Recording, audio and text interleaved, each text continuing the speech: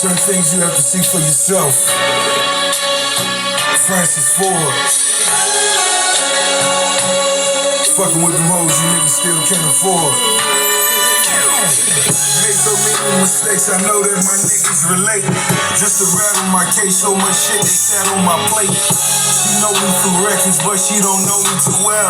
All this game is for sale, was priceless, I keep for myself. Shots fired, man expired, and it's Jordan 3s. Small talk, turn that page, that's all they ever read. You graduated, you still unemployed. You take it for granted, love is null and void. No longer one of few, young Langston Hughes. Jewish intuition, I'm following cues. Niggas on Versace, don't know Nicky G or Fonnie. Your paper chasing, can't see that it's running from you. My homies from the block, they label me cunning. No excuse for my success, so they say I'm a Sonic. I keep it 100, fuck her, I keep the car running. How she fuck on the back, that's to keep food on her stomach. Look at me, look at me. Really shit you niggas ever seen. Look at me, look at me. Look at me, look at me. I'm playing for keeps and that's just to say it the least. Had a few seizures, niggas refuse to get me some sleep. I let you slide, I can see the sparks. Now I think about my moms when I jot these songs. I think of certain niggas when I mention guns. Heavy artillery, death to enemies, #1. Francis Ford, flows you niggas can't afford. Shopping hoes you niggas can't afford. Bel Air Rose. They thought I go wouldn't sell anything more. They thought I failed. They thought I fold. Go to hell, any nigga wanna buy my soul. Double M, extend my hand, I see you stumbling. Francis Ford Films, budget double 40 M's. Godfather money filming part 4 again. Butterball, Magic City, so you know it's him. Me, look at me, look at me. Really shit you niggas never see. Look at me, look at me, look at me. I blaze J's, fuck the Dutch slave trade. Fuck a net worth when I'm just trying to maintain. Tennessee, I felt like Mr. Window, nigga. When ain't nobody staring out that window with you. Obligated, surrounded when you were often hated. Left the bag of the dope when they flew off to Vegas. It was written Mr. Jones, a different picture. Strongest bones like Coleones, the realest figures. Speaking in native tongues, me, myself, and I. Through Michael Rappaport eyes, it's just a lost tribe. But I see the gems, I see the stars. Diabetes and all, your name will carry on. I pray this legacy is what is left of me. Corporate cannabis giving me leprosy. Look at me, look at me. Double M, fucking G. Look at me, look at me. Really shit you niggas never seen. at me, look at me, look at me, look at me, look at me, look at me.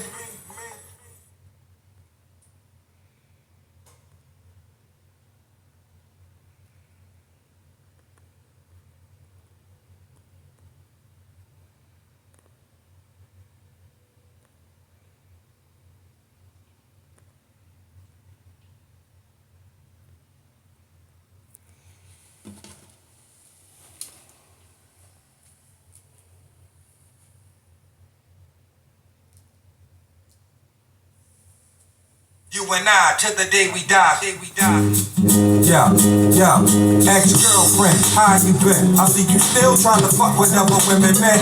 Remember when I first met you in my cousin's house? A week later, we was fucking on your mama's couch. Now it's been said that big girls, they don't cry, but they damn sure lie. Look you in the eyes, saying you they only. You and I, till the day we die, said you never leave me lonely. Fly tenderoni, but you phony. Should've listened when my mama told me. Soon as I turn my back, you try to fuck my homies. That was then, this is now, I got a new friend. Ever since I cut them loose ends, you wanna bone me. Add stripe to my life. Pussy that'll make me think twice about leaving. The wife even. Picture that, you ain't want me when you had me. Now you on your third baby daddy. Ain't hate to see a nigga happy. So you're trying mad ways to trap me. Looking at my girl nasty. Trying to throw the pussy at me. Bitch over here trying to act like me. Fuck that bitch. White left over. You and I, the day we die. You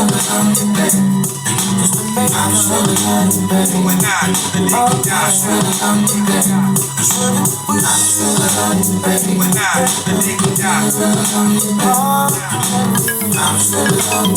I, the day we die. It's always you when your crusty ass crew be acting new. Let me find out you fucking with boo and y'all gon' feel it. Waiting for the day that you front and catch a lump from my black butterfly. That all pack a lullaby, sleep on her. She said you bitches tried to creep on her. In the morning didn't know she had to reach on her. Pearl handle 22, my boo. She go ahead and walk her dogs and represent woo to the fullest. You and her can shoot the fair one, I'll bring the bullet. Know what I'm saying? Stop playing. You and them dyke looking bitches acting like y'all jumping something bad with that bullshit. And now, the day we die. When I, the day we die. When I, the day we die. When I, the day we die. Got tired of the games, the lies, the people alibis. Now you fucking with the next guy. A thug nigga, derelict be acting bug nigga. Show this nigga mad love but get no love nigga.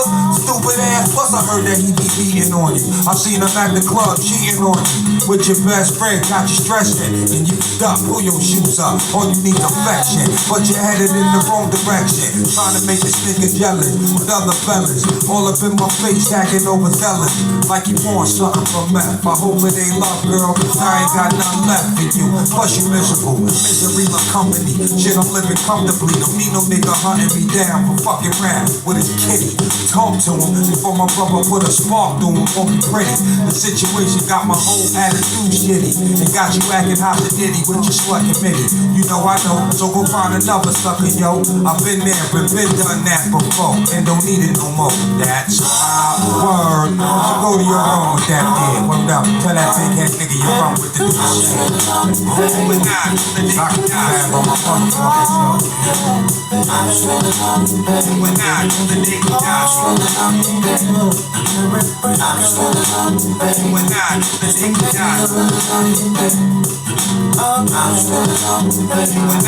day we die. When I, the day we die.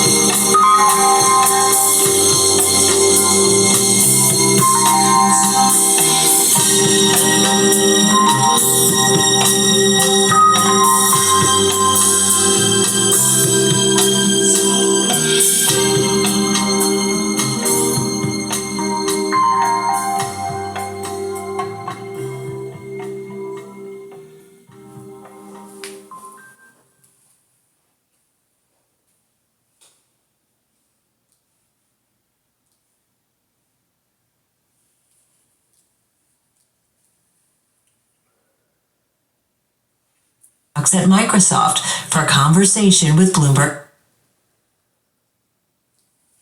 Please welcome to the stage Sarah Bond, president of Xbox at Microsoft, for a conversation with Bloomberg's Dina Bass.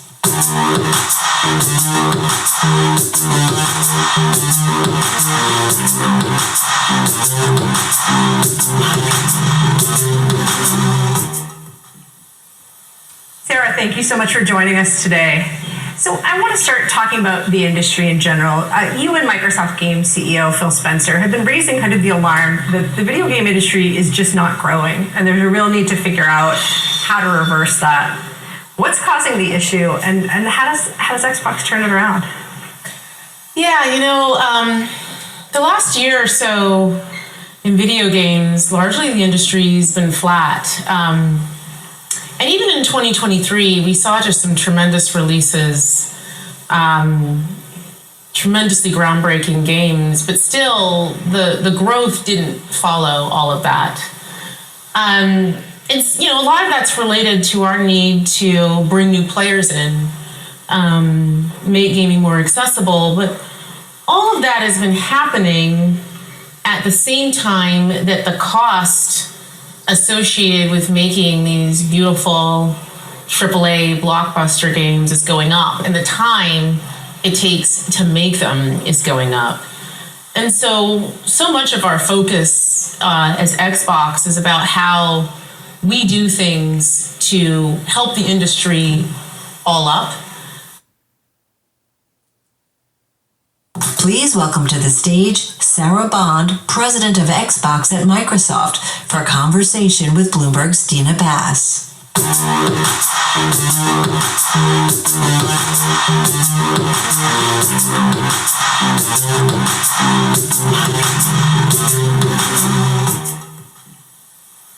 Sarah, thank you so much for joining us today. So I want to start talking about the industry in general.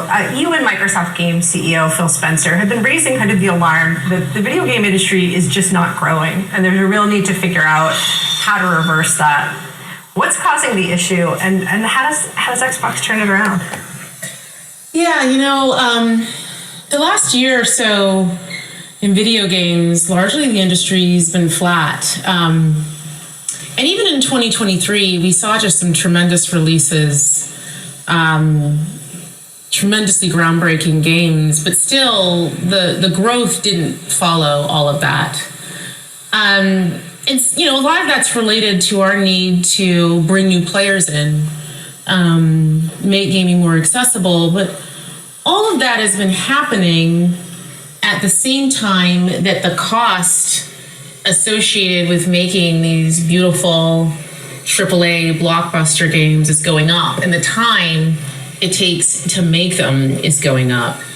And so much of our focus as Xbox is about how we do things to help the industry all up, while also ensuring that our brand, everything that we do is there through this moment of transition. Related to some of the trends you're identifying, earlier this week, Xbox announced the shuttering of 4 game studios. I know you're not the studio's chief, but how should gamers understand that move in terms of Microsoft's commitment to developing innovative exclusive games? Yeah, it's always extraordinarily hard when you have to make decisions like that. I'll go back to what I was saying about the industry. And when we looked at those fundamental trends, we feel a deep responsibility to ensure that the games we make, the devices we build, the services that we offer are there through moments, even when the industry isn't growing and when you're through a time of transition. And the news we announced earlier this week is an outcome of that. And our commitment to make sure that the business is healthy for the long term. But that said, our commitment to having our own studios and working with partners to have games large and small. We're a platform where you can play GTA, but you can also play Power World, or you can play Call of Duty, and you can also play Pentiment. That doesn't change. And frankly, our commitment to Bethesda and the role that it plays is part of Xbox and everything we do. It's actually been pretty fantastic. I don't know if you've gotten a chance to check it out. The Fallout TV show was on Amazon, and it's been great to see people fall in love with that universe, but also what it's done for the games themselves and people going back and exploring everything that's inside of that. There's some other great things that are coming from our studios later this year. Indiana Jones and the Great Circle. I was a big indie fan growing up. Looks like you were too. So you should check that out. But really right now for us and our teams, our focus is on the people impacted and doing everything that we can do to help them through this hard transition. I think one of the things that was most upsetting both to Xbox gamers and to employees is that, one of the shuttered studios in particular just created a hit game, did really well on Game Pass in terms of engagement, and won a ton of awards. Shouldn't succeeding in that way ensure the future of a studio? One of the things I really love about the games industry is it's a creative art form. And it means that the situation and what success is for each game and studio is also really unique. Like there's no one size fits all to it for us. And so we look at each studio, each game team, and we look at a whole variety of factors when we're faced with sort of making decisions and trade-offs like that. But it all comes back to our long-term commitment to the games we create, the devices we build, the services, and ensuring that we're setting ourselves up to be able to deliver on those promises. Talking further about growth, I mean, one of the key focus areas for Xbox in terms of growth, and this was also one of the key bets in the Activision acquisition, was mobile. Mm-hmm. What's the Xbox plan for future mobile gaming, and when can we finally see it? It feels like it's been a long time since we announced the Activision acquisition, which we completed in October. And the whole thesis about that, a lot of why we did it was about mobile. And we felt strongly that there has been an opportunity for there to be an experience on mobile that is centered around gamers. Like we talk a lot about how there's 3 billion gamers in the world. 2 of those billion play on mobile, and half of those actually play on mobile and they play on another device. But there isn't actually a gaming platform and store experience that is centered around players and goes truly across device, where who you are, your library, your identity, your rewards, that travels with you versus being locked to a single ecosystem. And we've recognized that opportunity for a long time, but we wanted to make sure that anything we built was really grounded in people who play those mobile native games and the creators of them. And so being joined with a team that has real deep expertise in mobile was important to us. But we are that now. And so in July, we are going to be launching our mobile store experience. We're going to start actually by bringing our own first-party portfolio to that. So you're going to see games like Candy Crush show up in that experience, games like Minecraft. And then we're going to extend that capability to partners so that they can also take advantage of it and have a true cross-platform, gaming-centric mobile experience. We're going to start on the web. And we're doing that because that really allows us to have it be an experience that's accessible across all devices, all countries, no matter what, independent of the policies of closed ecosystem stores. And then we're going to extend from there. So I'm excited about it just because it's something that we've wanted to do for a long time. We've heard gamers talking about it for a long time, and we're now at the point where we can take those steps. And so in July when it launches, we at that point at the beginning see Candy Crush and Minecraft in it, or how soon, or?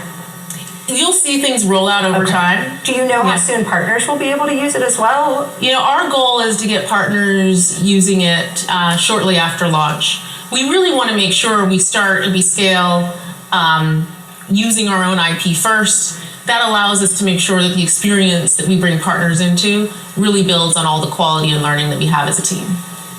Another big discussion point in the Activision acquisition was cloud gaming and how big that market really was. When will we really see it gain traction? Is it gaining users finally in any particular regions and scenarios? How is it doing? What do people use it for? Yeah, so,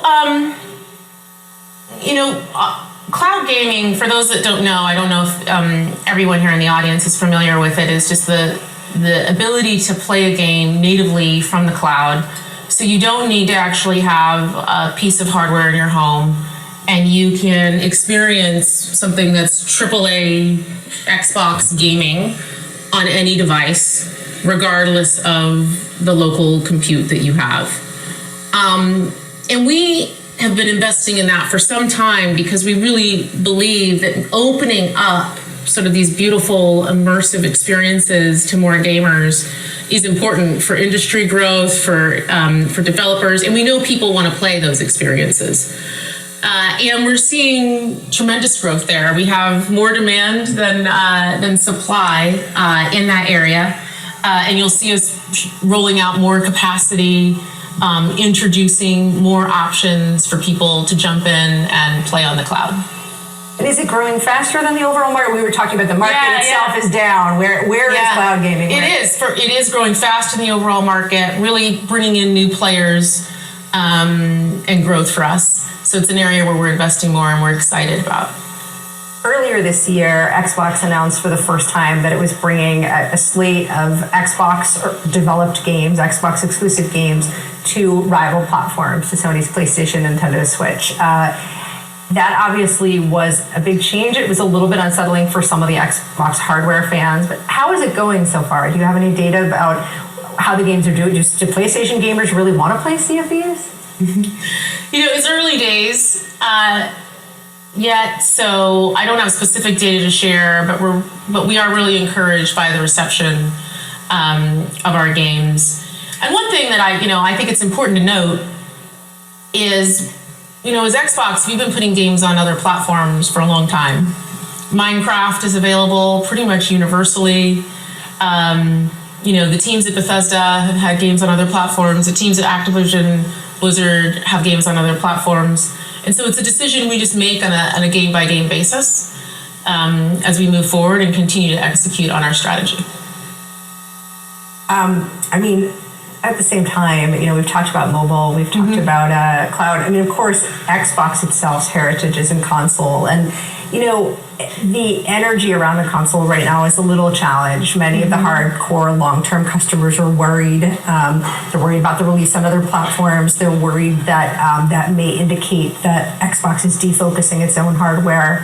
What do you say to them? How do you make them feel like Xbox is still for them?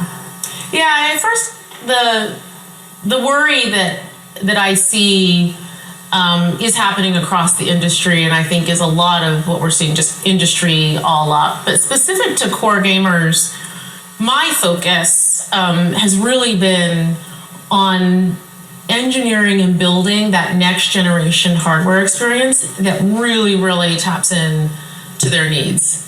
I talked about this a little bit publicly a few months ago. I talked about how, our focus is on delivering the biggest leap ever. And that's about really thinking through every aspect of what that hardware and what that experience delivers with the core gamer in mind. And that is about power and performance. That's absolutely part of it. But it's also about the ability to be able to play all of the games. We have people who have been playing on Xbox for decades and invested thousands and thousands of dollars and hours with us, and to be able to take all of those games with them into the hardware of the future.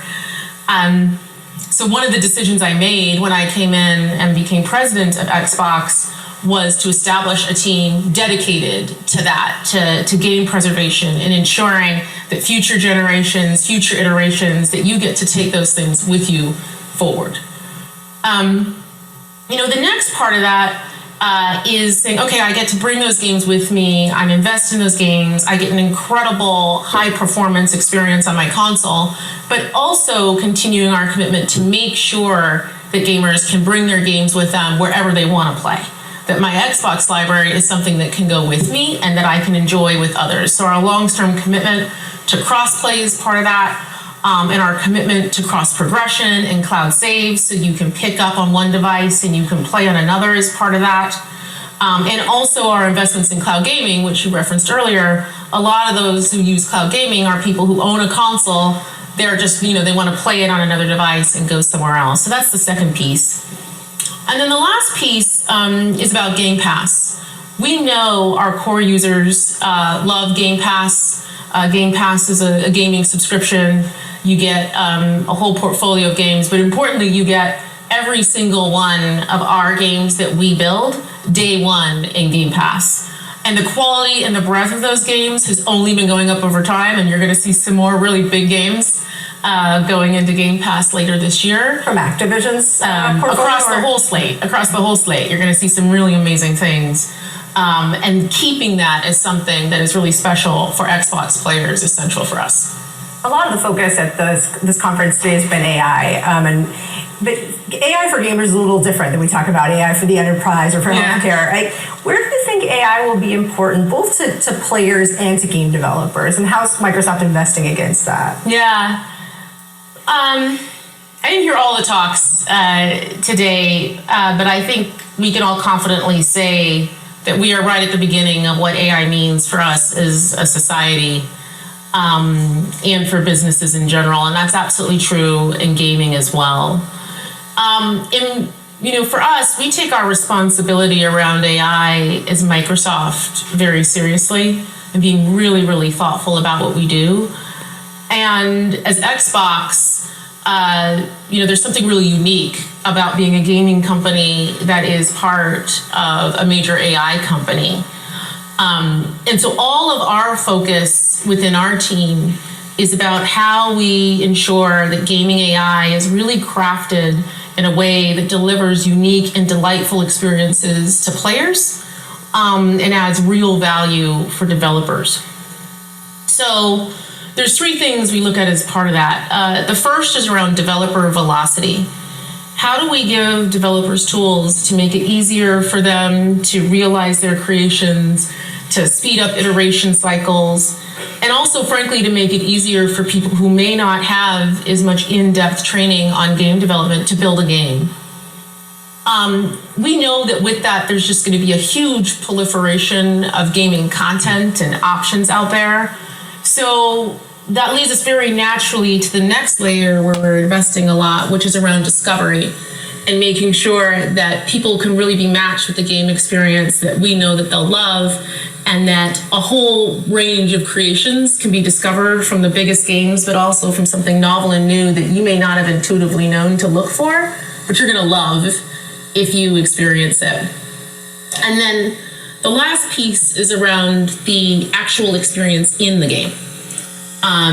Engagement, delight, playing through and having a fun time, not getting stuck, all the things that come with that, so that you can get really the most out of the game experience. So we are early in this, as I said. You'll see us share things, and things will come out during the course of the year, but our focus just really continues to be on keeping player at the center, keeping the developer at the center, and how AI turns up in gaming. Xbox President Sarah Bond, thank you so much for your time.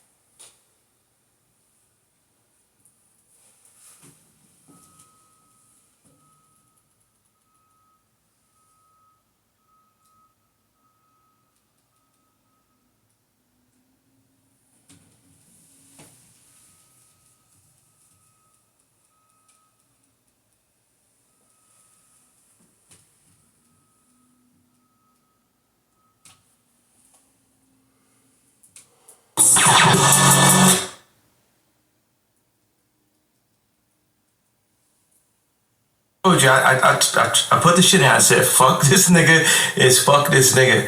And I like him. You know what I'm saying? But it's like, it's always like, fuck this nigga, the little slick shit he be doing, fuck all that.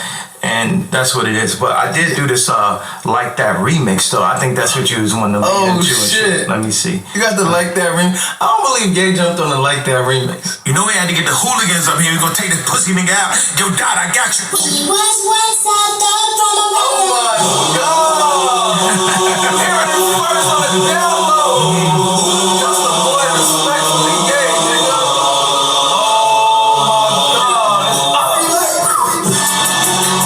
Can't stop, don't stop. I just put your bitch in the Sean John tank top.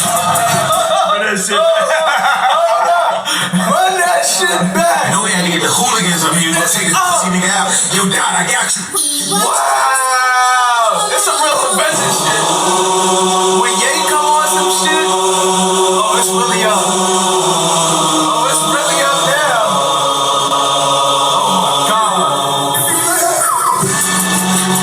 Can't stop, won't stop. I just put your bitch in the shower, John. Can't stop. Treat a bad bitch like she average. Whoa. I treat a bad bitch like a bad bitch. Like a- Never let me get funny again. Oh my God. Funny again. Yeah, you see they trying to kill me out. Like that. We just hit another one.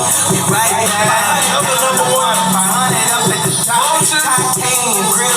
Call it smile on the rock. I done had everything that you able to get. I ain't feeling drills too. I ain't gonna lie, it was chops. Another one. One. Then it's 2 and 3. Roaches on the Tell her download it too. Pablo, drug in the street. Kiddo sent the drones. Hit like Metro Beats. It's a rap for niggas. Where's Lucian? Serve your master, nigga. You caught a little bag for your master's teaching you. Lifetime bill, I feel bad for niggas. Y'all so out of sight, out of mind. Oh my I can't God, you hearing it pick up a first. straight line. Like that remix. Cold, get the pussy dry. Play that shit back 130 times.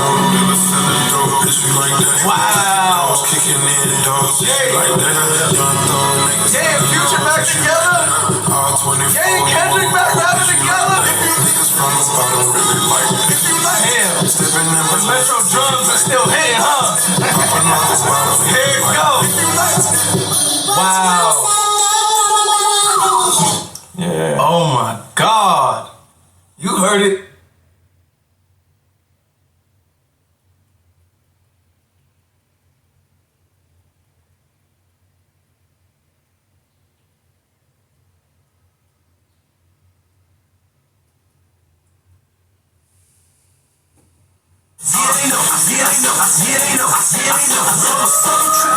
Everybody boy, I'm a boss.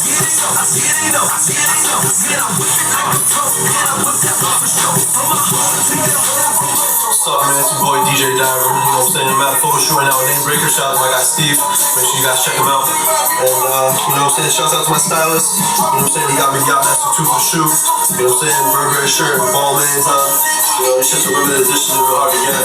Got me the Easy 2s for the shoot. You know what I'm saying? So you know the boy. I have shouts out to whole Connecticut. Shouts out to Hartford, West Hartford, so you know everybody pursuing their dreams, doing music and shit. You know what I'm saying? I'm not always cocky. I'm humble sometimes. You know, it's just time and place for everything. Sometimes you gotta entertain. Sometimes you gotta just relax and get the business done. You know. So I'm doing new photo shoots. This is a promo for Suburban Trapping 2. Comes out January 2014. I got Chinks Drugs, Frank Billionaire, Coke Boys on there, Jid on the track. Shouts out to Jid up from Connecticut doing the same thing.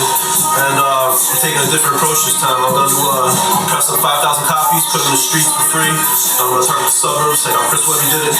And I'm gonna shop for record deals through all different avenues. And if I don't get the album deal, I'm gonna put it online. And from then to be online, people get down it for free, whatever. But you're gonna have to get physical copies at first. And I'm just working right now, doing 3 or 4 outfits, doing a promo shoot. And that's it. Check my new singles coming out too. Last year was Green Faces. I got I'm Lean with Chinks Drugs. I got Bricks, Hundreds, and I got one more. I can't remember, but it's on Summer Trapping too. 18 tracks. It's gonna be free, so make sure you inbox me. My Facebook's at Nick Diver. My Twitter is Diver Bhutan, and my Instagram is Diver Bhutan. And if you want to book me or need features, press, anything like that, it's diverbooking@gmail.com.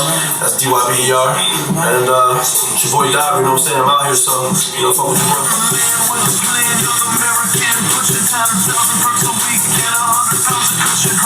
George Young in Louis, electrically throwing white footballs that are looking like Stewie. And I get it on the low, it's flying like Griffin. And I play my position, I'm balling like Pippin.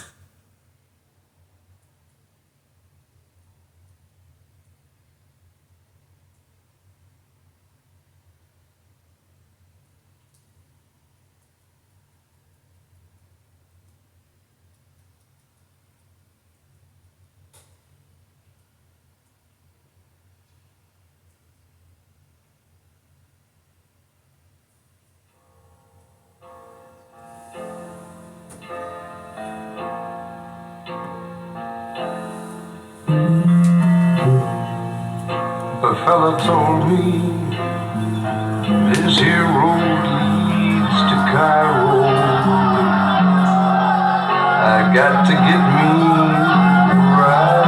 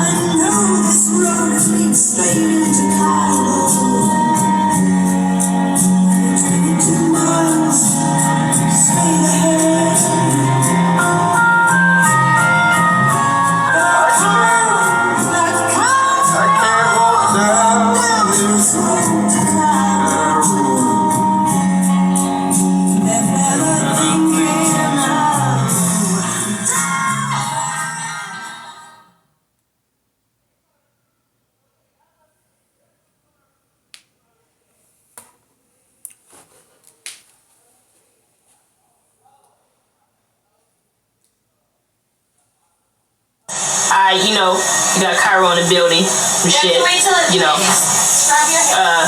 just got a couple of questions for you. I feel so much better getting What do you think? Who is this right here? You know I'm recording it? No! You gonna get in the camera recording him. That's the Monte right there. You know what I mean? Fine, you She's blocking her face. So, alright, but anyways, so what do you think about these these little rappers that are coming out with dances and shit? That's coming out with what dances? Like that Soulja Boy, BIC shit. What you think about that, man? Honestly. They just choreograph. It's not hip hop. It's rap. It's rap. It's rap. What do you feel the difference is? The difference between rap and hip hop is rap is an occupation. Rap is a hobby. Rap is a job. Hip hop is a culture. Hip hop, you can't really grab hip hop. You can't see. It's just something that's is there. Yeah. It's a way of life. For sure. I grew up in hip hop since I was born. That's all I've known. So it's like it's a way of life. It's a lifestyle, and basically, man, hip hop it's a culture, and it's getting bigger by the day. For sure. But we got phonies and impersonators, which are the rappers and these choreographed people, clowns of hip hop. That's what I like to call them. I can dig it. So who do you think is the illest upcoming artist right now? Illest upcoming? You already know. It's that nigga Tyrese. You already know. It's Tyrese. A-Rab. It's A-Rab. A-Rab. Soulja Boy. Are you freaking kidding me? I'm just playing. No disrespect, A-Rab. You're not that nigga. Tyrese pretty much. Like that I personally know. That's my boy Tyrese. Hot shit. Other people music that I really, really respect. We got Diz LeBron, respected. I like Pac Div. Niggas is dope. I love you, man. Don Kennedy, dope. Upcoming, we got who else we got? Oh boy, I don't know if I'm saying it right. Fashion, dope. Right. Producers, of course, myself. I'm gonna say myself. I mean, who ain't gonna say theyself? Chicago. Yep. They make a moonshine. Okay. The business, and other people, but I'm not gonna try to name too many. But that's that. Just for right now, that's that. Alright, for sure. I can dig it. Yeah, I mean, so what can we look forward to? What's Cairo about to be putting out? What do people need to pay attention? I was working on a beat supplier, but put it on hold for a little bit. Are you done? Hold on. Baby's in there taking baths, but I'm gonna put it on hold because let the artists take their time on the track. Some of them they taking their time. So I'm just let them. So I'm coming out with something different. It's gonna be more of a concept type album. I'm only have a couple artists on it. Ones that I picked that I think is good enough to be on it. I don't really have a title for it yet, but I know I got the beats ready, so I'm working on something. And look out for the popular Stranger Thais's Street album coming out, produced mainly by me in Chicago. Y'all better look out for that. Go cop that. Hold on. Word. You gonna get mad at me, but this is for SoCal, Marco V, and Jay. I just realized that Cairo's that nigga, and because he just got a text message on my phone. What does it say? Let's see if I can get this to focus right. Shit, nigga, ain't no high definition in this motherfucker. Basically, what it says is all I have to say is he's a cutie. LOL.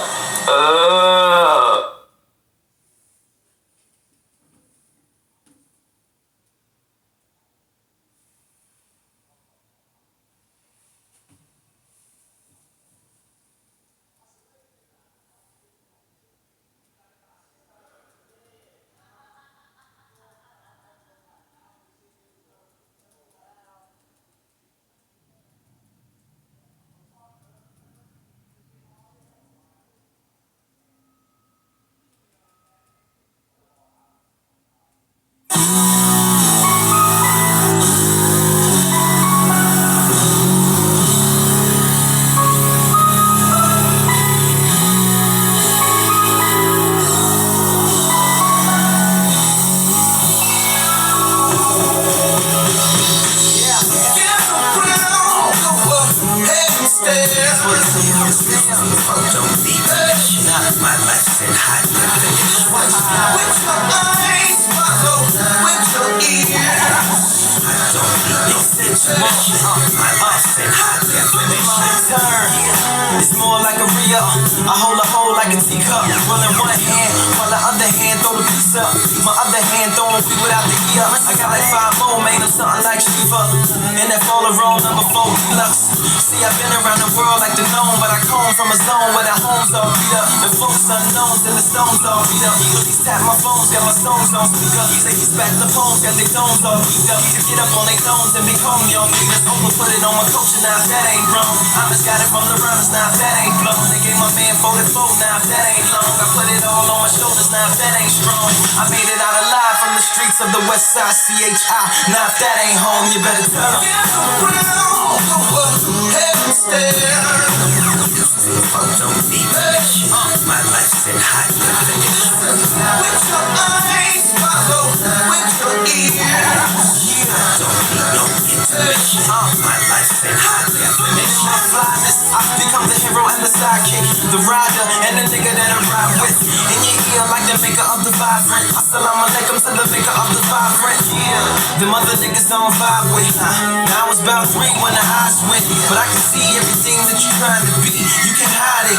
Why you coming out your throats like a Heimlich? I came up out the belly like a high script. Only my circumstance revised it. Hijacked the role and when it shot the pilot. I'm trying to go public so I can get the private. Then send Busy to go and get the pirates. Then hit Africa, try to face the virus. Go back to the hood, tell Huggy open the hydrant. R.I.P. Stack B, I'ma keep you alive, kid. Dressed in something so fresh and wonderful. F-N-F-N, S-N-O-O-P. Heaven's there. Fuck, don't be connection. My life's in high definition. With your eyes follow, with your ears. I don't need no intermission. My life's in high definition. Loopy and Snoopy, let's go wild. Tiptoe through the dough, do it doggy style. And tell all my chicks and she I cockle. Loopy hit the lotto, Snoopy hit the motto. Lola might type, they bite and might follow.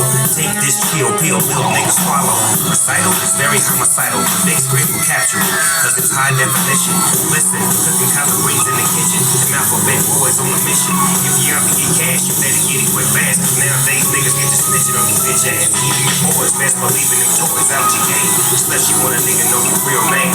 Playing with the glamour. Smile left here, you want candy camera. Film at 11. Dressed in something so fresh and wonderful. F-N-F-N, S-N-O-O-N. Heaven's there.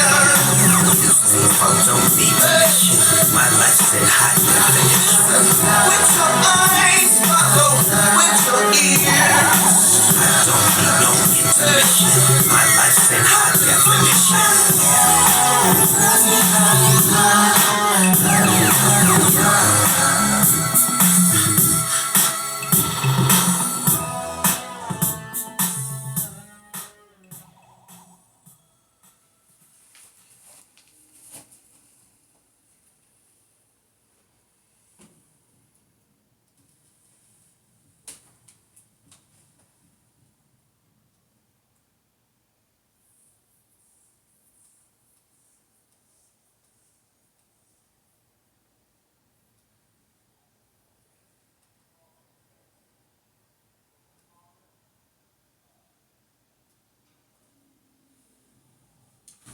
I'm a blue period Picasso stuck on a wall in the middle of a hall in Barcelona, trying to figure out how to get down, cause this solitude is bringing me down. The paintings around me, they don't understand me.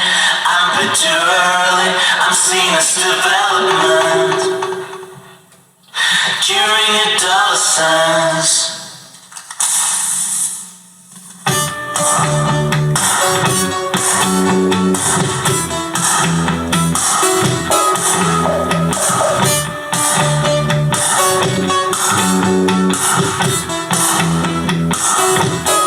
But I'm not just being blue.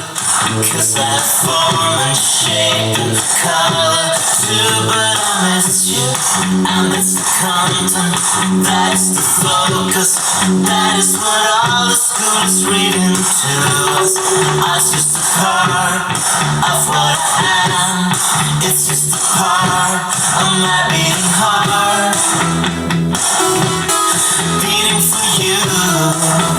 So I beg you, please, please wrap me up, please take me up, please hold me close onto your breast.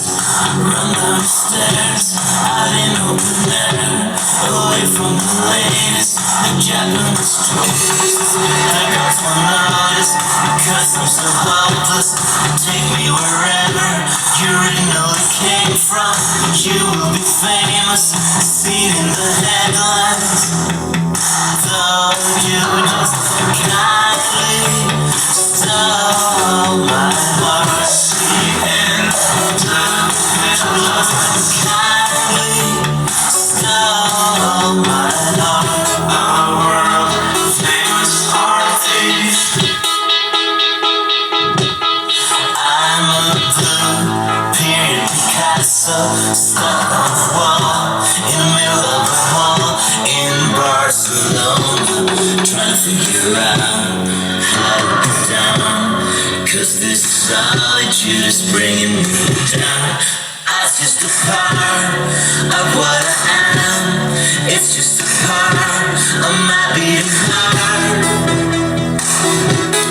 beating for you. So I beg you, please, please wrap me up, please take me up, please hold me close onto your breast. Run down the stairs, out in open air, away from the ladies, the Japanese tourists. The guys will notice, 'cause I'm so hopeless. Take me wherever you originally came from. You will be famous, seen in the headlines. Though you just kindly stole my heart.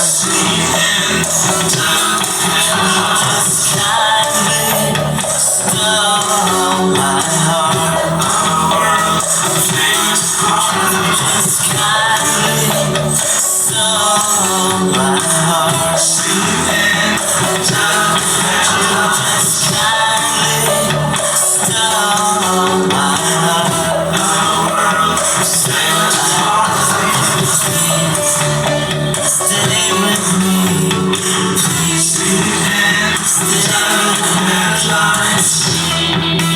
Stay with me. A world famous art thief. Stay with me.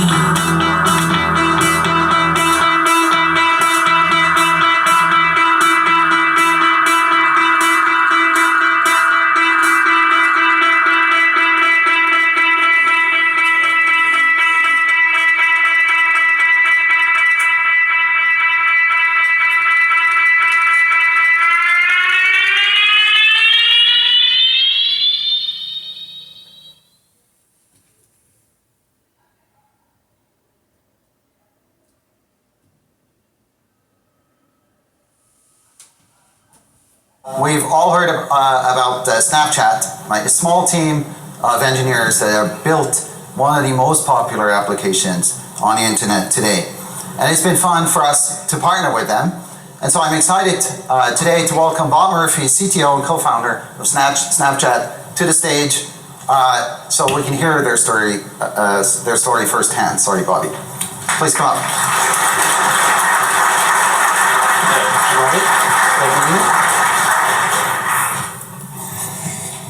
All right, so I'm curious how you actually got started with both the idea and sort of the infrastructure. What led you there? Yeah, so Evan and I got started on Snapchat summer of 2011.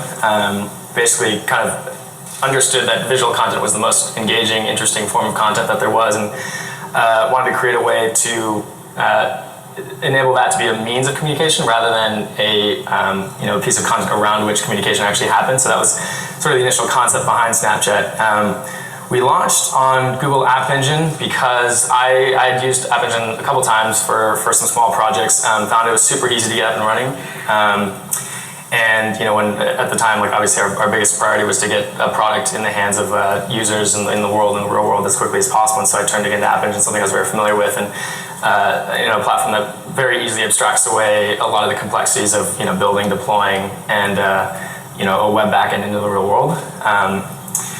And I think at the time, App Engine was actually still in preview, so we took a chance on a new platform.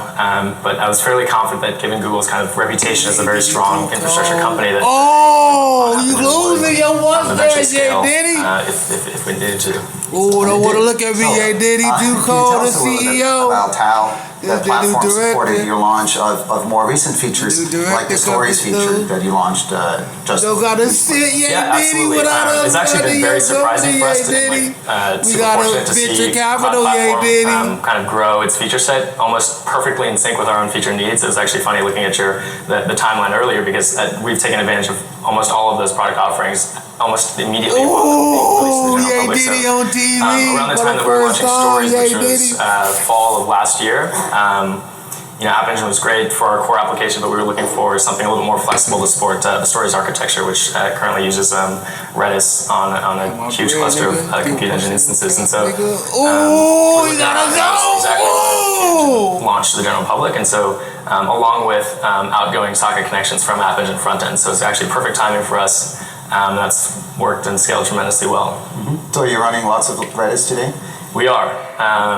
We've got I think 256 master nodes and two slaves per each, and with a twin proxy cluster in front and Google load balancers in front of that. So okay, and so obviously that all came with a huge amount of growth, right? Not just in the beginning, but actually it's really amazing thing is that the growth has just been keeping up.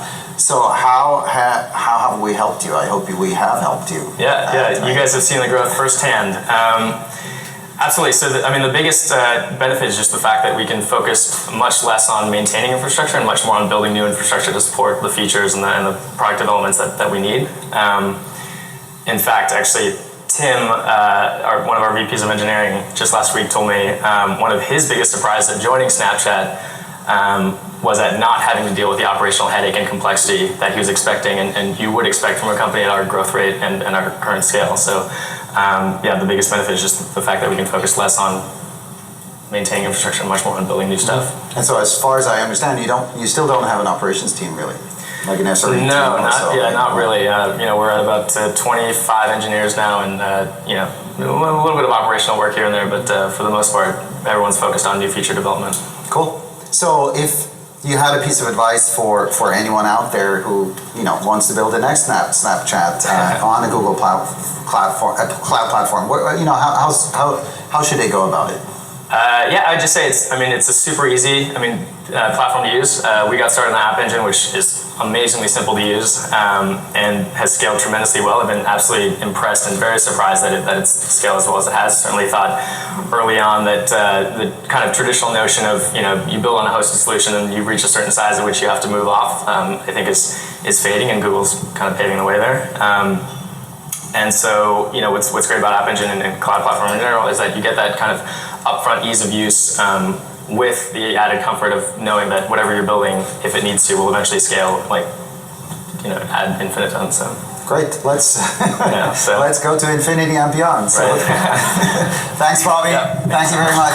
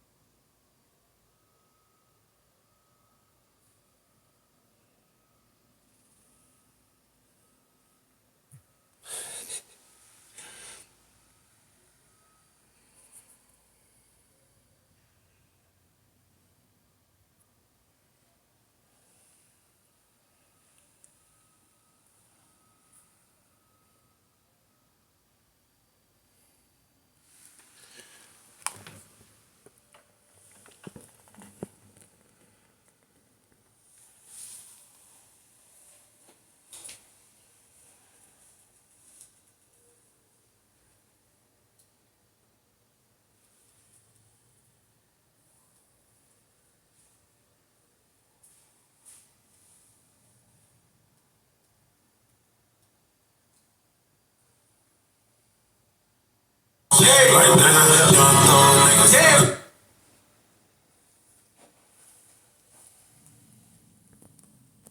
Always like, fuck this nigga, the little slick shit he be doing, fuck all that. And that's what it is. But I did do this Like That remix though. I think that's what you was wanting to lead into. Shit. Let me see. You got the Like That remix. I don't believe Gay jumped on the Like That remix. You know we had to get the hooligans up here. We gonna take this pussy nigga out. Yo.That, I got you. He was once out there from a Oh my God!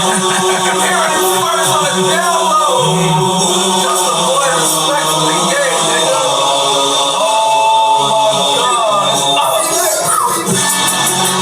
Can't stop, won't stop. I just put your bitch in the shower, John. Can't stop. Run that shit Run that shit back. You know we had to get the hooligans up here. We gonna take this pussy nigga out. Yo.That, I got you. Wow! It's some real adventure shit. When Ye come on some shit, oh, it's really up. Oh, it's really up now. Oh my God. Can't stop, won't stop. I just put your bitch in the shower, John. Can't stop. Treat a bad bitch like she average. I treat a bad bitch like a bad bitch. Like a Never let me get funny again. Oh my God. Funny again, yeah, you see they try to count me out like that. We just hit another one, we right back. Another number one. 500 up at the top, titanium grill, call it smile on the rock. I done had everything that you able to get. I ain't been in drill too, I ain't gonna lie, it was chopped. Another one, then it's going roaches on my tongue, Download it too. like Pablo, drug to the street, little sent the drone, hit like Metro Beats. It's a rap for niggas. Where's Lucy and serve your master, nigga? You caught a little bag for your master's senior. Lifetime bill, I'm a bad for niggas. Y'all so out of sight, out of mind. Oh my God, you hearing it first. Line. Like that remix. Cold, get the pussy dry. Play that shit back 130 times. Dope dealer selling dope, bitch, we like that. Wow. Dogs kicking in, dogs like that. Young thug niggas. Yeah, Future back together. All 24. Yeah, Kendrick back rapping together. Niggas from the bottom really like that. Damn. Stepping in my Metro drums are still hitting, huh? popping on the bottom. Here it goes. Wow. Yeah. Oh my God. You heard it here first on the download. Damn, yeah. What man? Yeah, hold on. How did this even come about? Who called who? I need the story behind this. This shit is crazy. Oh, yeah, Pluto called me. I went to the studio, laid that, and then we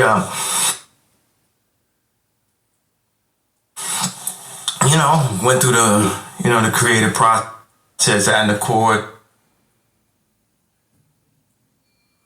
and called the hooligans, called them out in London, get on the joint. Everybody is very, very excited about the elimination of Drake. Yo, You not excited, we're just energized. I mean, it's a lot to take in. Cause like you said, you like people. You and Drake was neighbors once upon a time. Yeah.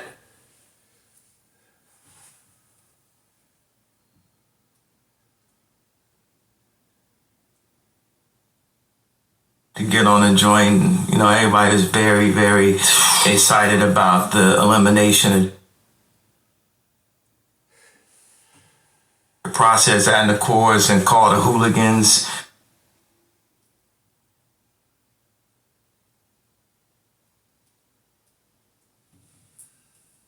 God, I got you. He was once out there from a Oh my God!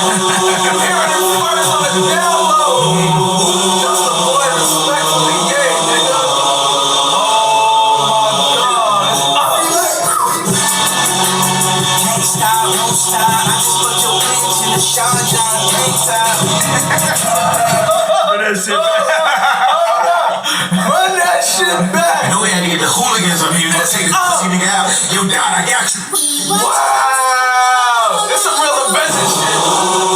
When Ye come on some shit, oh, it's really up. Oh, it's really up now.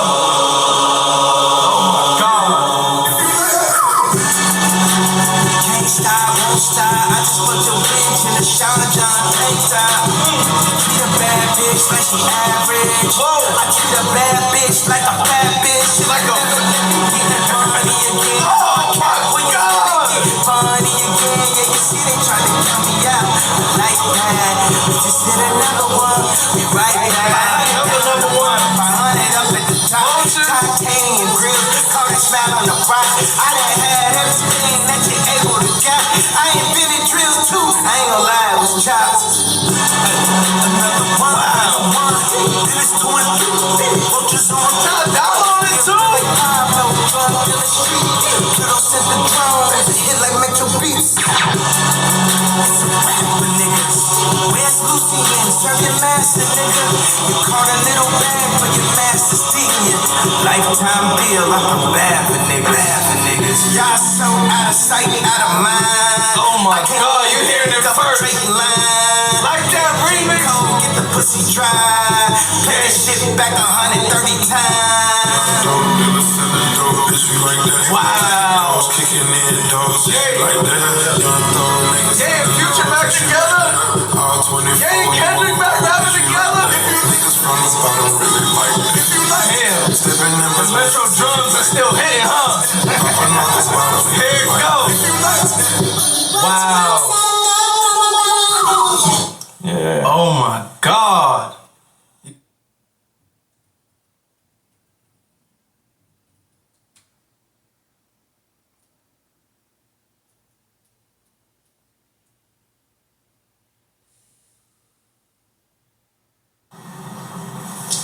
Is there anyone that hasn't asked? Can we just stop that and just let everybody talk? We could conclude. You could come over here and sit down, and we could just invite out any other questions. No, I'm not.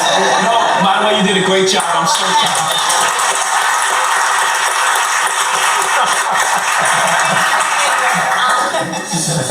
JT, you've been raising the consciousness of this country for decades. Why do you feel like partnering with the NFL will further your mission to inspire rather than doing what you've been doing, which seems to be speaking out against it? Yeah, I feel like it's the place where it happened, and you go to the place where it happened, and then you have that conversation there. So you think that by a lot of people, like especially people on Twitter, communities, it's a lot of criticism. You think that working with the NFL will further bridge the gap? I mean, it's like polarizing. I think about it like this. The NBA, I don't know, let's call it 18 years ago, had a player called Mahmoud. You familiar with him? He, a Muslim guy, played for the Denver Nuggets. He didn't want to stand up for the national anthem because of his religion. He wasn't playing the next year. Right? So at that time, the NBA was like, everyone's like, If you look today at the NBA, the way it is, people would say it's at the forefront of social justice, right? There was a time where it wasn't. So these things happen. People have to evolve, and people have to want to be better, and people have to want to have conversations. And this isn't Twitter. You can't just throw someone out if they make a mistake. You know what I mean? This is the real world. You can't say, you made a mistake, you're canceled. I'm never speaking to you ever again. That doesn't accomplish anything. So that's what I believe. I believe real change is had through conversation and real work. Wanting to do things. And what better way to do it than where the conversation first took place? And by the way, I don't think either one of us expected that this relationship wouldn't have its critics. I think we're both I'm more used to critics than he is. Might be 50-50. but we knew that. But you know what? The critics or the negativity overwhelmed with a chance to do something really positive. And I think that was sort of both our views. Is that yeah, we know there'll be people who criticize, but we'll do the work, we'll succeed, and we'll make a difference. And then I think we'll prove that the relationship was a real positive in providing better entertainment, but also in making a change and an impact in the meantime. Roger, have you reached out to the network partners, CBS, ABC, ESPN, etc.? I was just going to say, I was waiting for that one. He's here. The good news is you're all our partners, but no, only because I think we wanted to have this conversation. We wanted to be able to share our vision with you guys and be able to do that directly with you guys, and then I'll start this afternoon. As a matter of fact, I think there's 3 calls already back in my office. Will you look to integrate it into some of the programs? Oh, for sure. On game day? Yeah, for sure. No, I mean, Jay and I were just talking about that before. I mean, they're a big part of the platform, right? And so we have to work hand in hand with them. Hey Jay, why didn't you want to play the Super Bowl arena? Like, what was the reason? I didn't like the process. The process of No, he asked a question. He's already told me. So the process of selection was fractured. I think that. So I'm gonna tell him what happened. Okay. Yeah, for sure. Man. Yeah. So you would get. Sorry, guys. Right. So you here 4 artists right here. You take 4 artists, and everyone thinks they're playing the Super Bowl, and it's almost like this interview process. And I don't think that anyone. So I picked Chuck. The other 3 people are a little upset. That's not even good math. After 3 years, 9 people are upset and 3 people play. There ain't that many superstars in the world. You're gonna run out of people that want to play. I just think the process could have been. It definitely could. A little bit more definite. This person is playing. If this person doesn't. Conflict is not. The schedule doesn't align, then we move on to the next person. You pick someone, you speak to them, you let them have it, and then you move on. And I think that, and let the artist be the artist, And no one asked about it, but my problem with Travis Scott wasn't about him not playing football. My problem was he had the biggest year to me last year. He had a monster record, sicko mode, and he was playing on a stage that had an M on it. I don't see any reason for him to play second fiddle to anyone that year, and that was my problem. Going off of that, it was reported last year that Rihanna turned it down because of the Colin Kaepernick situation. She's obviously a collaborator of yours. Does this partnership maybe make her rethink for the future? Do you happen to know? We have to ask her. Yeah, so that's a tough question for me to answer. You say you want to change things from the inside in the NFL. What do you actually want to change? Again, the entertainment. I think that for a long time, and not just the NFL, America in general looked at rap as this fad thing, or looked at our music as fad. And it's the number 1 genre in the world, and has been that way. When people tell you, oh, rap is number 1 now, that's 15 years ago. You just can't hide the statistics now because of streaming. The streaming numbers are so outrageous that you can't hide it. But in 1998, rap was the number 1 genre. And going forward to today. So I would love for these platforms to be more inclusive of our music, and just having a place where we can have these conversations where it's like, oh, things are going on wrong in the country. People are dying in these neighborhoods. Okay, where do we go? Again, I want everyone, it's a natural emotion to be upset. But where do we go now? Where are we going to take it? What are we going to do? How do we fix it? And what is everyone doing? What is everyone? Everyone can speak, like those Twitter people you talk with. Everyone can talk. Ask them, what have they done? It's 365 days last year. I can tell you exactly what I've done last year.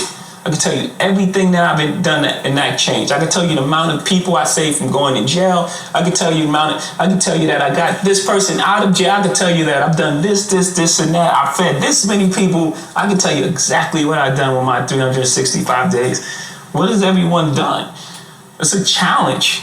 Like, what are we doing? I mean, it's cool. We can have the conversation, and again, I'm not saying it's not needed. It's needed because we need to know what's happening. We need to identify the problems in order for us to address it.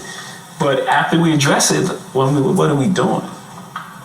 Can you elaborate on how different community groups and nonprofits should be identified that you're going to work with, and I guess they're going to be funded? Some will be identified by the players, because this exists currently. Some will be identified by the artists that participate in these programs. They'll say, again, I'm using Chance maybe way too much, but Chance his thing is education, so he'll focus on education. So it'll be between the organizations, the artists, and the players. Commissioner, you just said something that I interviewed a few months ago.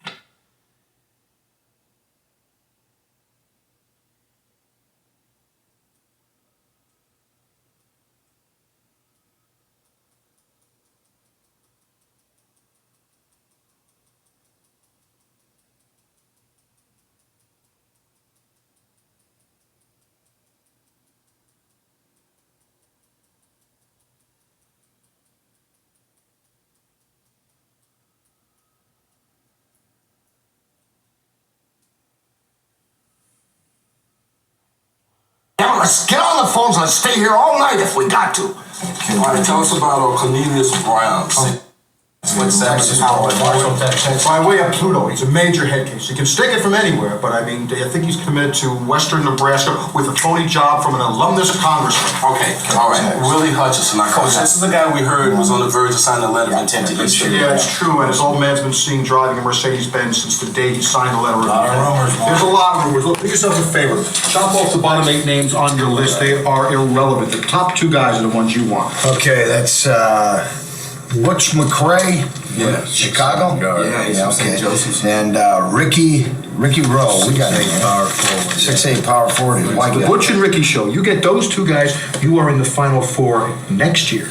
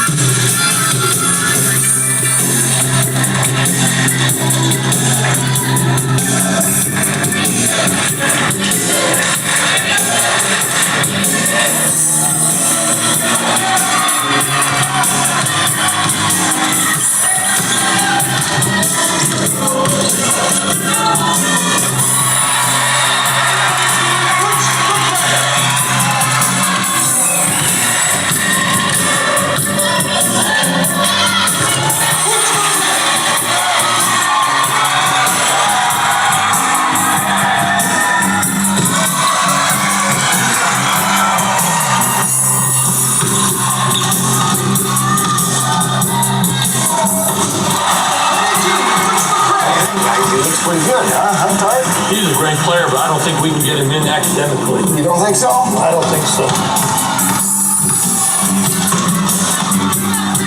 What do you think, Jim? I don't think he can play for you. You don't? He'll make bad shots. Can he play for you? Well, maybe. Yeah, that's what I'm figuring. I hear his mother's a pain in the ass. Yeah, his mother's a pain in the ass. What has he got? He's got 27 points now?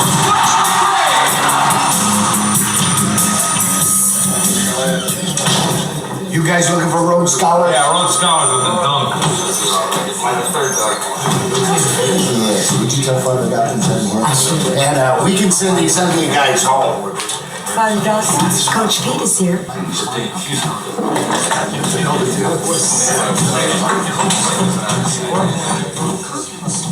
Uh-oh.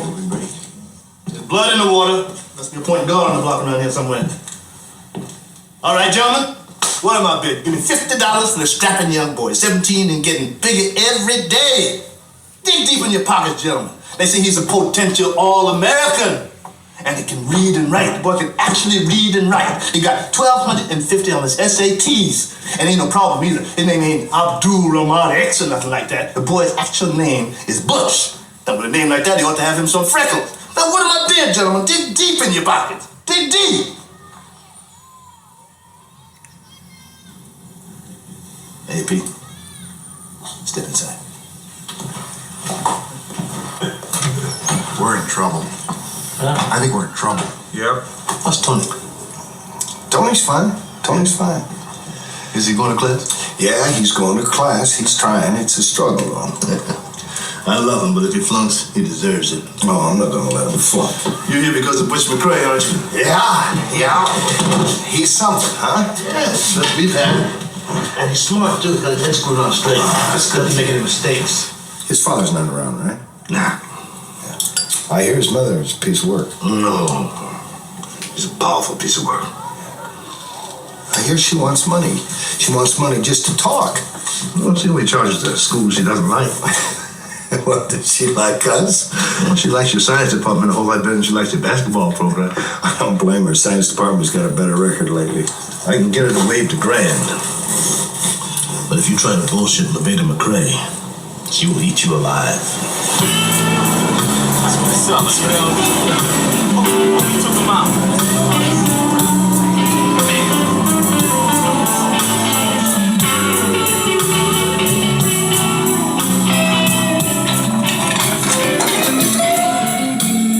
Coach Bell? Miss McCrae? Lady McCrae. Any trouble finding this? No problem whatsoever. This is my son, Butch. Good to meet you, Butch. Thanks a lot. Pleasure to meet you. Wonderful game. Thanks a lot. This is my mother, Miss Dorothy. Oh, how do you do? It's good to meet you. My daughter, Kiana. Hello, Kiana. How are you? My baby, Brittany. This is Alicia. All right, Brittany. That's Alicia. Oh, This is Alicia. Brittany. Good to meet you, Brittany. Come on, It's good to Snap. meet you.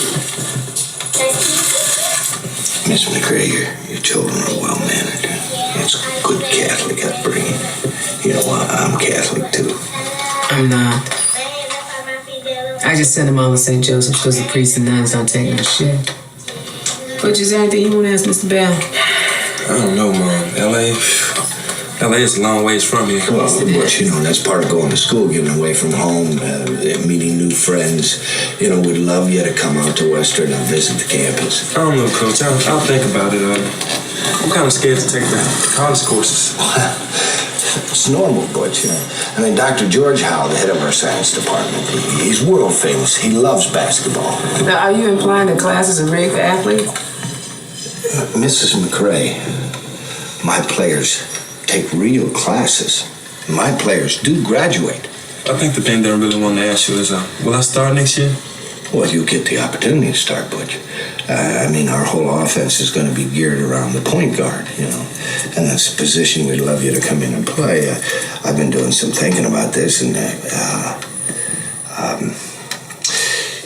me show you. Mr. McCrae, you want to do this?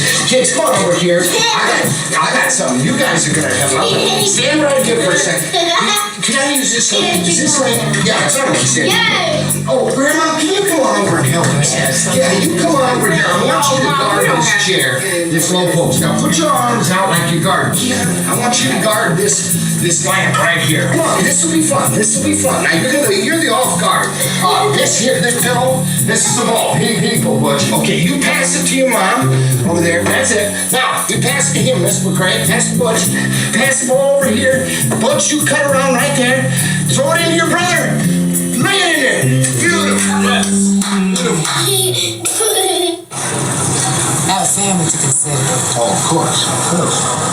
And if Butch chooses to become a doctor, I plan on moving to a new and better job. I have references. Well, but there are rules, you know. I would also like a house with a lawn. My children have never had a lawn. Miss McCrae, do you know how the NCSA regulations work? Mr. Bell, I don't know a great deal about basketball, but I do know this. A foul is not a foul unless the referee blows his whistle. Miss McCrae, do you really want your son to start out life by learning how to bend and break the rules? I mean, what's he going to be when he grows up and then he's out in the world? Now he's responsible and the leader of other young men. What's he going to become? I mean it.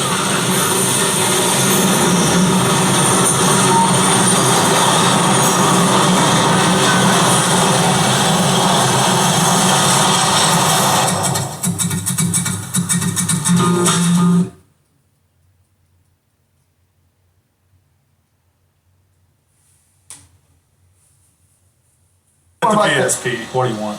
Ricky Rowe, you know? Yeah. Will you call him for me? When? Whenever you got time. Let's go.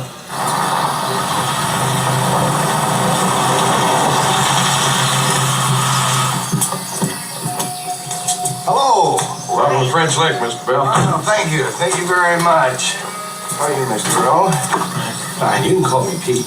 I just keep it business like, if you don't mind. This is my wife, Lucille. Hello, Lucille. How are you? My son, Ricky. Yes, hi, Ricky. What's up, Coach? How you doing? Come on in. Dear Lord, we thank you for the blessings you've given to us. We thank you for this food. Please bless it to the nourishment of our bodies and our bodies to thy service. These things we ask in Christ's name. Amen. Amen. Well, this looks wonderful. You look great. So what direction do you see your college studies taking you, Ricky? Actually, I haven't given it much thought.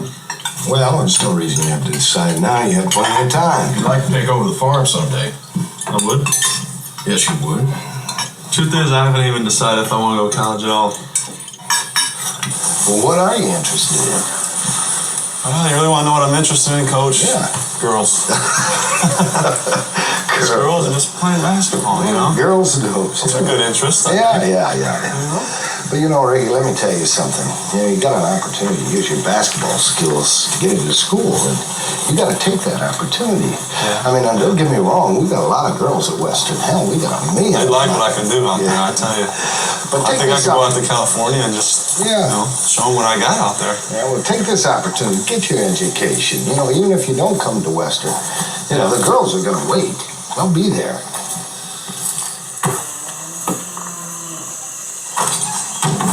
Boy can shoot. Yes, he can. But does he want to go to college?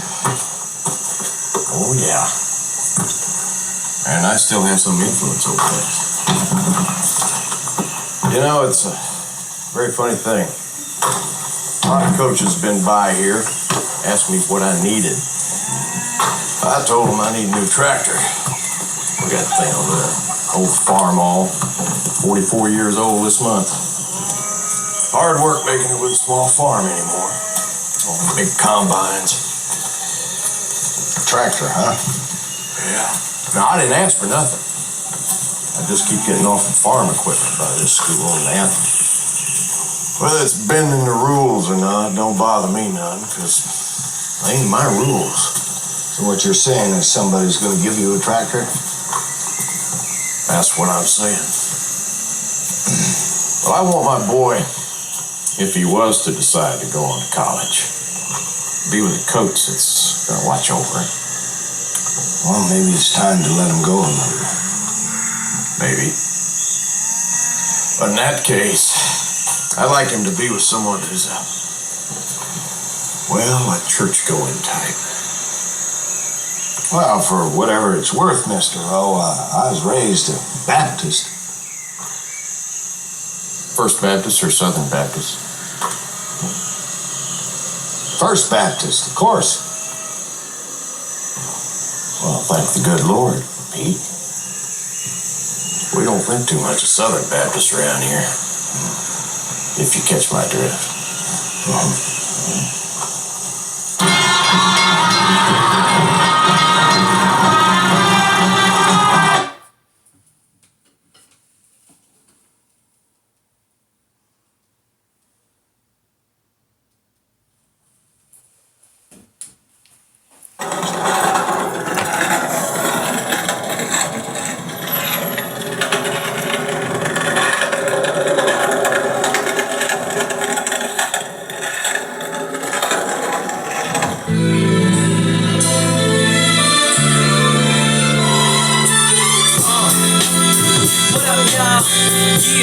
soundtrack, what's poppin', baby? Y'all ain't know, I go by the name of Lupe Fiasco, representing that first and 15. Yeah, and this one right here, I dedicate this one right here to all my homies out there grinding. You know what I'm saying? Legally and illegally. You know what I'm talking about? So, check it out. First got it when he was 6, didn't know any tricks. Matter of fact, first time he got on it, slipped, landed on his hip and busted his lip. For a week he had to talk with a list like this. Now we can hear the story right here, but shorty didn't quit. There was something in the air. Yeah, he said it was something so appealing. He couldn't fight the feeling, something about it. He knew he couldn't doubt it, couldn't understand it. Branded since the first kick flip, he landed. Labeled a misfit, a bandit. His neighbors couldn't stand it, so he was banished to the park. Started in the morning, one stopped after dark. Yeah, when they said it's getting late in here, so I'm sorry, young man, there's no skating here. And so we kick, push, kick, push, kick, push, kick, push, coast. And away he rolled, just a rebel to the world with no place to go. And so we kick, push, kick, push, kick, push, kick, push, coast. So come escape with me, just a rebel looking for a place to be. So let's kick and push and coast. My man got a little older, became a better roller. Yeah, no helmet, hell-bent on killing himself is what his mama said, but he was feeling himself. Got a little more swag in his style. Met his girlfriend, she was clapping in the crowd. Love is what was happening to him now. He said I would marry you, but I'm engaged to these aerials and burials, and I don't think this board is strong enough to carry two. She said, bow, I weigh 120 pounds. Now, let me make one thing clear, I don't need to ride yours, I got mine right here. So she took him to a spot he didn't know about, some mall in the parking lot. She said, I don't normally take dates in here. Security came and said, I'm sorry, there's no skating here. And so they kick, push, kick, push, kick, push, kick, push, coast. And the way they roll, just lovers intertwined with no place to go. And so they kick, push, kick, push, kick, push, kick, push, coast. So come escape with me, just a rebel looking for a place to be. So let's kick, and push, and coast. Yeah. Before he knew he had a crew, there wasn't no punk, and they spit fire shirts and SB dumps. They would push till they couldn't skate no more. Office building lobbies wasn't safe no more, and it wasn't like they wasn't getting chased no more. Just the freedom was better than breathing, they said. An escape route they used to escape out. When things got crazy, they needed to break out. They had to any place with stairs, any good rhymes, the world was theirs. And they 4 wheels would take them there until the cops came and said, there's no skating here. So we kick, push, kick, push, kick, push, kick, push, coast. And the way they roll, just rebels without a cause with no place to go. And so they kick, push, kick, push, kick, push, kick, push, coast. So come roll with me, just a rebel looking for a place to be. So let's kick, and push, and coast. Swing it.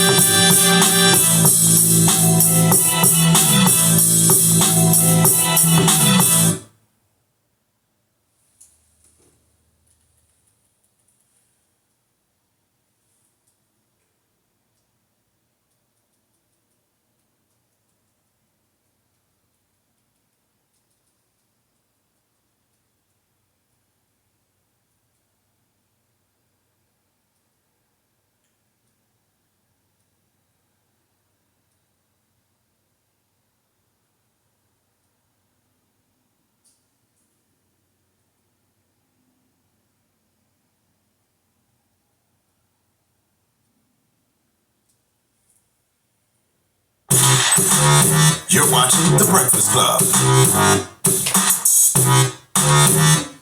Morning, everybody. It's DJ NV Angela Yee, Charlamagne the Guy. We are The Breakfast Club. We got a special guest in the building. The young legend, Karen Civil.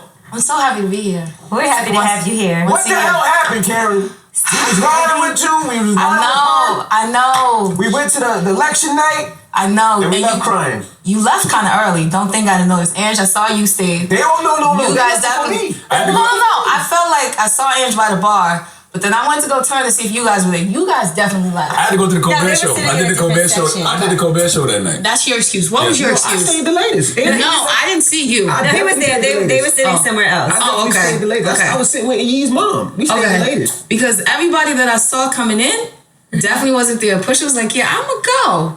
People started changing their clothes.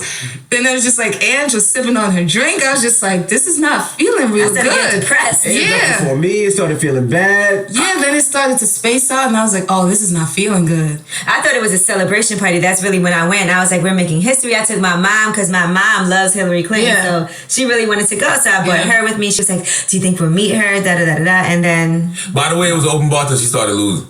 When she started losing, How'd you get into politics, Casey? It started like 2 years ago. Terrence Jenkins, he invited me to the White House. So he was doing a whole bunch of championing of change events. And that was the first for me. Because I was just like, he was like, you've ever been to the White House? I was like, no, why? He was like, well, do you want to come? I'm like, why? He's like, well, they're doing all these things. You have a social voice and a platform. You should use it outside of entertainment. So it started with Terrence, and I eventually got a speaking engagement there. And then Diara reached out because she saw all the stuff I was doing at the White House. And then she was like, hey, we love that you're using your voice and your platform in a certain way. This was sometime last year. Mm-hmm.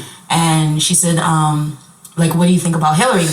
And I was just like, it's a weird situation because at the end of the day, I'm still a Haitian American. Mm-hmm. And the stuff that the Clinton Foundation and things have done in Haiti haven't always been put in the best light. Mm-hmm. And a lot of conversations still need to be had about the things that were done and the money that was collected and stuff like that. So I was like, that's a conversation that I want to have. But instead of complaining about it, I said, if I can be part of fixing this and be part of a solution, me going in and being a part of this team, eventually being able to bring in other people who can help rectify certain situations and learn how to help Haiti moving forward, why not do it? So, they had an event in Atlanta, a grassroots for African American event. And she was like, do you want to host it? I said, sure, who's going to be there? That's my first question. And she told me Monica. She listed all these people. She said, Usher. I said, cool. And she got to Monica. And that's what really, I'm just a fan of Monica. All right, so Monica, what up, Mom? So I was just like, Monica's going to be there? Cool, I'm coming. So I was excited more than anything. Even when I met Hillary, I was like, yeah, Monica's here. And she was like, what? I was like, no, I didn't think about it. I was just excited because I was like, the boy is mine. And I was like, I grew up with Monica. I was like, Monica's here. She was like, what? I was like, you think she's taking pictures? She was like, what are we talking about right now? But yeah, that's where it started. A lot of people always ask me, what is Hillary Clinton like? And obviously you know her more than we do. Mm-hmm. So what would you say? Because a lot of people have a preconceived notion of Hillary Clinton. They feel like she's very staged. Some people say she's not likable. What would you say? I mean, when she was trying to run before, people were like, she's very emotional. She's showing too much there, showing too much. So, of course, she came back and changed it. But it's like, people are always going to complain, But she's a mother at the end of the day. She's crafted her career and she's worked for years and she's a hardworking, dedicated person. And it's every time you see her, I just feel empowered.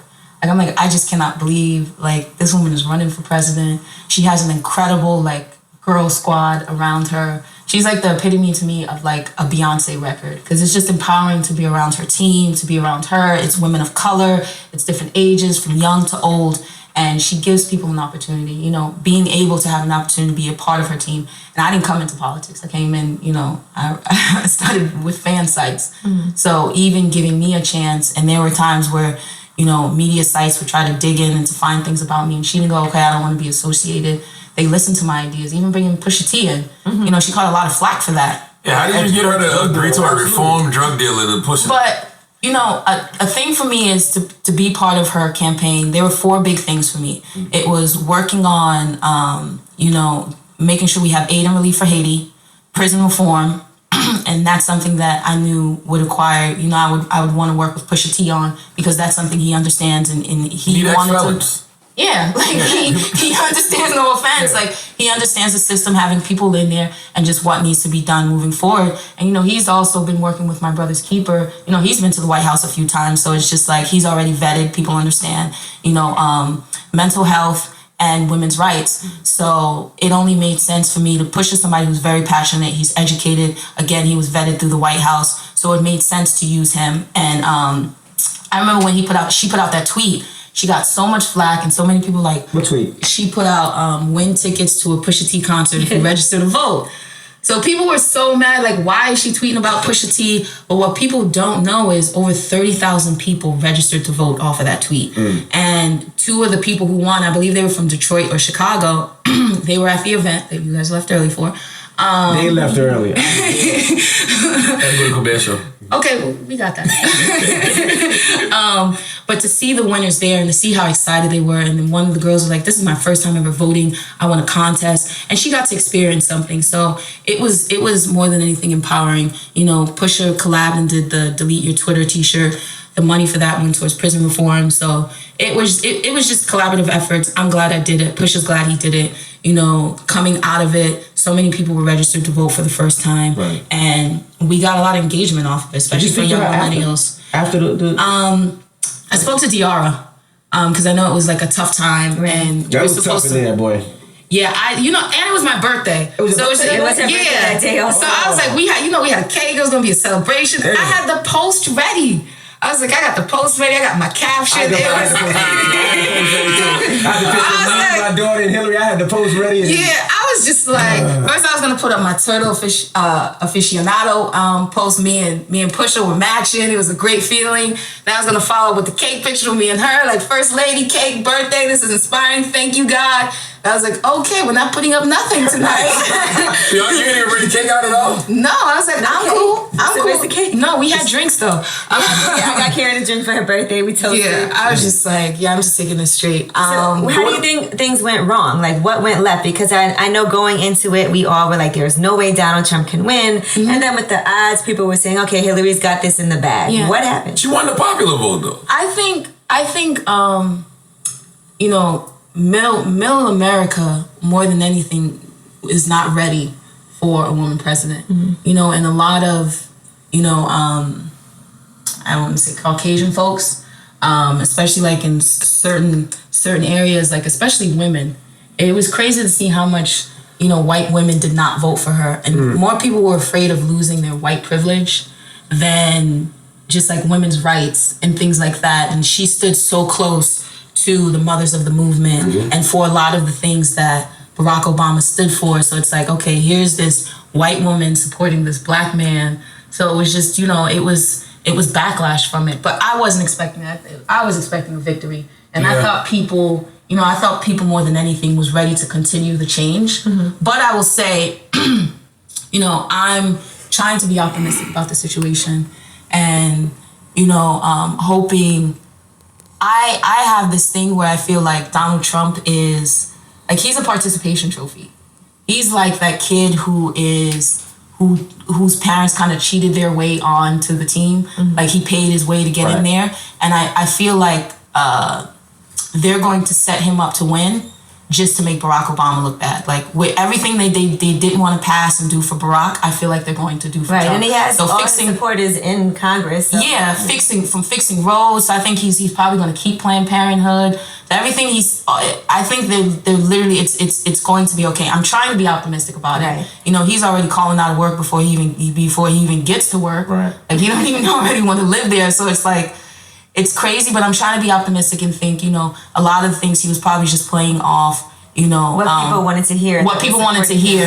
He's really I think y'all giving them too much benefit of the doubt. I think when somebody shows you who they are, believe them, man. And I do agree with you. You look at who he's appointing and you're like, wow. Yeah. Bannon is a known white supremacist who said he didn't want his kids to go to school with Jewish kids. Like, and I'm just trying to, like, in such a crazy and dark space, I'm just trying to find the light. Gotcha. And I'm just trying to, like, because the next 4 years are very scary and And it more than anything, it makes it scary because we don't know what's going to happen. It's a big question mark because he never really told us like what he plans on changing. He didn't really say anything. He just said a whole bunch of things like, I don't want to do this, what he doesn't like. So we don't know what he's keeping, what he's changing. And I didn't get a chance to watch his 60 Minutes interview. I saw a lot of comments from it that were very scary. But I'm just trying to remain positive trying to find the light in a very dark place. Would you think that Hillary should join the administration? I mean, yeah. I mean, if it's to help combat his ignorance and certain things he said and to help America move forward in some sort of fashion or way, why not? You know, if it can help us as a whole and as people continue Barack Obama's legacy, why not do it? Now, what if he says, Karen, I need some help with my social media? I'm cool. I'm cool because it's definitely people like, so are you gonna? I'm like, you know what? This would have been my first time fully like, you know, being a part of history, and I'm like, I'll circle back in 4 years. Right. I'll see who's out there. But this is president. Yeah, you know, I'm like, you know, I'm cool. No, Kim is not so bad. I was just like, I can be over here. I was like, you know, the uniform be Yeezys. It'll probably be a little bit cooler. It'll probably be a little bit cooler. So let's talk about Haiti some more. Because the Clinton Foundation was accused of stealing money from Haiti. Did you ever have a conversation with her about that at all? You know, I had a conversation with DR and her team early on, and she put me in touch with the people who.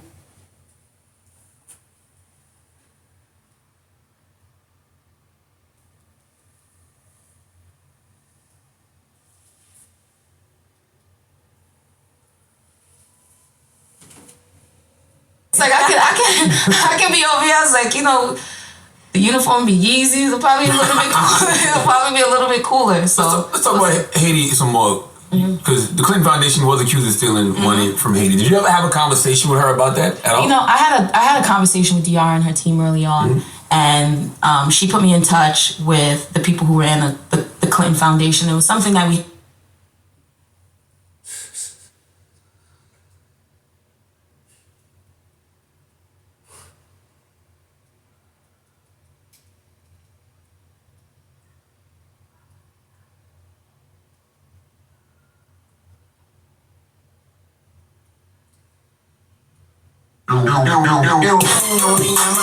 Crawling about 1100. What I'm doing, getting money. What we doing, hitting. What they doing, hating numbers. But they never crowd cash money. Still a company, bitch, I'm the boss.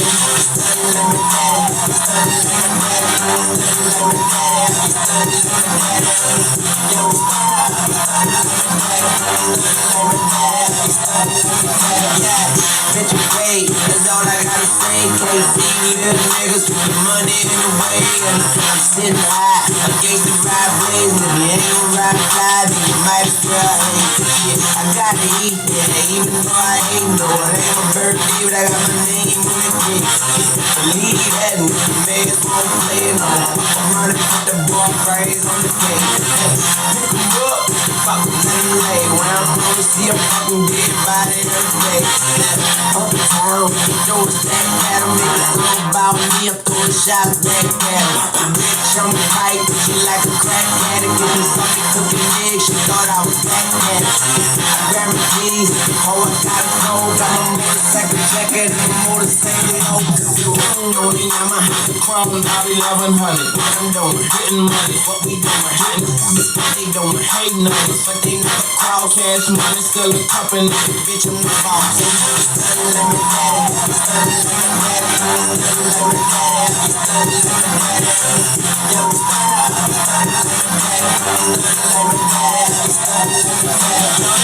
'98, 45 single place.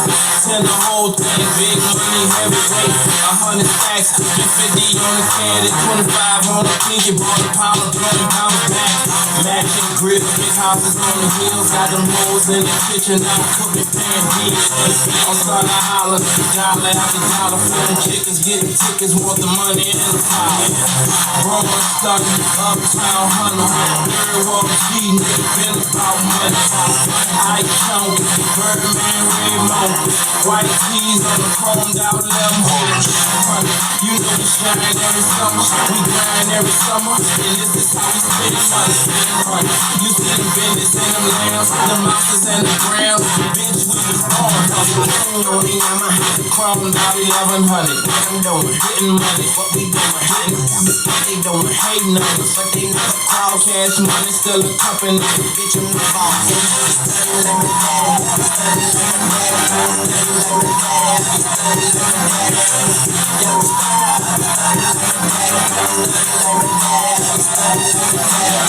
When I was 16, I bought my first state of bed. I motherfucking 1,000 bitches and a girlfriend. White leather, hot new pair, real brand new pistol with a trigger like a hairpin. Big work, we don't need skill, man. Big niggas in the morning to the mailman. What you know about putting bricks in the pyramid? I can stuff a poop like a motherfucking pyramid. I'm in my zone, my phone, so rare, man. If there's a phone, you looking in the chair, man. How you want it? Show me my opponent.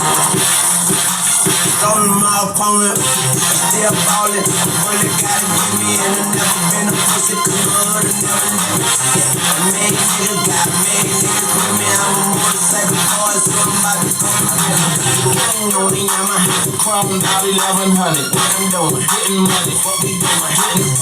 They doing hating numbers, but they never call cash money. Still a company. Bitch, I'm the boss.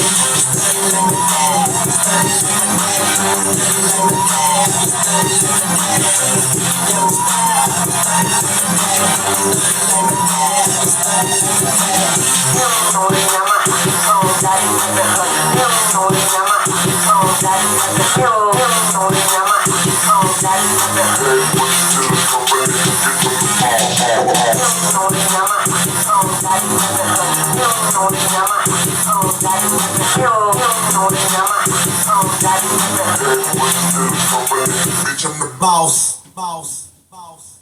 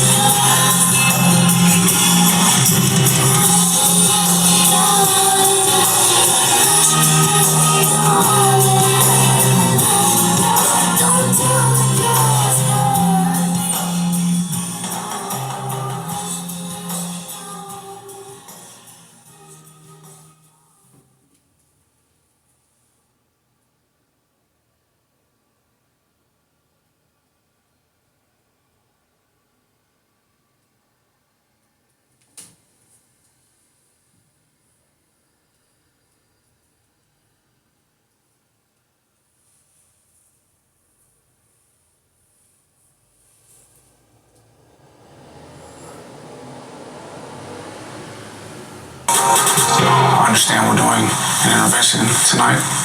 When this actually goes down, the most important thing, we have to be together on our goals. Okay, what's the bottom line? The real consequence is he can't do the show no more. And he's gonna have to don't go to treatment. If you don't go to treatment. I mean, for right now, all he listens to is bread. He can't buy drugs without no money, and this is how he makes his money. I've done everything a father could do. If anyone loves him, they wouldn't do anything but this.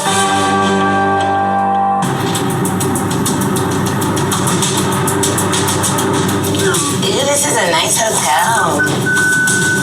Whoa. Alright, let's do it.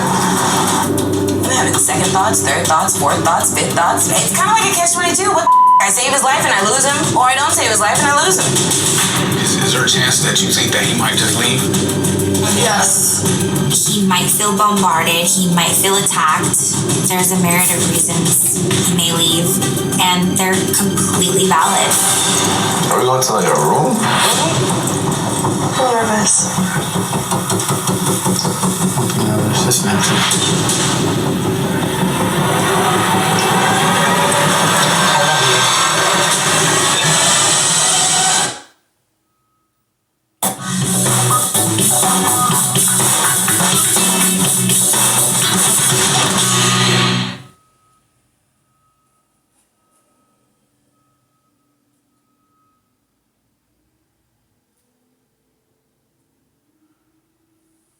He still lives at somebody else's house.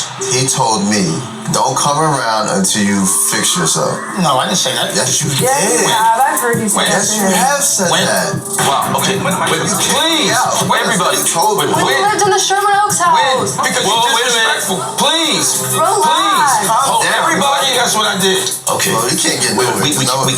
Yes, we can. We can get somewhere. This You're not doesn't. being honest. This doesn't I'm work. completely You honest. never back up what you say. Please hold a moment. I don't like that when nobody lets me talk. Well, exactly. He's doing You're it. He's doing it.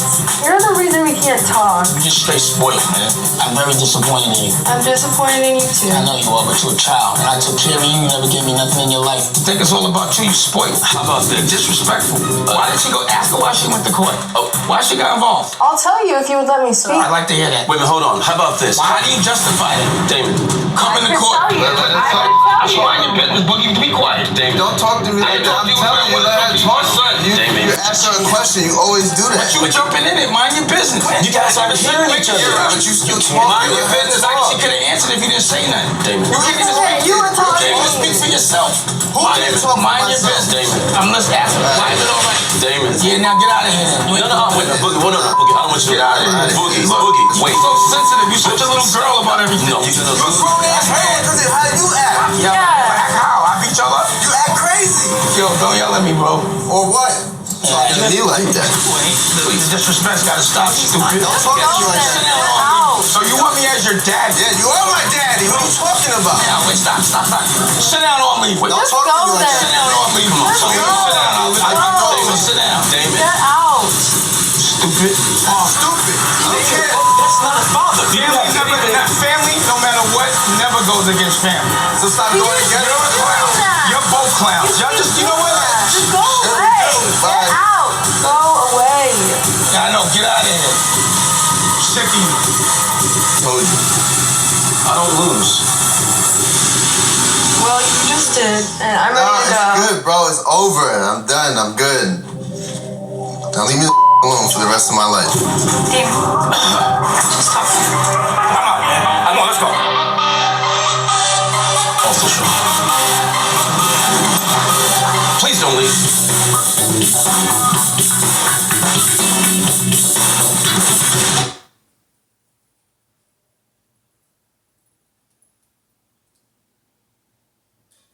That's the answer right there. Like if you see Jim Jones, is it just like you just act like you don't see him? Like I am. I'm fine. Just be like, yo, what's up? Mm-hmm. That's it. Right.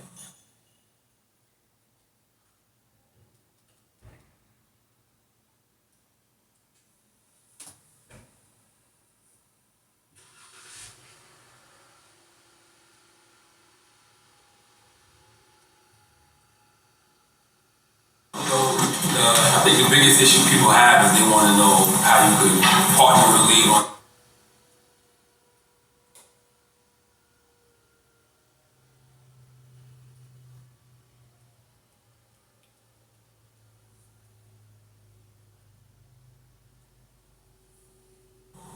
Last month, the Central Texas VA Hospital welcomed a new director and CEO.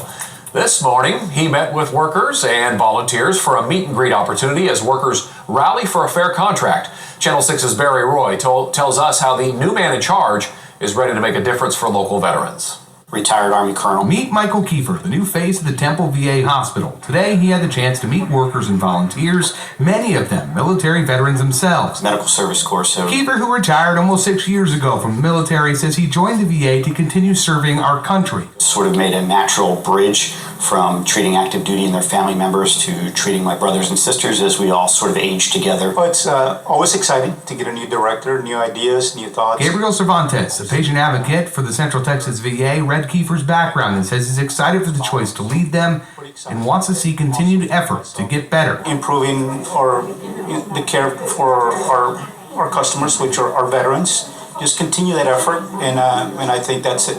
A never-ending effort because there's always room for improvement. Access to care. With improvement in mind, Kiefer is a fan of the new VA Mission Act, which he's heard criticisms of, saying it's a great enhancement to the VA, but says building a solid quality product is key moving forward because it's a place where they can come and fellowship with their fellow veterans, where they can shop in the veteran canteen service. There's lots of positives for veterans within the system. Those in attendance also say he isn't a newcomer. He's a veteran too and has experience. His knowledge of the scope of things is not just localizing per se for the Central Texas area, but it is bigger than that. Kiefer says while he's only been the director for a couple of weeks, he wants veterans to know his commitment to them is to always get better. Both our men and women veterans know that they have a safe, effective, modern place to come where their service is honored and where they can mingle with each other and enjoy the veteran experience, which is to me beyond just the patient experience. In Temple, Barry Roy,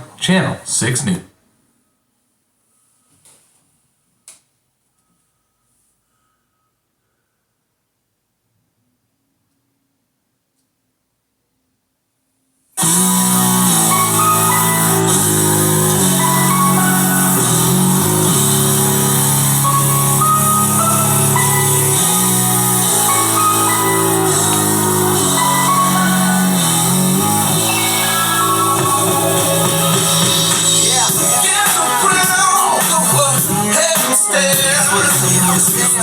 Don't be patient.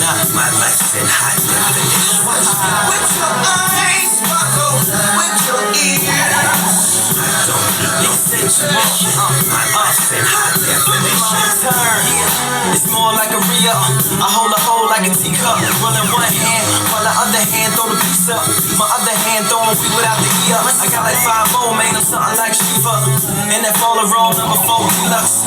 See, I've been around the world like the gnome, but I come from a zone where the homes all beat up. The folks unknowns and the stones all beat up. Police tap my phones, got my songs on speaker. Say he's back the phones, got their domes all beat up. To get up on their domes and become young leaders. Over put it on my culture, now that ain't wrong. I just got it from the runners, now that ain't blown. They gave my man 44, now that ain't long. I put it all on my shoulders, now that ain't strong. I made it out alive from the streets of the west side, CHI. Now that ain't home, you better tell them.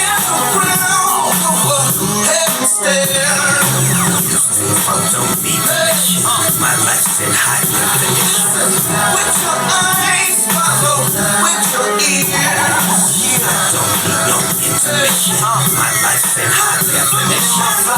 I've become the hero and the sidekick, the rider and the nigga that I ride with. In your ear like the maker of the vibrant. Assalamu alaikum to the maker of the vibrant. Yeah, them other niggas don't vibe with. Now I was about 3 when the highs went, but I can see everything that you're trying to be. You can hide it while you coming out your jokes like a Heimlich. I came up out the belly like a high script. Only my circumstance revised it. Hijacked the role and when it shot the pilot. I'm trying to go public so I can get the private. Then send Busy to go and get the pirates. Then hit Africa trying to face the virus. Go back to the hood, tell Huggy open the hydrant. R.I.P. Stack B, I'ma keep you alive, kid. Dressed in something so fresh and wonderful. F-N, S and double O-P.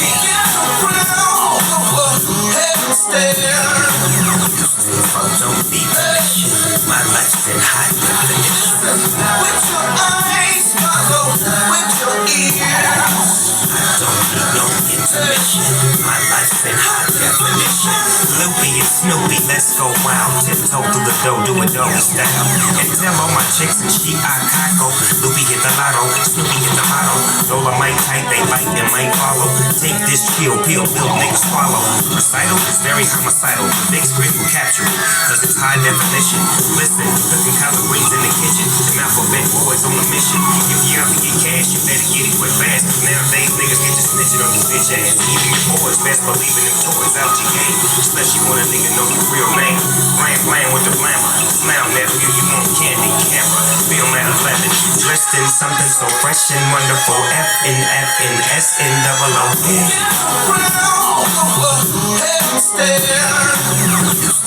Don't be permission. My life's in high definition. With your eyes, follow with your ears. I don't need no intermission. My life's in high definition.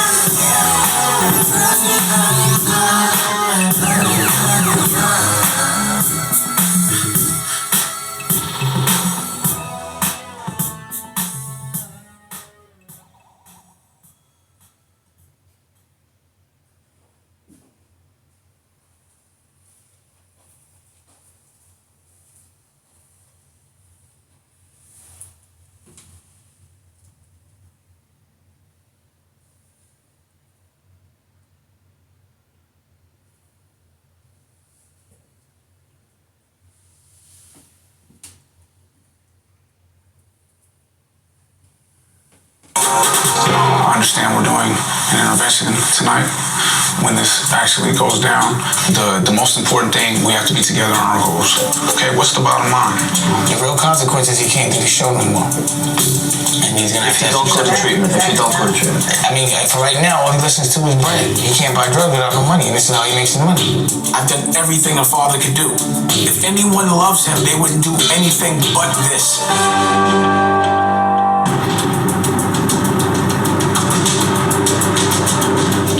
Ew, this is a nice hotel. Whoa. Alright, let's do it. I'm having second thoughts, third thoughts, fourth thoughts, fifth thoughts. It's kind of like a catch-22. What the I save his life and I lose him, or I don't save his life and I lose him. Is there a chance that you think that he might just leave? Yes. He might feel bombarded. He might feel attacked. There's a myriad of reasons he may leave, and they're completely valid. Are we going to like a room? I'm nervous. This man.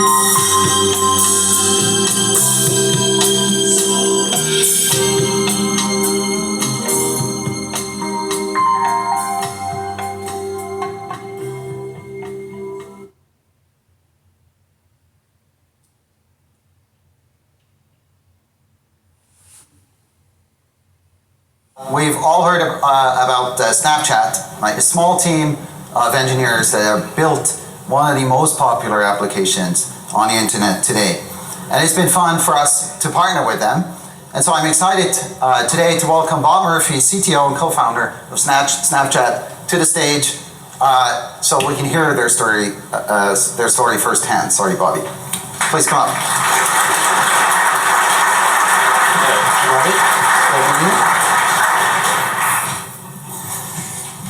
All right, so I'm curious how you actually got started with both the idea and sort of the infrastructure. What led you there? Yeah, so Evan and I got started on Snapchat summer of 2011. Basically, kind of understood that visual content was the most engaging, interesting form of content that there was, and wanted to create a way to enable that to be a means of communication rather than a piece of content around which communication actually happens. So that was sort of the initial concept behind Snapchat. We launched on Google App Engine because I had used App Engine a couple times for some small projects. Found it was super easy to get up and running. And when at the time, like obviously our biggest priority was to get a product in the hands of users in the world, in the real world, as quickly as possible. And so I turned it into App Engine, something I was very familiar with, and a platform that very easily abstracts away a lot of the complexities of building, deploying, and a web backend into the real world. And I think at the time, App Engine was actually still in preview, so we took a chance on a new platform. But I was fairly confident that, given Google's kind of reputation as a very strong infrastructure company, that anything we built on App Engine would eventually scale if we needed to. So. And it did. So, can you tell us a little bit about how the platform supported your launch of more recent features, like the Stories feature that you launched just recently. Yeah, absolutely. It's actually been very surprising for us and super fortunate to see Cloud Platform kind of grow its feature set almost perfectly in sync with our own feature needs. It was actually funny looking at the timeline earlier because we've taken advantage of almost all of those product offerings almost immediately upon them being released to the general public. So around the time that we were launching Stories, which was fall of last year, App Engine was great for our core application, but we were looking for something a little more flexible to support the Stories architecture, which currently uses Redis on a huge cluster of Compute Engine instances. And so we were looking around, and that was exactly when Compute Engine launched to the general public. And so along with outgoing socket connections from App Engine frontend. So it's actually perfect timing for us. That's worked and scaled tremendously well. Mm-hmm. So you're running lots of Redis today? We are.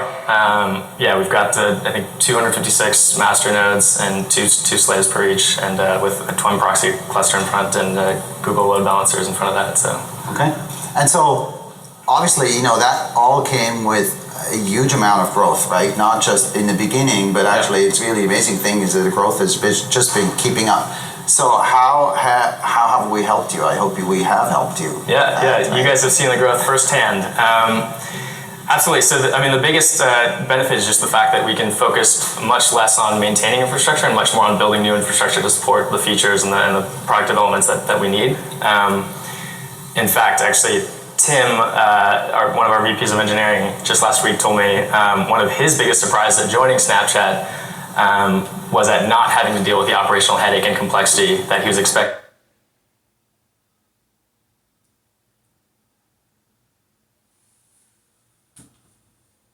We've all heard about Snapchat, right? A small team of engineers that have built one of the most popular applications on the internet today. And it's been fun for us to partner with them. And so I'm excited today to welcome Bob Murphy, CTO and co-founder of Snapchat, to the stage so we can hear their story firsthand. Sorry, Bobby. Please come up.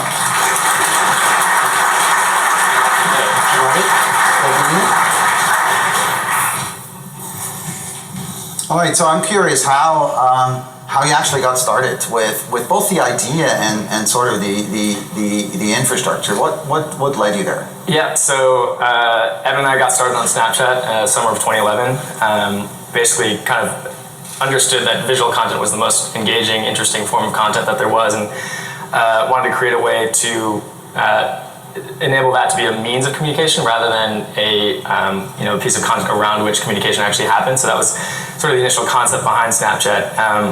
We launched on Google App Engine because I had used App Engine a couple times for some small projects. Found it was super easy to get up and running. And when at the time, obviously our biggest priority was to get a product in the hands of users in the world, in the real world, as quickly as possible. And so I turned it into App Engine, something I was very familiar with, and a platform that very easily abstracts away a lot of the complexities of building, deploying, and a web backend into the real world. And I think at the time, App Engine was actually still in preview, so we took a chance on a new platform. But I was fairly confident that, given Google's kind of reputation as a very strong infrastructure company, that anything we built on App Engine would eventually scale if we needed to. So. And it did. So, can you tell us a little bit about how the platform supported your launch of more recent features, like the Stories feature that you launched just recently? Yeah, absolutely. It's actually been very surprising for us and super fortunate to see Cloud Platform kind of grow its feature set almost perfectly in sync with our own feature needs. It was actually funny looking at the timeline earlier because we've taken advantage of almost all of those product offerings almost immediately upon them being released to the general public. So around the time that we were launching Stories, which was fall of last year, App Engine was great for our core application, but we were looking for something a little more flexible to support the Stories architecture, which currently uses Redis on a huge cluster of Compute Engine instances. And so we were looking around, and that was exactly when Compute Engine launched to the general public. And so along with outgoing socket connections from App Engine frontend. So it's actually perfect timing for us. That's worked and scaled tremendously well. Mm-hmm. So you're running lots of Redis today? We are. We've got I think 256 master nodes and two slaves per each, and with a Twin proxy cluster in front and Google load balancers in front of that. So okay, and so obviously, that all came with a huge amount of growth, right? Not just in the beginning, but actually it's really amazing thing is that the growth has just been keeping up. So how have we helped you? I hope we have helped you. Yeah, you guys have seen the growth firsthand. Absolutely. So, the biggest benefit is just the fact that we can focus much less on maintaining infrastructure and much more on building new infrastructure to support the features and the product developments that we need.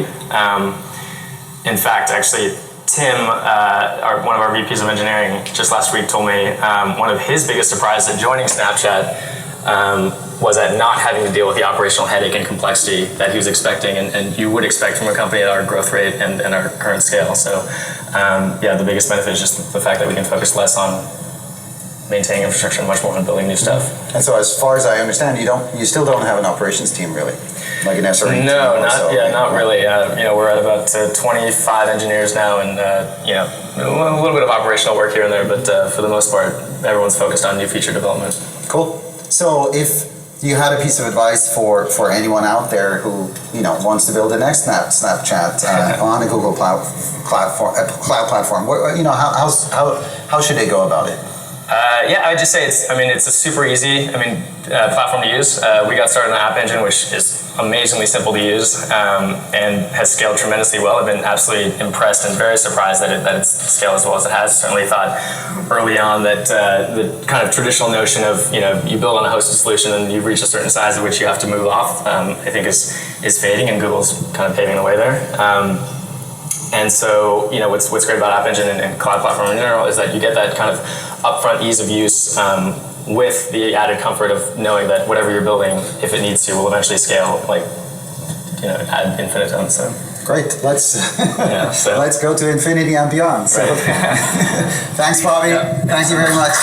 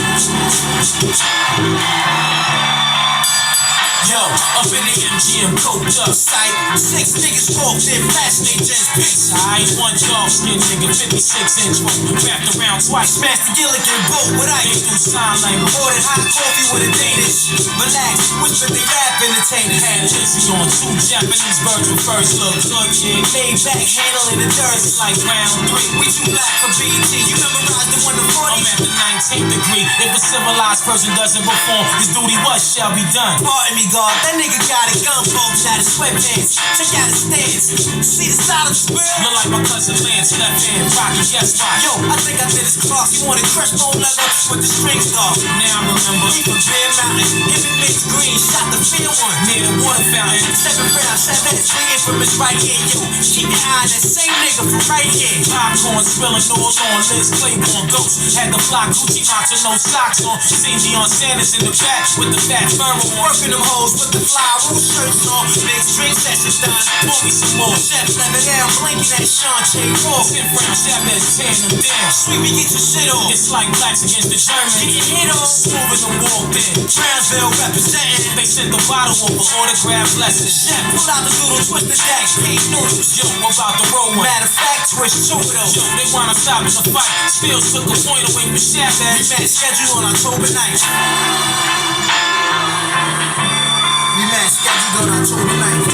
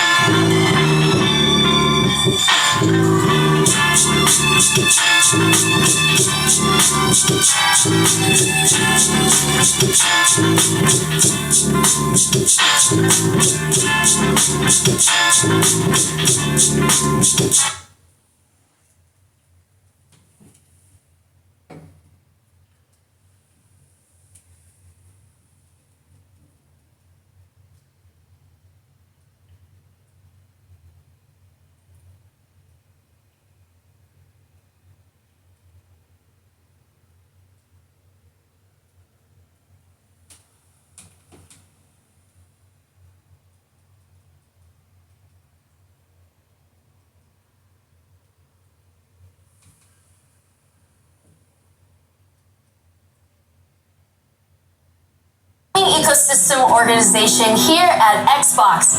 Sarah, it's so great to have you. It is awesome to be here and so good to see you too. Yes, I'm super excited for this conversation because as we know, game creators are crucial to Xbox's success. And whenever you talk about them, it's with such passion and tenacity. I love it. And it sounds super important to you and the rest of Team Xbox. So my question to you is, how do creators inspire the work that you and your team do? The creators are just the bedrock of everything we do on my team. You know, when you really think about it, where gaming really comes from is it starts with someone who has a creative idea that they choose to put into a game that we all get to experience and enjoy.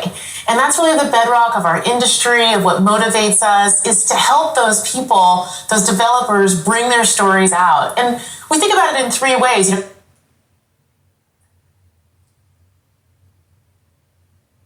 Ecosystem organization here at Xbox. Sarah? Figure out as a team, and we were thinking about some of the things that we've always. You and your team just announced a new feature that's going to bring game demos to players. Can you tell us a little bit more about Project More?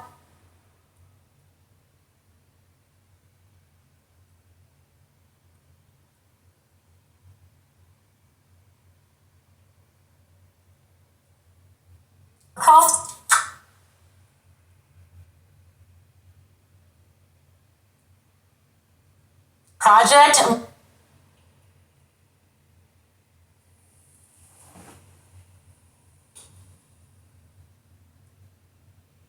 Moorcroft. I know. I love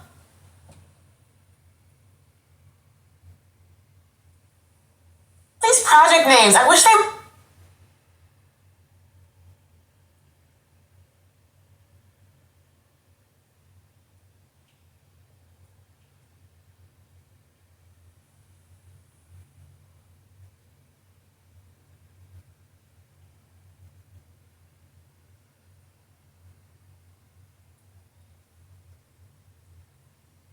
would just let me name it, but just say it. I know. No, Well, can we change that? well, look, we were sitting around as a team and we were thinking about some of the things that we've always loved the most about the gaming industry. And one of them was, remember when you would go to like a show like PAX or E3 and you would go to the show floor and you get to play a demo or a piece of a game and the developer would be right there next to you talking to you about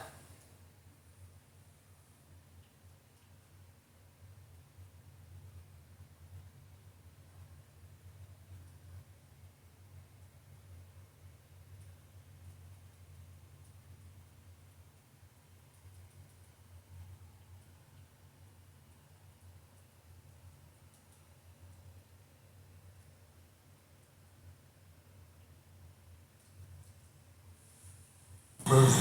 60th? He was dying, so we had a big party for him.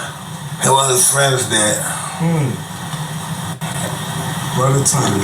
It's a beautiful picture. I was just a little boy. How old were you? 20. I was the youngest person there. Dang. That nigga that cut your hair and give you no blend. I hear you.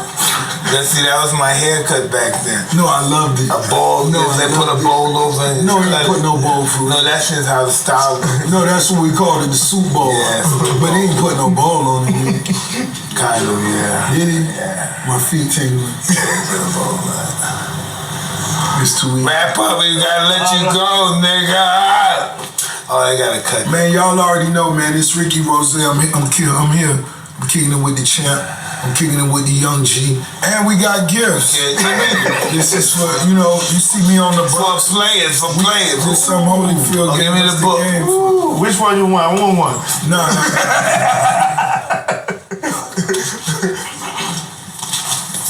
There's some storms never seen before, baby. Man, I love everybody. Having a gift of foresight, I can see the different ways that a situation might play out. Every possibility outcomes, but not every time. There are some storms that I've never seen. I hate the camera, bro. You gonna wear the 3 zippers again? That could be your name. 3 zippers. 3 zippers? 3 zippers. Zips. And then a zip. Zip already. Zips. That's zip. That's zips. Hey, could I get a marker just so I could sign one for the legend? I could sign both of these for the legend. Look at you, Rick and Ross. Man. Rick and Ross and baby sauce. You already know. Niggas ball.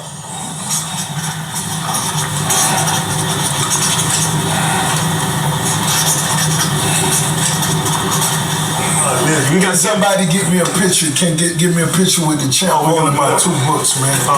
I just want something to post, man. I just want something to post. Oh, hold on. I just want something to post with the champ.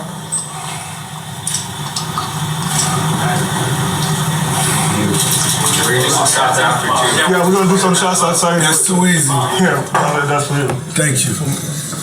Tyson friend. That's too easy. We pay for these online, you feel me? We're gonna ship. We're gonna ship.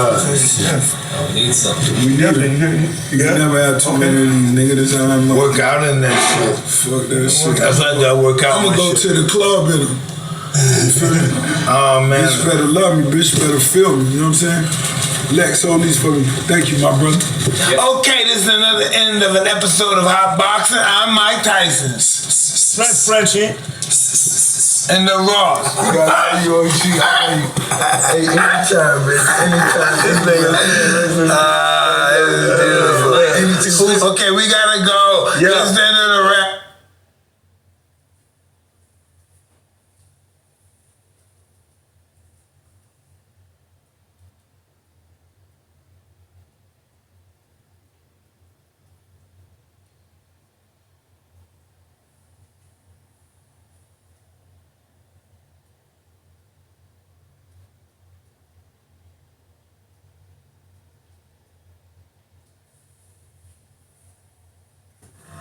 Welcome back, everybody. Folks. Ladies and gentlemen, last week I had the extraordinary opportunity to sit down with Steven Spielberg and composer John Williams. This pair has been working together for over 50 years, and their most recent collaboration, The Fabelmans, is up for 7 Academy Awards this Sunday, including Best Picture, Best Director, and Best Original Score for Williams, which will be his 53rd nomination. We weren't able to fit in all of our conversation last week, so tonight I'm pleased to share the rest of my conversation with these two Hollywood icons. Jim? John Williams, thanks for sitting down with us. Great pleasure. Is there a favorite score for Steven Spielberg that you've done? Probably E.T. in totality. There are other aspects and sections of other things that I...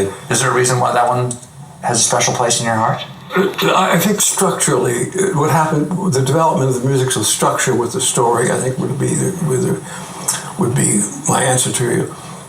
We remember the film where the bicycles take off, and yes. But prior to that, the bicycles, you will hear 2 or 3 notes of the theme. That's all. And the next time you may hear 3 or 4 notes, and it's beginning to form in your memory as we're going along with the thing. And as the bicycles take off, you hear all 12 of the notes, and the melody is realized and finished.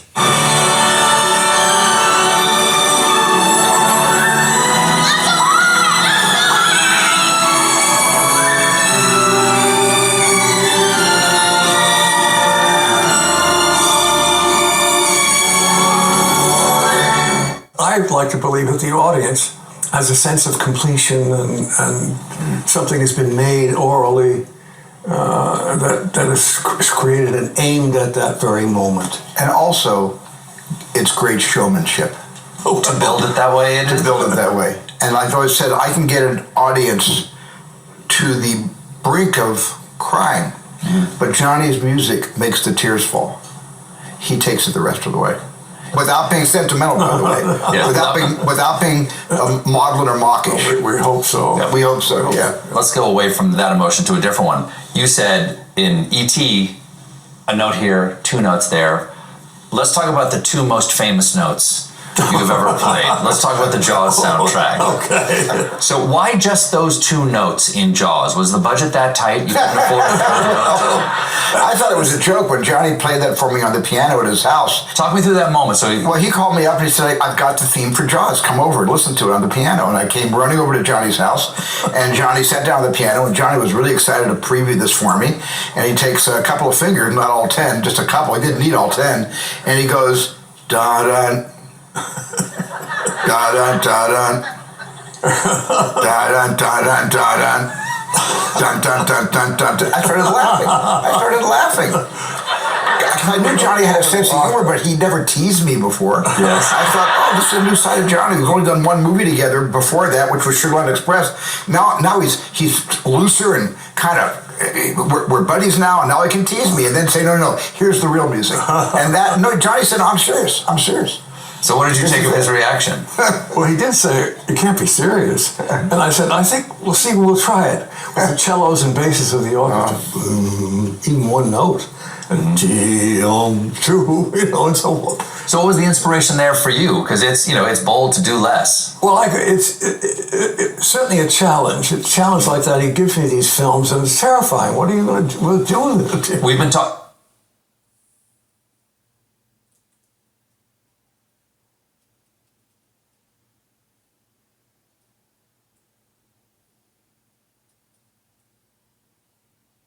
We need to get him some mushrooms. We're gonna get you high to the highest. What does it taste like, though? It don't taste like an ear. No, but the ear was in the you would know. It tastes like it. But listen.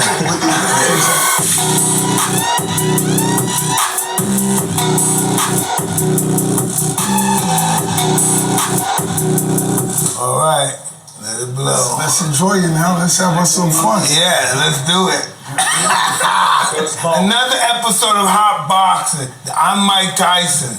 Fred Frenchie. And we got the one, the only, by one name only, you know who it is. The boss, Rick Ross. Thank you for having me here, baby, and everybody checking in. Much love. You already know. So what you doing, man? You look beautiful. The watch, the pinky ring. You know we hustling. I wish I put my jewelry. You look beautiful. We hustling, but you gotta know, you gotta take credit for us. You inspired my whole generation. You know what I'm saying? Those photos you took in the yellow Rari with your foot out the window, those legendary. the tiger. You know that shit bigger, man. It's much bigger than even the sport itself. That shit touch is in different ways or something, right? All this beautiful love that we experience, this is all an illusion, brother. None of this is real. Yeah. You don't feel it? Nah, this is not real. No, it's not real. What's not? We're just passing through. We'll be gone soon. Oh, all this, that's a fact. Yeah, all this stuff is not real. The weed ain't real? No, this is just what it is. But when you hit that spliff, do you feel? Well, when I hit the spliff, I'm smoking the world. Okay. Smoking Mother Earth. Mother Earth. One time for Mother Earth. You guys met before? You guys met before? Yeah. We're just in Saudi Arabia. We kicked it in Vegas. We kicked it in Vegas a cool night in a club one night. Some cool. Mike always been on some cool G. You know what I'm saying? To me, he's the first hip hop champion, man. What's that? Mike, he's the first hip hop champion, Oh, that the culture just really embracing. Yeah, that's a powerful sport that, we love, but most definitely Tyson's story was the most unique. Miami in the 90s, man. I just want I used to be out here in the 90s. Yeah. What it was like. Yeah. Dangerous. What it was like being on 15th Ave with convertible Burt. Oh, I just saw Burt was in here somewhere earlier. Where he at? I don't know. I just saw him. It's outside. But listen, man, it was just beautiful out here. It's a little dangerous back then, but other than that, it was beautiful. The women. It was just crazy. It was just crazy. Listen, I'm accepting the love. Ross, man, in Miami in the 90s, what's your recollection? You was just coming up then, huh? Yeah, I was just coming up, but the imprint, it was there. I understood what the city stood for. I understood what being a real Miami was, you know what I'm saying? I understood what being a hustler was. I had everybody had Rolls Royces. Had Rolls Royces, big beanie, Rolls Royce, top down. Rock.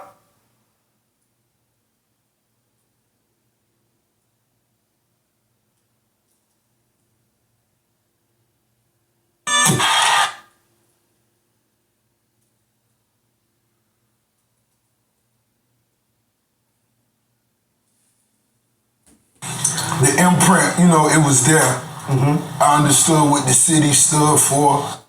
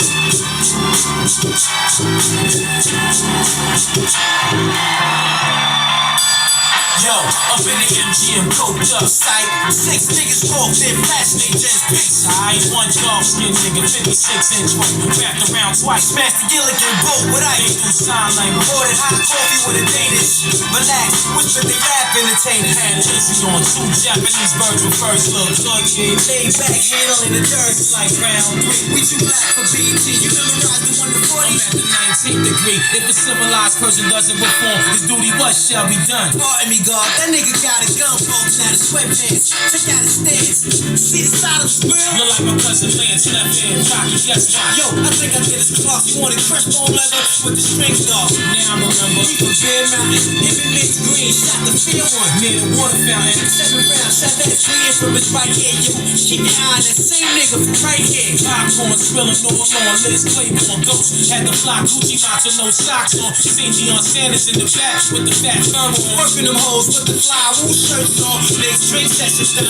Want me some more. Chef never down, blanking that Shantae off. 10 rounds, got that 10 them down. Sweepy, get your shit on. It's like blacks against the Germans. Getting hit on. Swerving them walked in. Transville representing. They sent the bottle over autograph lessons. Chef, pull out the little twisted stack. Pink noodles. Yo, about to roll one. Matter of fact, twist two of those. Yo, they wanna stop in the fight. Spills took a point away from Chef. Rematch scheduled on October 9th. Rematch scheduled on October 9th.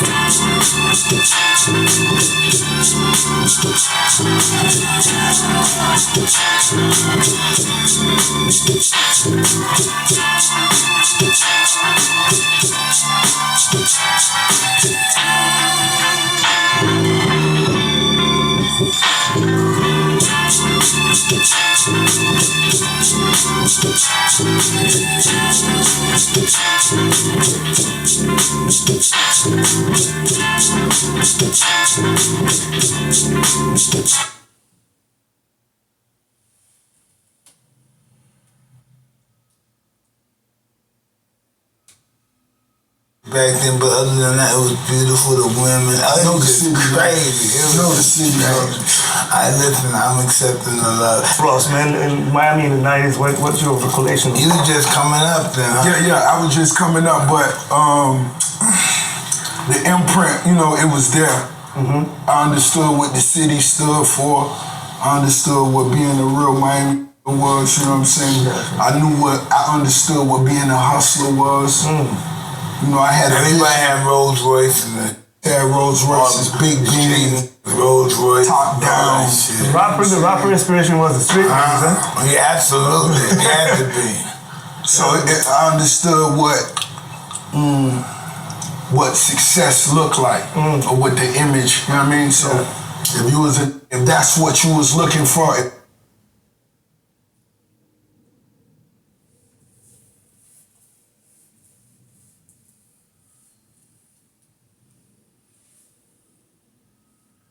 talking to you about their experience, asking you to try things out, asking you your feedback. And that was one of the things.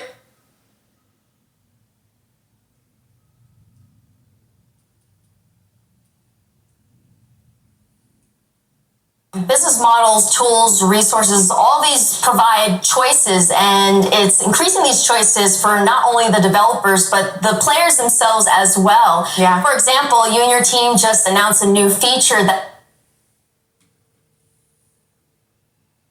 that's going to bring game demos to players.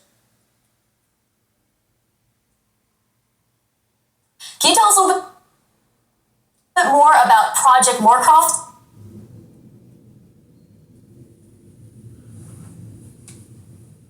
Project Moorcroft.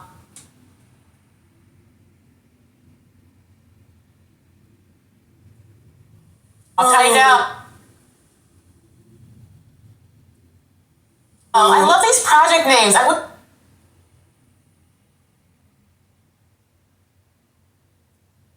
wish they would just let me name it, but yeah.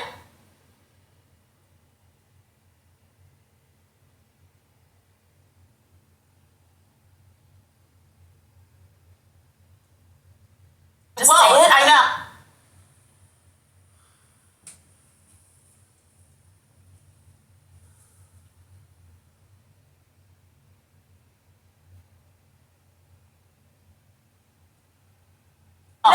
Can we change that? Well, look, we were sitting around as a team and we were thinking about some of the things that we've always loved the most about the gaming industry. And one of them was, remember when you would go to like a show like PAX or E3 and you would go to the show floor and you get to play a demo or a piece of a game and the developer would be right there next to you, talking to you about their experience, asking you to try things out, asking you your feedback. And that was one of the things I loved the most about those experiences. We just don't have them as much anymore, in the way that the world has evolved.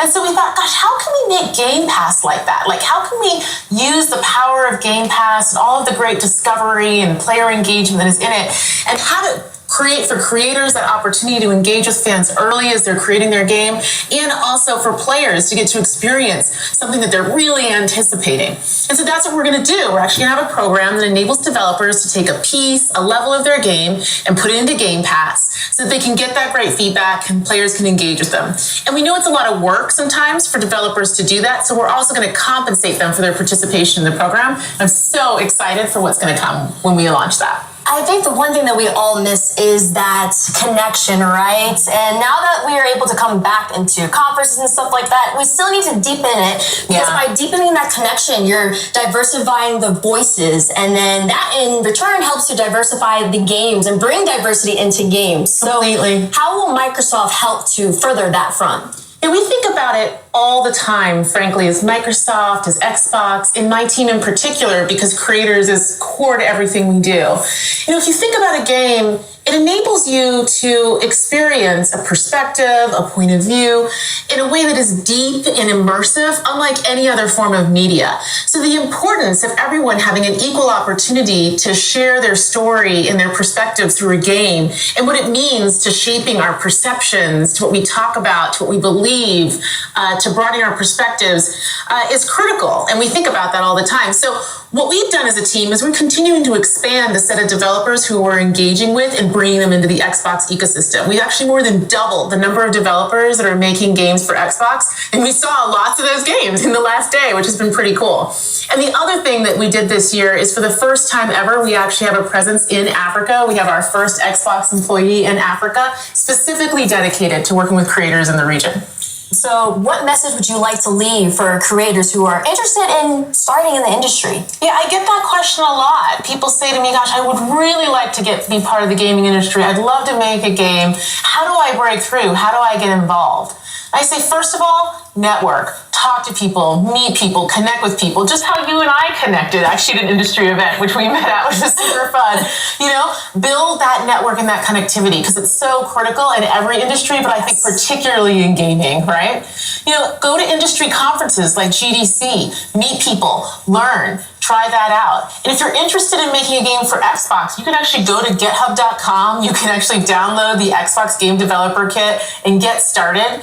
And once you have a game concept, you can also submit it online through idea.Xbox.com, and then you can self-publish to Xbox, which is another great way. And of course, if you actually want to get involved in the industry, all companies are great, but I highly recommend you check out coming to work at Xbox. I'm biased, obviously. I mean, yeah, you have every right to be so. Sarah, thank you so much for joining us today. And also, thank you to all the viewers for tuning into Extended. We've heard from so many amazing developers on today's show. Now, before we finish, is there anything else you'd like to share with us? We were talking earlier about the importance of people being able to tell their story through a game and how incredibly powerful it is. And, you know, when we were talking about that, I was thinking about an experience we've had as a team that's been very touching for me. So, you know, a couple years ago, we started really consciously extending the depth and breadth of content that we have in the Xbox ecosystem. And it was through that I got to know the team making Stalker 2 really well. And I actually got to intro that game last year in the Xbox Game Showcase, and it was just incredible. And you know, the thing was that I was looking at that game last year, and I was looking at the story that they were telling, and they were talking about the beauty of the land and their dedication to their culture and their country. And I thought, wow, this is a cool game. This is a compelling story. But sitting here today, you know, recognizing that that team is Ukrainian, they were based in Kiev, looking at that story and what they were showing to the world just feels entirely different and far more poignant and visceral to me. You know, this is a team who's talking about their culture, talking about fighting for the existence of being a nation, of being a people, of having their own language. And now we all, as a world, have gotten to see how tenuous that in fact is.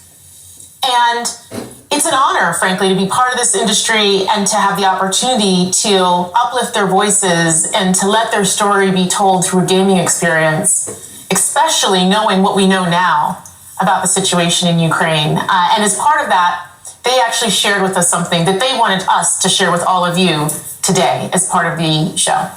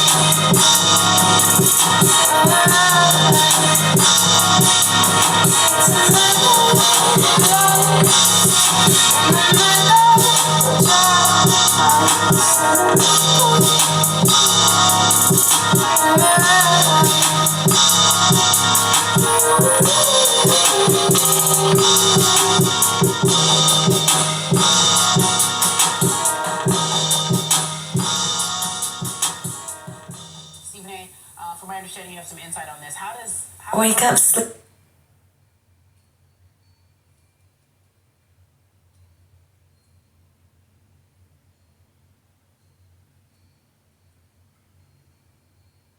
Rolls Royce and Rolls Royces, big beanie, Rolls Royce, top down. The rapper inspiration was the street niggas, huh? Yeah, absolutely. It had to be.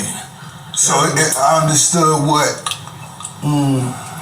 what success looked like, or what the image. You know what I mean? So if that's what you was looking for, if that's what you wanted to wear, very few people. Nobody was balling like that till Big Meech and them came. Other than that, Florida, Miami, it was killing them. That's my G right there. 305 in Miami on the cocaine capital. You just had to listen. This is the place I had to go home.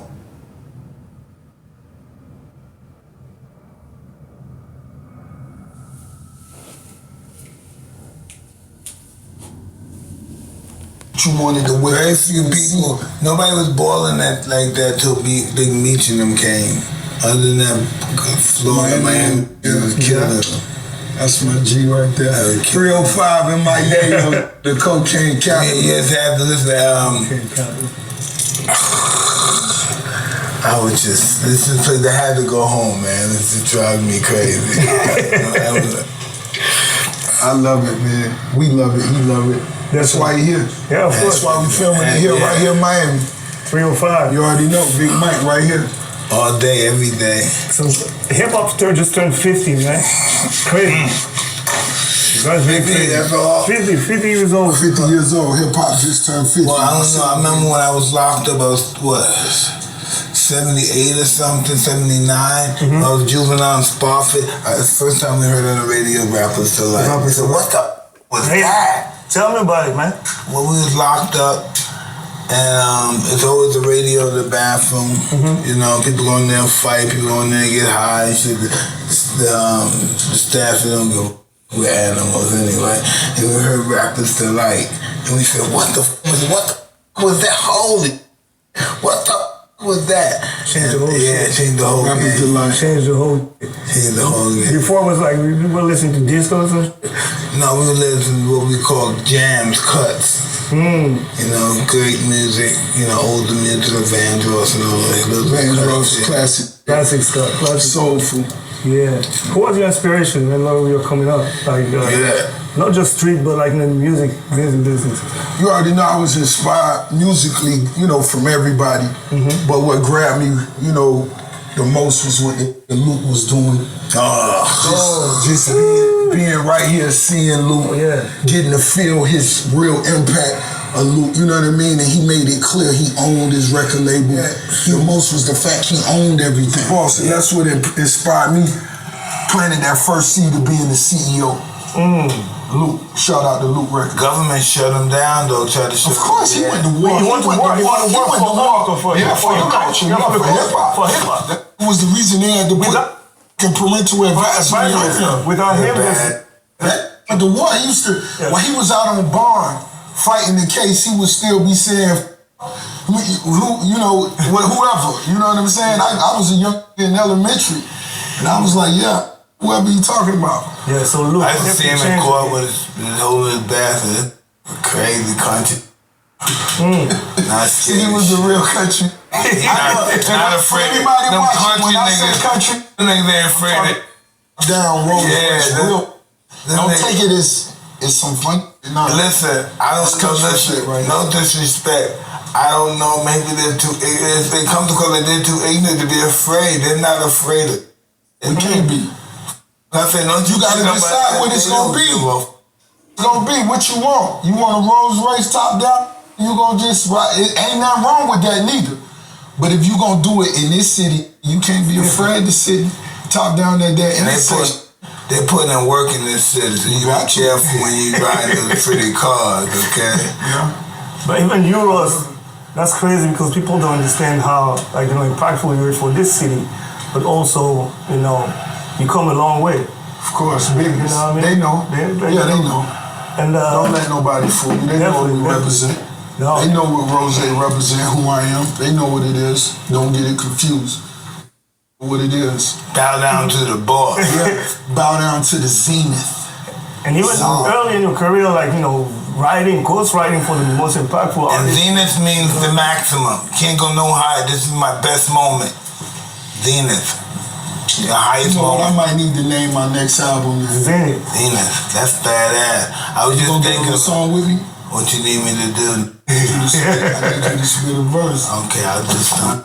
It's done. Let's do it. It's that easy. Let's do it. You don't want to go to your nadir. That's the opposite of zenith. What? Which one? Nadir. Nadir? My nadir. My lowest moment. The lowest moment? Yeah. Check this out. Quick question. What was your nadir? My nadir? When I lost my daughter, my 4-year-old daughter. God bless. Yeah, I couldn't go. That was fucked up. I was fucked up. I can only imagine. Yeah. It made me a better person, though. Spend time with yourself. Yeah, it made me a better person. How you were able to record that? Huh? How you record that stuff? How you never recover, but you live with it. Isn't that weird? That's crazy. That's You crazy. kept it so clear. That was well articulated. And yourself, So where you going, man? Where you going on tour? I saw you in Saudi Arabia. What are you doing? Where you at? Man, I'm taking care of you out there, aren't they? They taking care of Yeah, because they look out for me. I got to respect that. Yeah. They take care of us. They show us love. You know what I mean? Once you earn it. You know what I mean? I wish I could tell you how much they show my family a lot of love. No, we have some good fun over there. Yeah. That was dope. You got to. Yeah. Tell us about the new project you got with Meek, man. Me and Meek Mill new album out right now. Too Good to Be True. Stream it.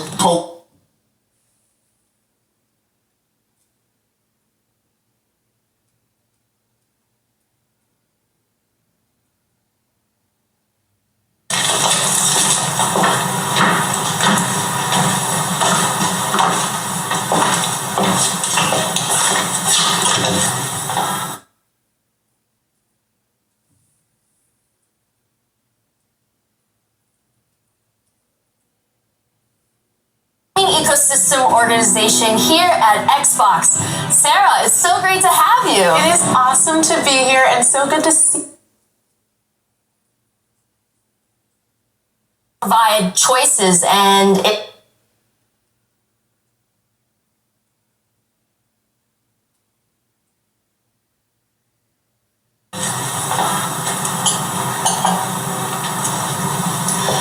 How'd it go last night?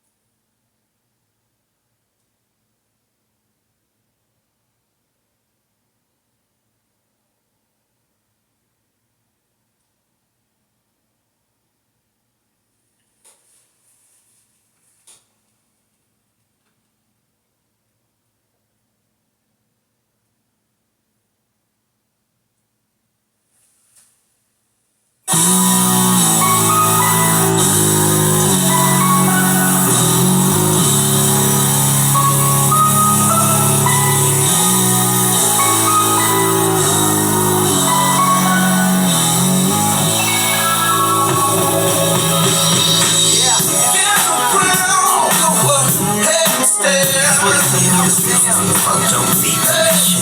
My life's in high definition. With your eyes, follow with your ears. I don't need no extension. My life's in high definition.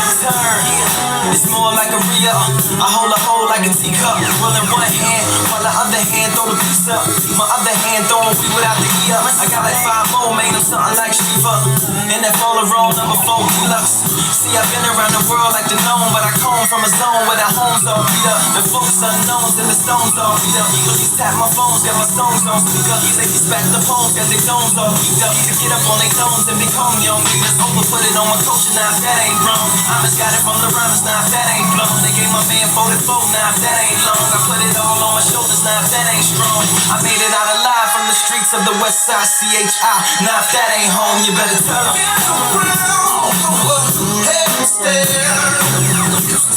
Don't be patient. My life's in high definition. With your eyes, follow with your ears. Don't need no intermission. My life's in high definition. My flyness, I've become the hero and the sidekick, the rider and the nigga that I ride with. In your ear, I'm like the maker of the vibrant. Assalamu alaikum to the maker of the vibrant. Yeah, them other niggas on fire with. Now I was about 3 when the eyes went, but I can see everything that you're trying to be. You can't hide it. Why you coming out your jokes like a Heimlich? I came up out the belly like a hot script. Only my circumstance revised it. Hijacked the role and when it shot the pilot. I'm trying to go public so I can get the private. Then send busy to go and get the pirates. Then hit Africa, try to fix the virus. Go back to the hood, tell Husky open the hydrant. R.I.P. Stack B, I'ma keep you alive, kid. Dressed in something so fresh and wonderful. F-N-F-N, S-N-O-O-P. Heaven stare.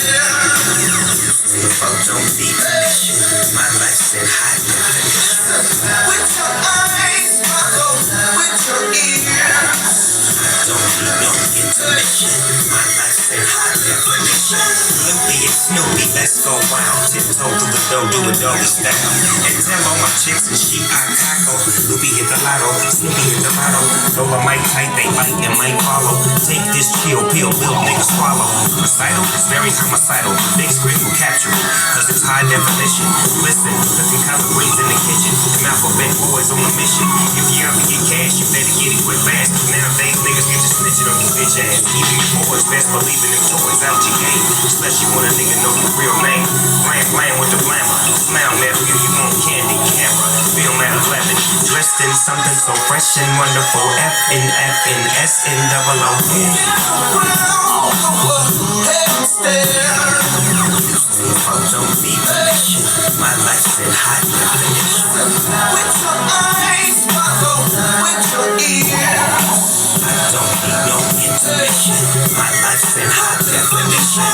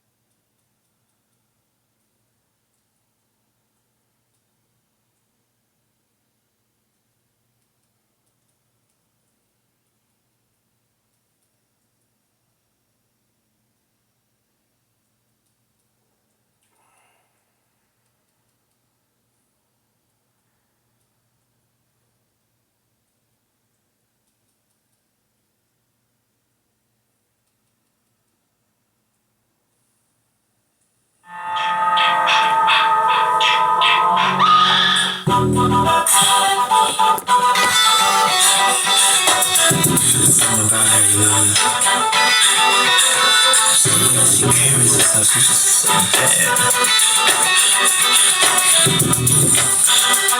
I don't know.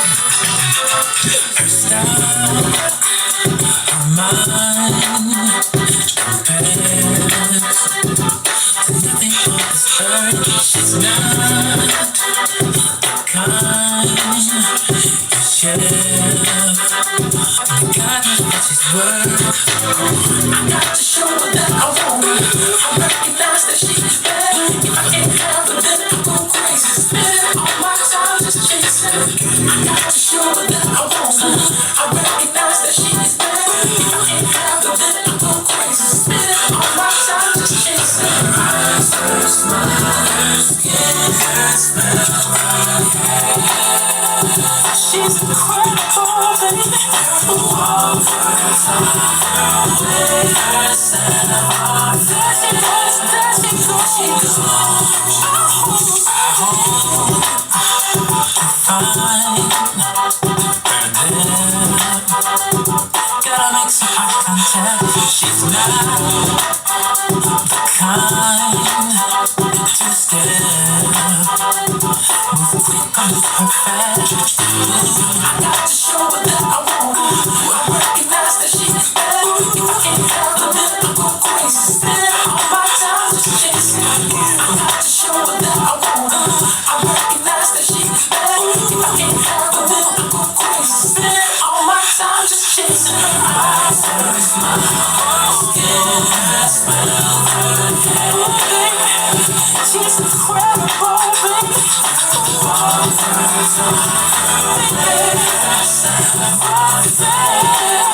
There she goes. Come on. Spend my time watching that girl go. Gotta love the way she moves. Spending my time, spending my time watching that girl go. Baby, the way she moves.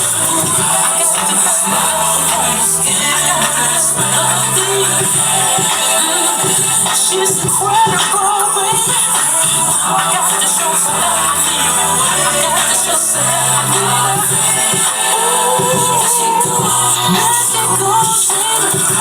to show her that I want her. I got to show her that I feel it. Oh, baby, you're incredible, baby.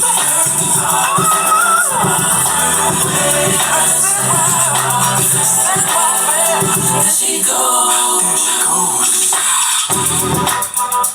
Spend my time watching that girl go. Gotta love the way she moves. Spend my time watching that girl go. Gotta love the way she moves. I got to show her that I want her. Spend my time watching that girl go. If I can't have her, then I go crazy. Gotta love the way she moves. I got to show her that I want her. Spend my time watching that girl go. If I can't have her, then I go crazy. Gotta love the way she moves. I got to show her that I want her. If I can't have her, then I go crazy.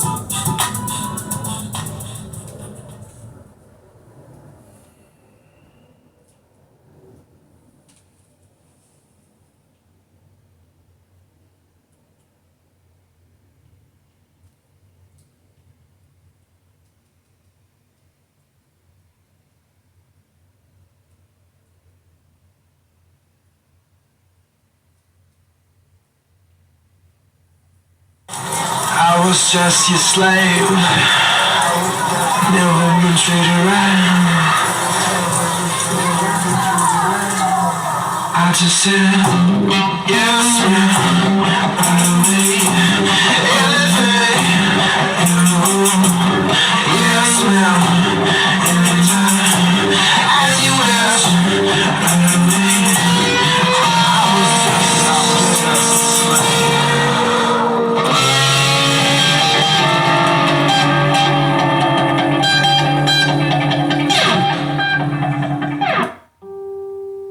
In my life, I rarely have an opportunity to know if my gender, my color, or even my stature have influenced the way that I am treated in this industry. And what I mean by that is when I walk into a room, instantly people see three things. They see a woman.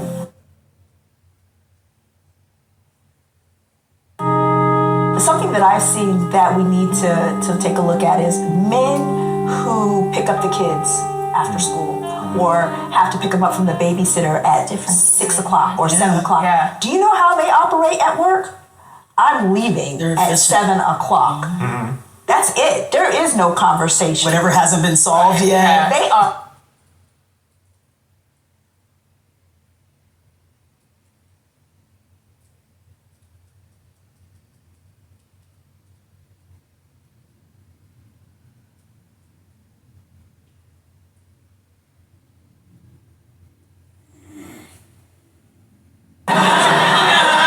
Looks better on me.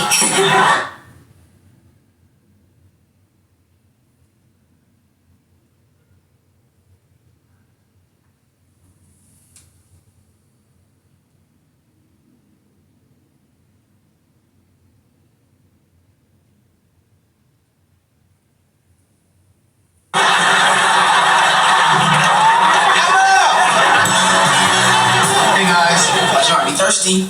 This is for you. Thanks. Suzanne. This. That's so sweet of you, Theo. Where's ours? Get your own. Never enough soda either. When's it my turn to be observed? We'll get to you soon. How soon? In a while, Theo. I'm ready now. Theo, we'll get to you in about 15 minutes. Okay, no problem. I'll be in my room, Suzanne. Are you alright, Theo? Yeah, sure.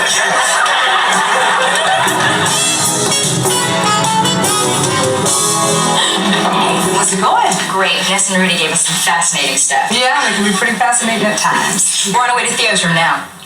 Are you going inside?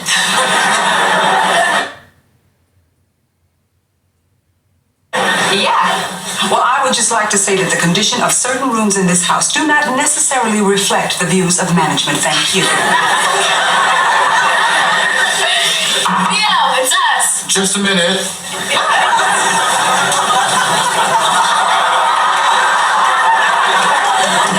Be right there.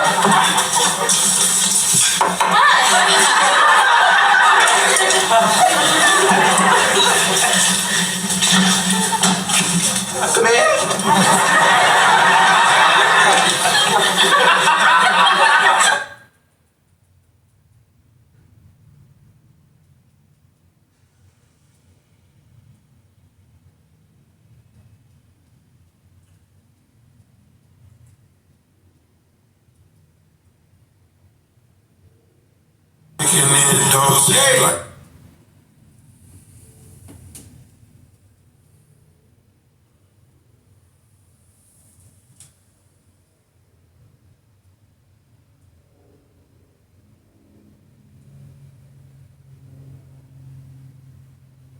It's a senior lifetime deal.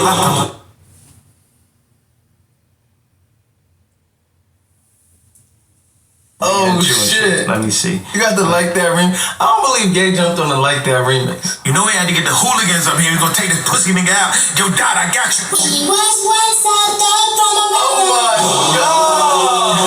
Hearing this first on the download. Just the boy respectfully gay, nigga.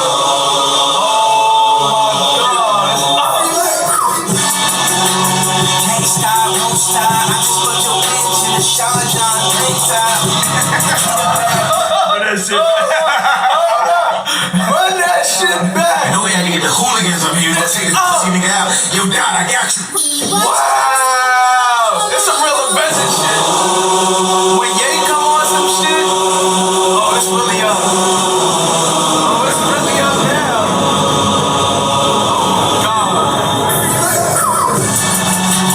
Can't stop, won't stop. I just put your bitch in the Sean John tank top. Treat a bad bitch like she average. I treat a bad bitch like a bad bitch. Like a never let me get that money again. Oh my god! This is another one. We right back. Number one. 500 up at the top. Titanium grill. Cardi smack on the rock. I done had everything that you able to get. I ain't been in drill too. I ain't gonna lie, it was chops. Another one. Wow. Then it's 20. Vultures on top. Y'all on it too. To the street. Little sent the drone. Hit like Metro Beats. Rapper niggas. Where's Lucian? Serve your master, nigga. You caught a little bag for your master's senior. Lifetime deal, I'm a bad for niggas. Y'all so out of sight, out of mind. Oh my God, you hearing it first. Like that remix. Get the pussy dry. Play that shit back 130 times. Wow. Kicking in doors like that. Young thug niggas. Yeah, Future back together. All 24. Yeah, Kendrick back rapping together. Niggas from the bottom really like that. Damn. Stepping in The Metro drums are still hitting, huh? popping off the bottom. Here it goes.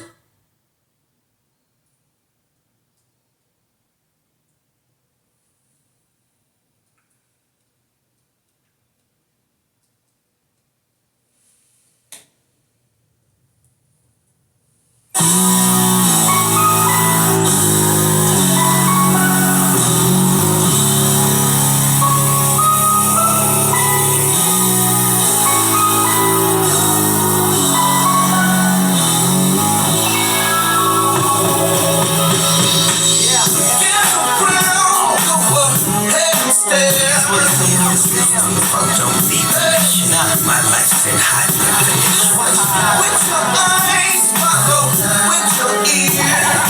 I don't need no situation. My life's in high definition. It's more like a re-up. I hold a hole like a teacup. Rolling one hand while the other hand throw the piece up. My other hand throwing weed without the key up. I got like 5 more, made them something like Shiva. And that follow roll number 4 deluxe.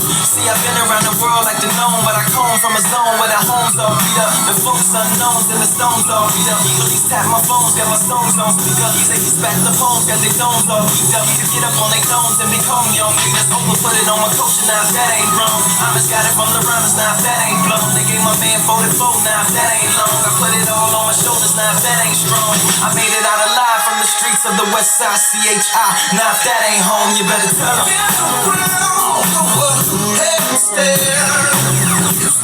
Don't be patient. My life's in high definition. With your eyes, follow with your ears. Don't need no intermission. My life's in high definition. My flyness, I've become the hero and the sidekick, the rider and the nigga that I ride with. In your ear like the maker of the vibrant. Assalamu alaikum to the maker of the vibrant. Yeah, them other niggas don't vibe with. Now it's about 3 when the highs went, but I can see everything that you're trying to be. You can hide it while you coming out your jokes like a Heimlich. I came up out the belly like a hot script. Only my circumstance revised it. Hijacked the role and when it shot the pilot. I'm trying to go public so I can get the private. Then send busy to go and get the pirates. Then hit Africa, try to fix the virus. Go back to the hood, tell Huggy open the hydrant. R.I.P. Stack B, I'ma keep you alive, kid. Dressed in something so fresh and wonderful. F-N-F-N-S-N-O-O-P.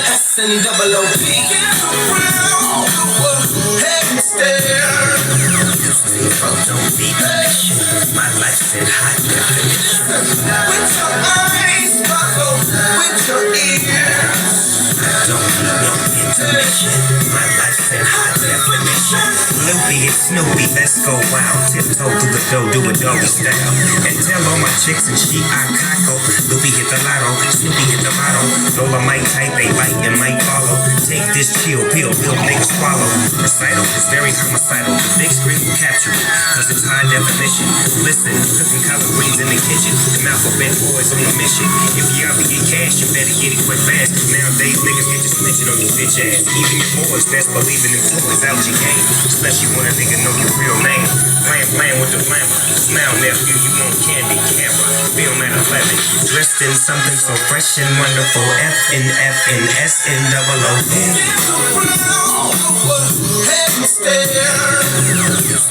Don't be patient. My life's in high definition. With your eyes, follow with your ears. Don't need no intermission. definition. My life's in high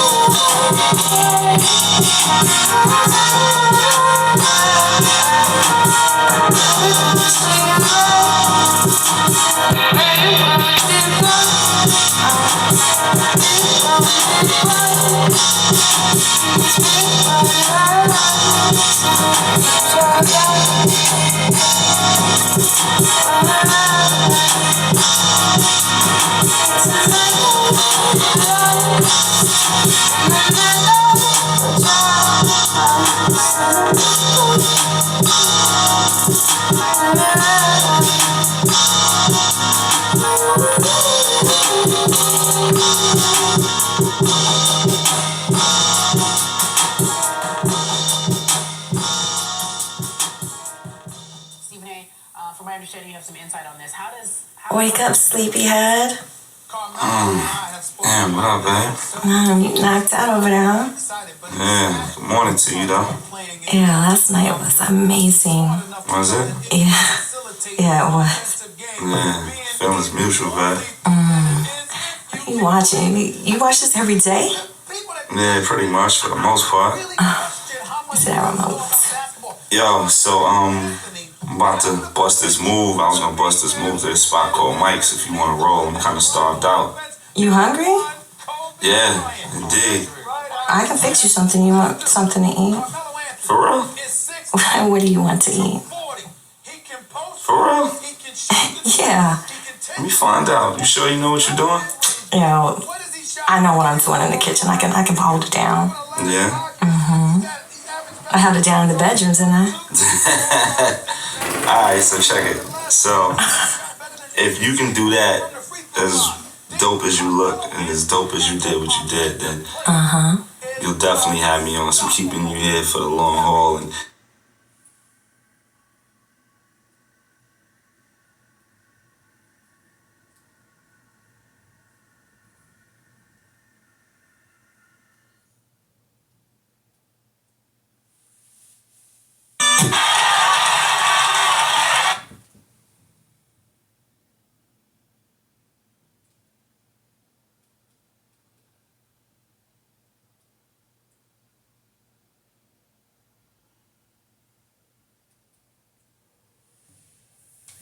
with the frostbite.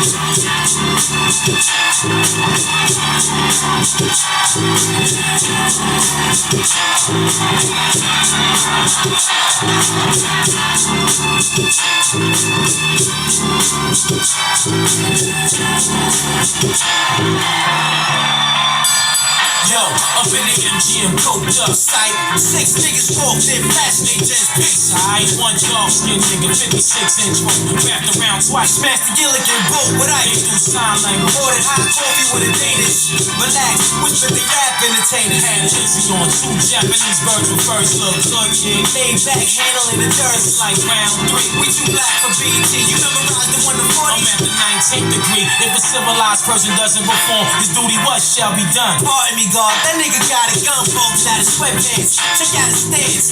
See the side of the square? Look like my cousin Lance, left hand, Rocky, yes, rock. Yo, I think I did his clock. He wanted crushed bone leather with the strings off. Now I remember, he from Bear Mountain. Him and Mitch Green shot the fair one near the water fountain. 7 rounds, 7 heads bleeding from his right ear. Yo, keep your eye on that same nigga from right here. Popcorn spilling all on Liz Claiborne. Ghost had the fly Gucci knots and no socks on. Seen Deion Sanders in the back with the fat fur on. Working them hoes with the fly roof shirts on. Next drink sessions done. Pour me some more. Chef level down, blinking at Sean J. Wolf. 10 rounds, that man's tearing them down. Sweepy, get your shit on. It's like blacks against the Germans. Getting hit on. Smooth as a walked in. Brownsville representing. They sent the bottle over autograph lessons. Chef, pull out the little twisted dash. Pink noodles. Yo, about to roll one. Matter of fact, twist 2 of those. Yo, they wanna stop in the fight. Spills took a point away from Shabazz. Rematch scheduled on October 9th. Rematch scheduled on October 9th.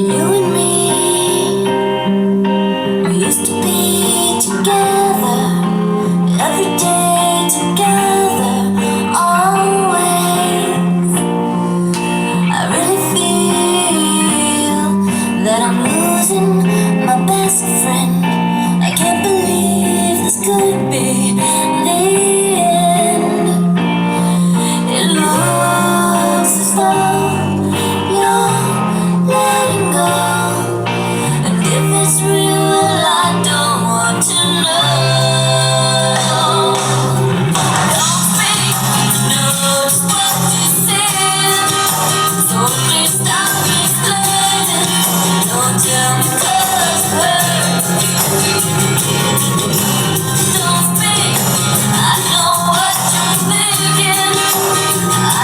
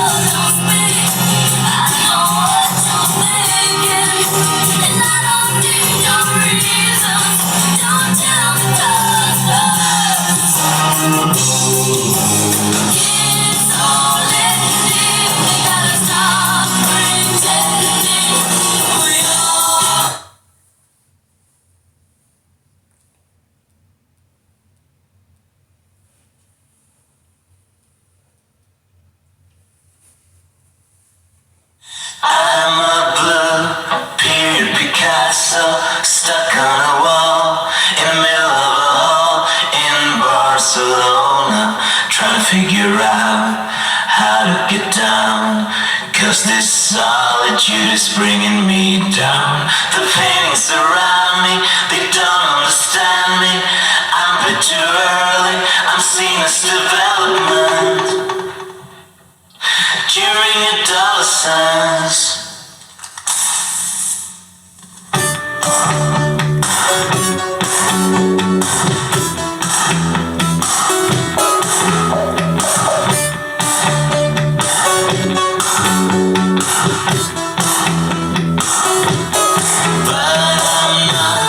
Just being blue, 'cause that form and shape and color too. But I miss you, and it's the content, that's the focus. That is what all the school is reading to us. It's just a part of what I am. It's just a part of my beating heart, beating for you. So I beg you, please, please wrap me up, please take me up, please hold me close onto your breast. Run down the stairs, out in open air, away from the latest, the Japanese twists. The girls will notice, because I'm so hopeless. Take me wherever you originally came from. You will be famous, seen in the headlines. Though you just kindly stole my heart. And you just kindly stole my heart. A world famous art thief. I'm a blue period Picasso stuck on a wall in the middle of a hall in Barcelona, trying to figure out how to get down, 'cause this solitude is bringing me down. It's just a part of what I am. It's just a part of my beating heart, beating for you. So I beg you, please, please wrap me up, please take me up, please hold me close onto your breast. Run down the stairs, out in open air, away from the latest, the Japanese twists. The girls will notice, 'cause I'm so hopeless. Take me wherever you originally came from. You will be famous, seen in the headlines. Though you just kindly stole my heart. And you just kindly stole my heart. A world famous art. You just kindly stole my heart. And you just kindly stole my heart. A world famous art. Stay with me, please. Stay with me, stay with me. A world famous art thief. Stay with me.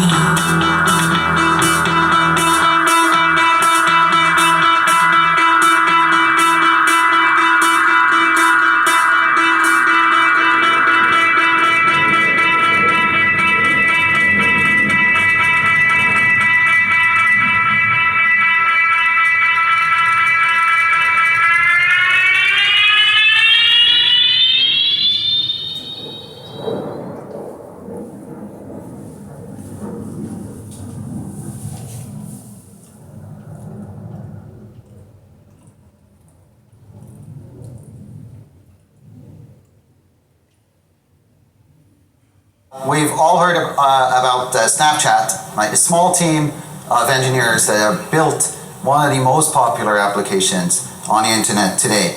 And it's been fun for us to partner with them And so I'm excited today to welcome Bob Murphy, CTO and co-founder of Snapchat, to the stage so we can hear their story firsthand. Sorry, Bobby. Please come up.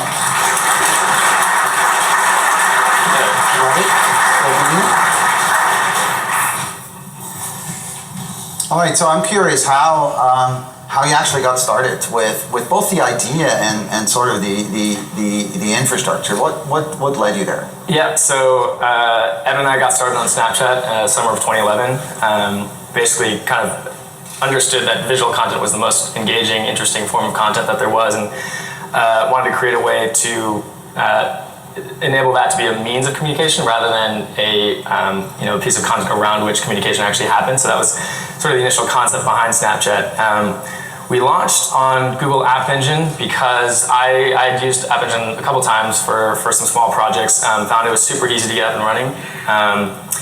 And when at the time, like obviously our biggest priority was to get a product in the hands of users in the world, in the real world, as quickly as possible. And so I turned it into App Engine, something I was very familiar with, and a platform that very easily abstracts away a lot of the complexities of building, deploying, and a web backend into the real world.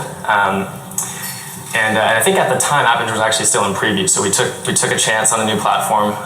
But I was fairly confident that, given Google's kind of reputation as a very strong infrastructure company, that anything we built on App Engine would eventually scale if we needed to. So. And it did. So, can you tell us a little bit about how the platform supported your launch of more recent features, like the Stories feature that you launched just recently? Yeah, absolutely. It's actually been very surprising for us and super fortunate to see Cloud Platform kind of grow its feature set almost perfectly in sync with our own feature needs. It was actually funny looking at the timeline earlier because we've taken advantage of almost all of those product offerings almost immediately upon them being released to the general public. So around the time that we were launching Stories, which was fall of last year, App Engine was great for our core application, but we were looking for something a little bit more flexible to support the Stories architecture, which currently uses Redis on a huge cluster of Compute Engine instances. And so we were looking around, and that was exactly when Compute Engine launched to the general public. And so along with outgoing socket connections from App Engine frontend. So it's actually perfect timing for us. That's worked and scaled tremendously well. Mm-hmm. So you're running lots of Redis today? We are. We've got, I think, 256 master nodes and two slaves per each, and with a Twin proxy cluster in front and Google load balancers in front of that. So. Okay. And so, obviously, that all came with a huge amount of growth, right? Not just in the beginning, but actually, it's really amazing thing is that the growth has just been keeping up. So how have we helped you? I hope we have helped you. Yeah. You guys have seen the growth firsthand. Absolutely. So, the biggest benefit is just the fact that we can focus much less on maintaining infrastructure and much more on building new infrastructure to support the features and the product developments that we need. In fact, actually, Tim, one of our VPs of engineering, just last week told me one of his biggest surprises at joining Snapchat was at not having to deal with the operational headache and complexity that he was expecting and you would expect from a company at our growth rate and our current scale. So the biggest benefit is just the fact that we can focus less on maintaining infrastructure and much more on building new stuff. And so as far as I understand, you still don't have an operations team really? Like an SRE team? No, not really. We're at about 25 engineers now and a little bit of operational work here and there, but for the most part, everyone's focused on new feature development. Cool. So if you had a piece of advice for anyone out there who wants to build the next Snapchat on a Google cloud platform, how should they go about it? I'd just say it's a super easy platform to use. We got started on the App Engine, which is amazingly simple to use and has scaled tremendously well. I've been absolutely impressed and very surprised that it's scaled as well as it has. Certainly thought early on that the kind of traditional notion of you build on a hosted solution and you've reached a certain size at which you have to move off, I think is fading, and Google's kind of paving the way there. And so, what's weird about App Engine and cloud platform in general is that you get that kind of upfront ease of use with the added comfort of knowing that whatever you're building, if it needs to, will eventually scale ad infinitum. So great. Let's let's go to infinity and beyond. So. Right. Thanks, Bobby. Yeah. Thank you very much.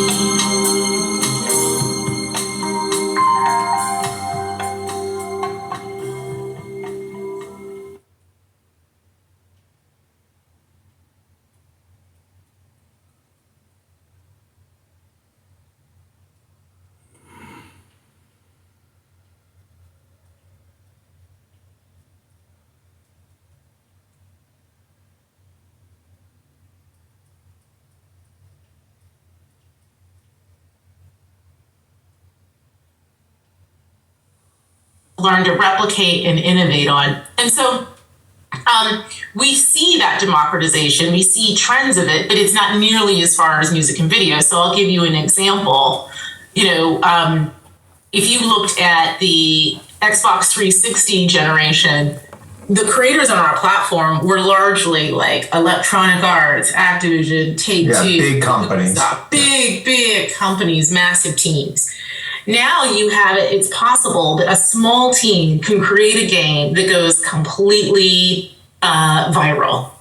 A classic example, most people don't think of it this way, Fortnite was really, Epic was not a huge developer when they first created Fortnite. They're a huge developer now because they've had all of the success related to it, but they were actually able to leverage that. PUBG is another example. And the reason why that can happen now is because of a whole bunch of technical tools, like an engine that makes it easier to build a game, the fact that you can digitally publish and all of those things. So you see the trend coming, and it's just going to keep evolving over time. You can write that game into many different formats. You don't have to just put it on one particular type of thing. Exactly. Yeah. How important is like graphics? When I think of like when I see some of the games my kids play, like the graphics aren't like they're like slightly better than the games that I played when I was a kid.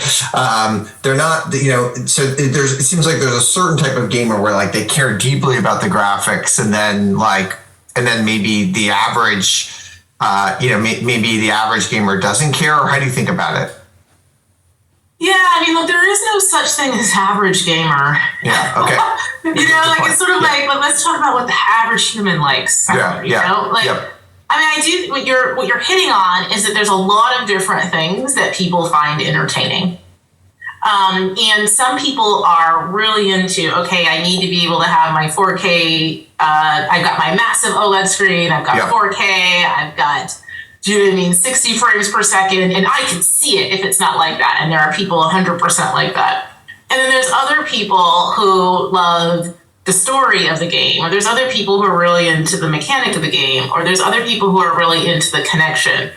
And so ultimately I would say, look, we want to deliver a level of graphic capability to the developer, so it's an option that they have.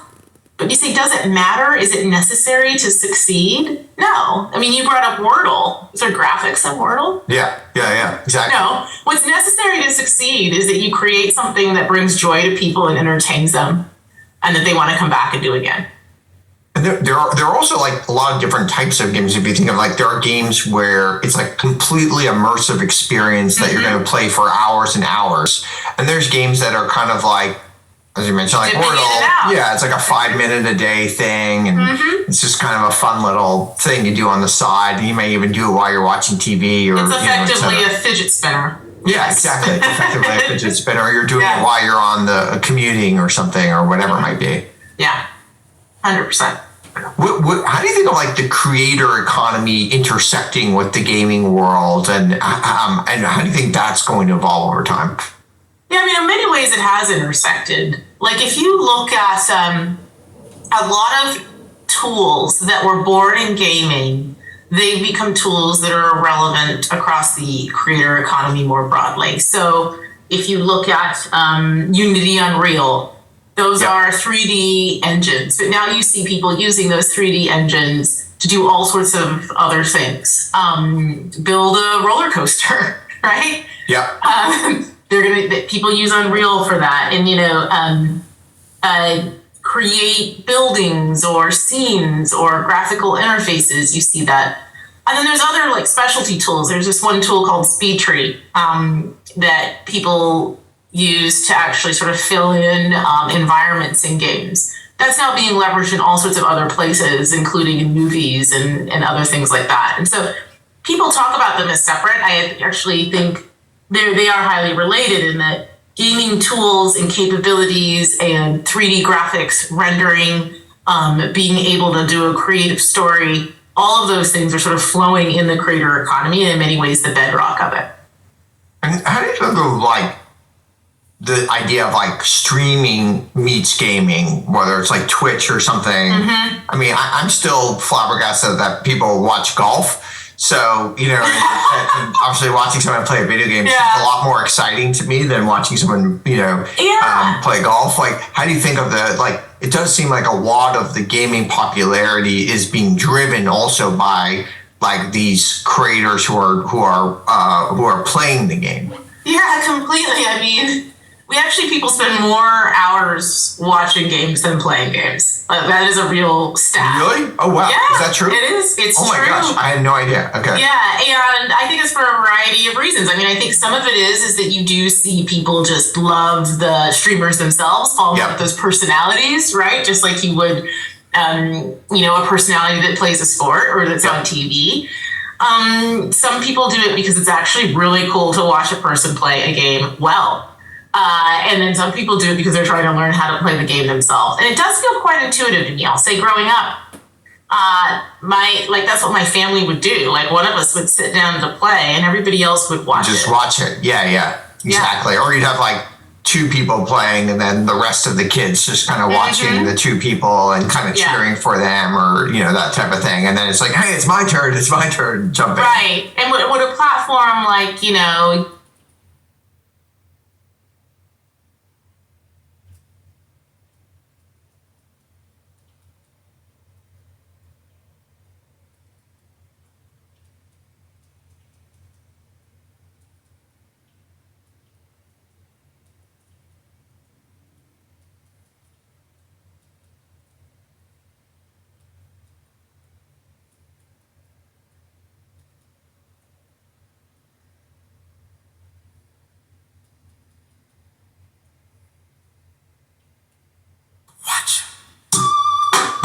Shit I do for a living, nigga. Shit I eat for a living, nigga. That's how I live for a living, nigga. Watch. Okay, let's do this. Watch. Things just ain't the same for gangsters, but I'm a little too famous to shoot these pranksters. All of these rap singers claiming they bangers, doing all sorts of twisted shit with they fingers. Disrespecting the game, no home training the manners. I was doing this shit when you was shitting Pampers. I was moving them grams when you knew what a hand was. Ducking the vans, radars, and scanners. When you knew what hard right and tan was. I was hitting the turnpike, I ate with the bangers. I was nice with my hands, plus I ate with them hammers. I was pricking my finger when you knew what a fan was. I had it laid out when you knew what a plan was. 300 mil later, now you understand us. You ain't see us coming to Vegas. You ever seen so much sham bust in one night? Ran fucked up one fight. I was on a Peter Pan bus. You was putting Peter Pan up in your room. Y'all fucking with whom? Allow me to be taught. You cowards is just now learning the shit that we taught. You niggas ain't know about a ride report, about a high-speed Porsche, i.e. You niggas ain't know how to floss till I came through the door like Eric B. for prayers. Respect me in this bitch. You can't disrespect us cause you got a little check cut. You was sucking it so long, fucking your little neck up. Now you're too big for your britches. You got a few little bitches. You think you rap, but you just ridiculous. I blew breath for you bitches. I gave life to the game. It's only right, I got the right to be king. Niggas that got life really like what I sing. Cause they know it's really like niggas feel my pain. Know the shit I don't write be the illest shit that's ever been recited in the game. Work to the hyphen in my name. J-A-Y dash Hoffa. The past, present, nigga, the future proper. The holy trinity of hip hop is us. We give Dre his prop, but that's where it stops. It's the ride. I know you got your eyes on me. I feel you watching me, but it ain't fun to see that you can't see me. You try, but what you think you saw ain't what you thought you saw. You better off not looking at all. Ain't the same as before. People I used to know just don't know me no more. But everywhere that I go, I got people I know who got people they know. So I suggest you lay low. I'm still on top of the game, still dropping flames, still cocking aim, still at the top, at the rock for the fame over setbacks. It's been a lot since I came. You seen it all, how I got, how I gained, the momentum when it dropped, how I got through the pain. When I rolled the shot, they watched me reclaim the streets. They made a special spot for my name. Straight, haters wanna stop to my reign, but the music lives in me every drop in my veins. The pride and the pain, all the way back from the rise of my name. See the world clear through the eyes of the main. See the world cheer for the rhymes that I gave.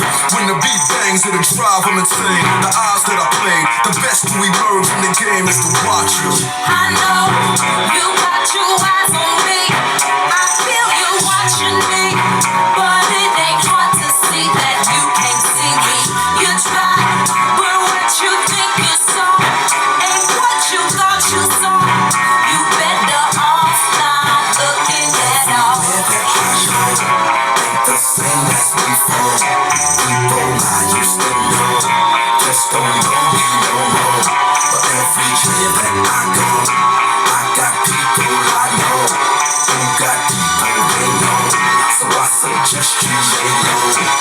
I'm rated R, my brain contains graphic things. It turns traumatic teens into addicts and fiends. It's like watching a movie through a panoramic screen, which means I can see the whole planet in the scene. Cash is the topic, the object of out of pocket. Some take the crack and chop it, but those that haven't gotta take away to add a profit. It's catastrophic. I take the gat and cock it, and I sit back and watch it. These New York streets is ugly. I keep it going. The world is mine again. Nobody keep it from me. Yo, my neighborhood is never sunny.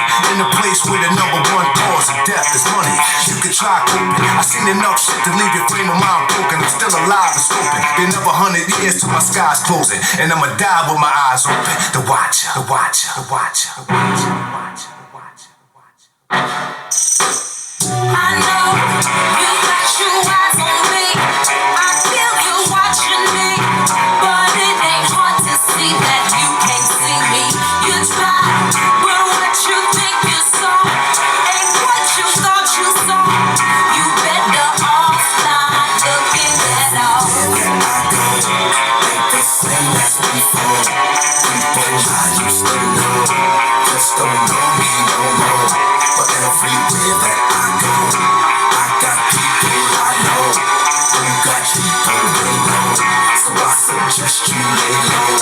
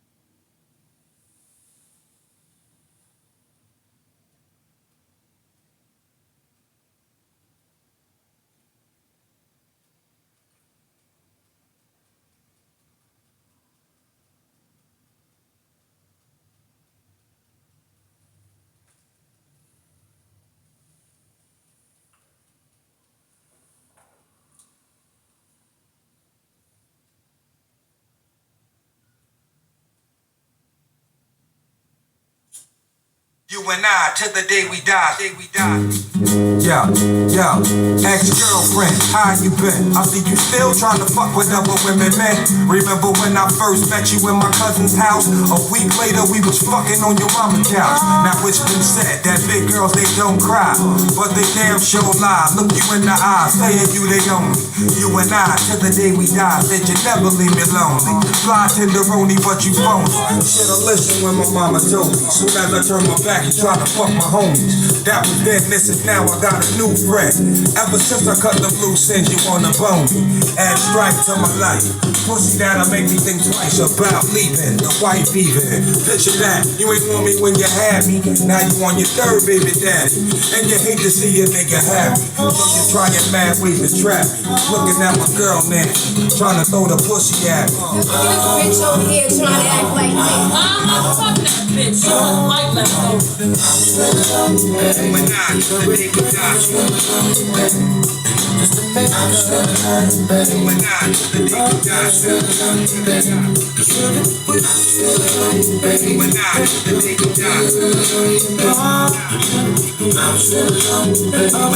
the day we die.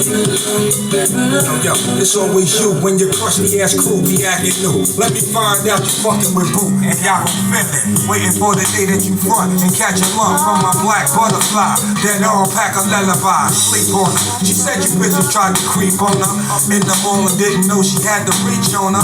Pearl handle 22, my boo. She go ahead and walk her dogs and represent Woo to the fullest. You and her can shoot the fair one, I'll bring the bullet. Know what I'm saying? Stop playing. You and them dyke looking bitches acting like y'all jumping something. Grab that bullshit. And now, the day we die. I'm still on the bed. When I know the nigga die. I'm still on the bed.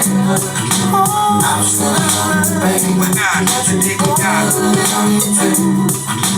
I'm still on the bed. When I know the nigga die.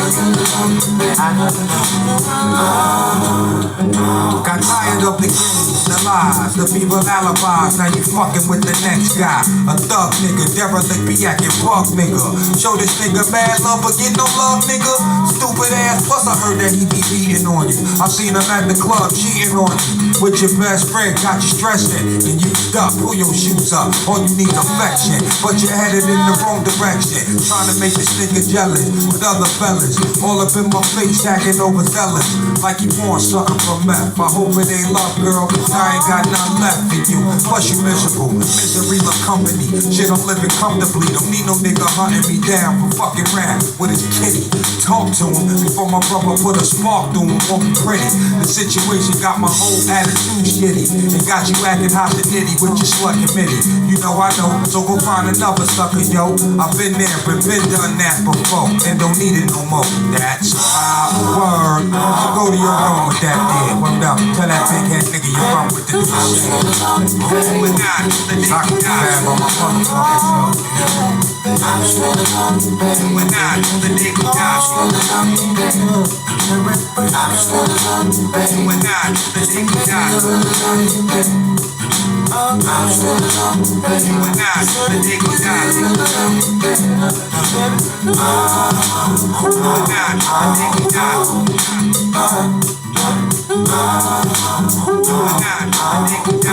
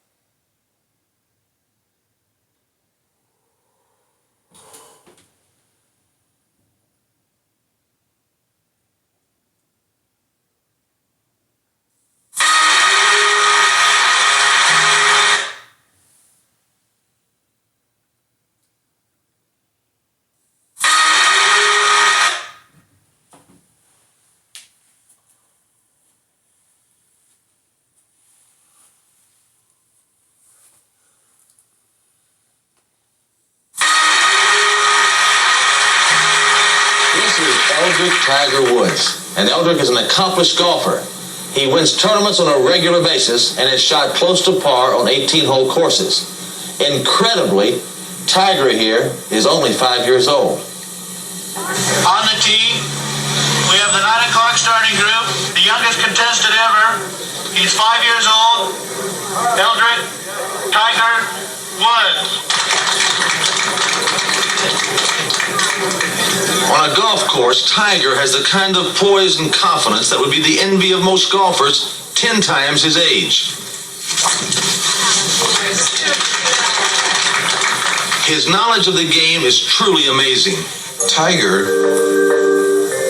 has a overall concept of strategy right now.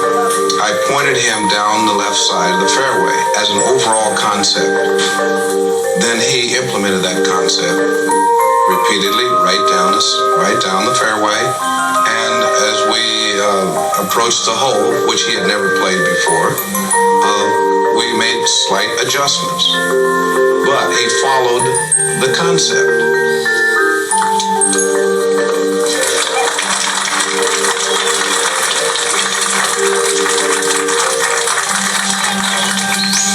When he wants to hit something, he hits it where he wants to hit it, not only where, but how he wants to hit it. Par. Okay, you gonna make a par on the last hole? Uh-huh. Okay, all right, let's go do it. Okay. That's better.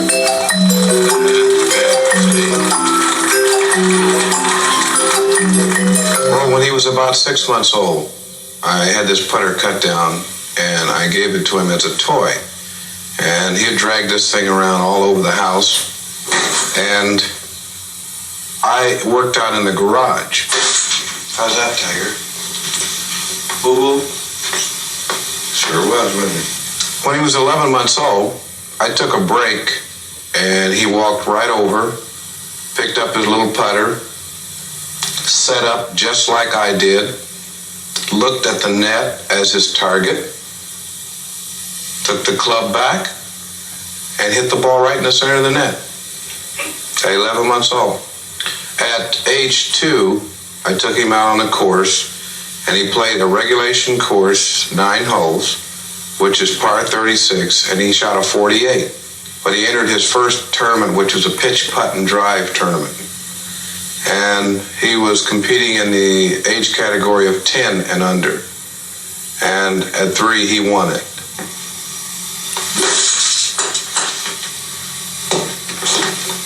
Parents should be supportive. We can't dictate to him what he can be and what he cannot be. So as a consequence, what we do is we participate with him in golf. And if it was bowling, we would participate with him in bowling. And each and every one of us has our own life to live. And he has a choice to live his life the way he wants to live his life. There's a lot of living ahead for Tiger. He hasn't even started school yet. That leaves a lot of time to share with his family. Maybe that's one reason why Tiger is more than just an amazing golfer. He's an exceptional person. Golfer and young man. Some of the things that he does are, you would see in one of the finest players in the world. His depth perception, the ability to hit the ball pin high up to the flag, and his judgment on distance and putting is really, really acute. You have a hard time beating him around the greens, no matter who you are. Like he has an awareness on the golf course of what he's doing. His ability to put together a series of shots for long periods of time is what enables somebody to either be a good player or a great player. And Tiger's ability to get it going and keep it going for extended periods of time is remarkable. There it is. Great shot. I'm going to be 20. I'm going to beat Jen Nicholas and Tom Watson.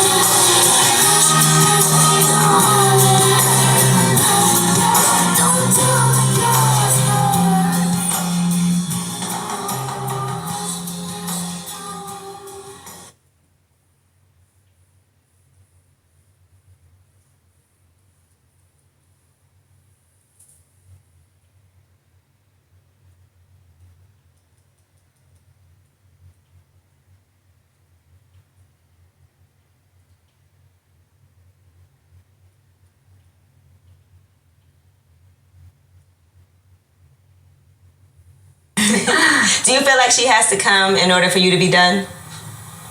Yeah. Got to. Cause like there's really like no point on here.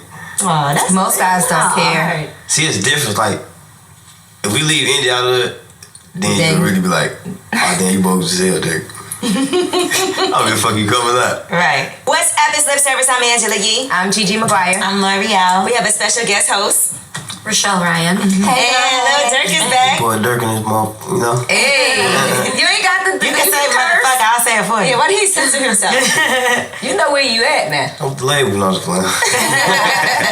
Now, Rochelle's our special guest host, and she is a porn star. But I mean, what is your specialty, right? Because you're a MILF. Yes. Do you have to have kids to be a MILF? No.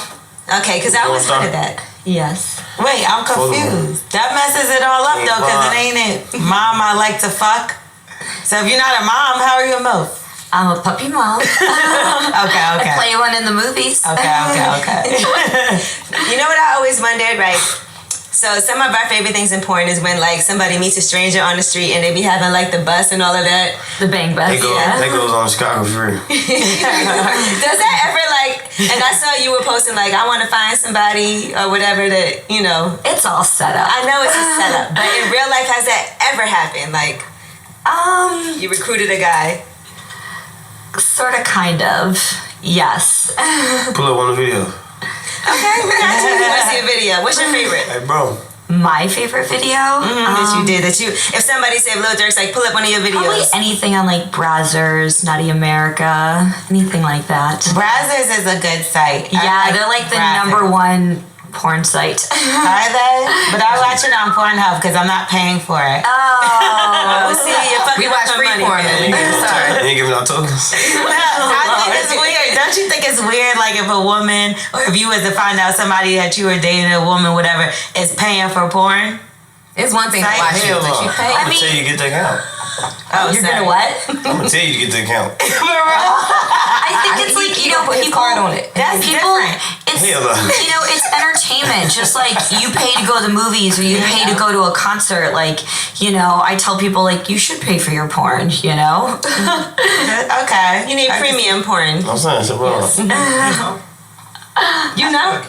Well, we know that scene. Yeah, you know her? Oh, I'm trying to see. This guy over here is crazy. We might gotta put him up a seat. I know. He ready to drink. He ready to show his elbows.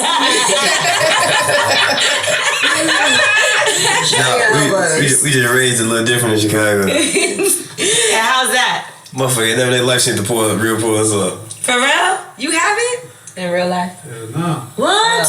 You're like a unicorn, girl. My groceries. Y'all are missing out. I think there's a few porn stars that are from Chicago. Yeah, you can tell by her coat she getting money.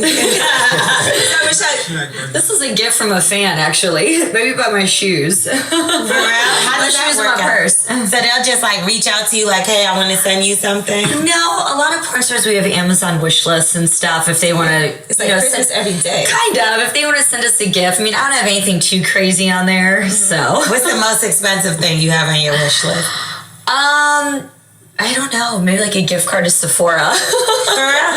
We need some type of Amazon type of wish list. I need a gift list. I'm giving out advice all day and shit. Nobody never bought me a Sephora. You totally should. We're making the wish list. Can we make a lip service wish list? We totally can. You guys have fans of the show and stuff like that. Be like, hey, like, you know, my birthday is coming up. It's Christmas, whatever. And stuff. That's their way to show their appreciation.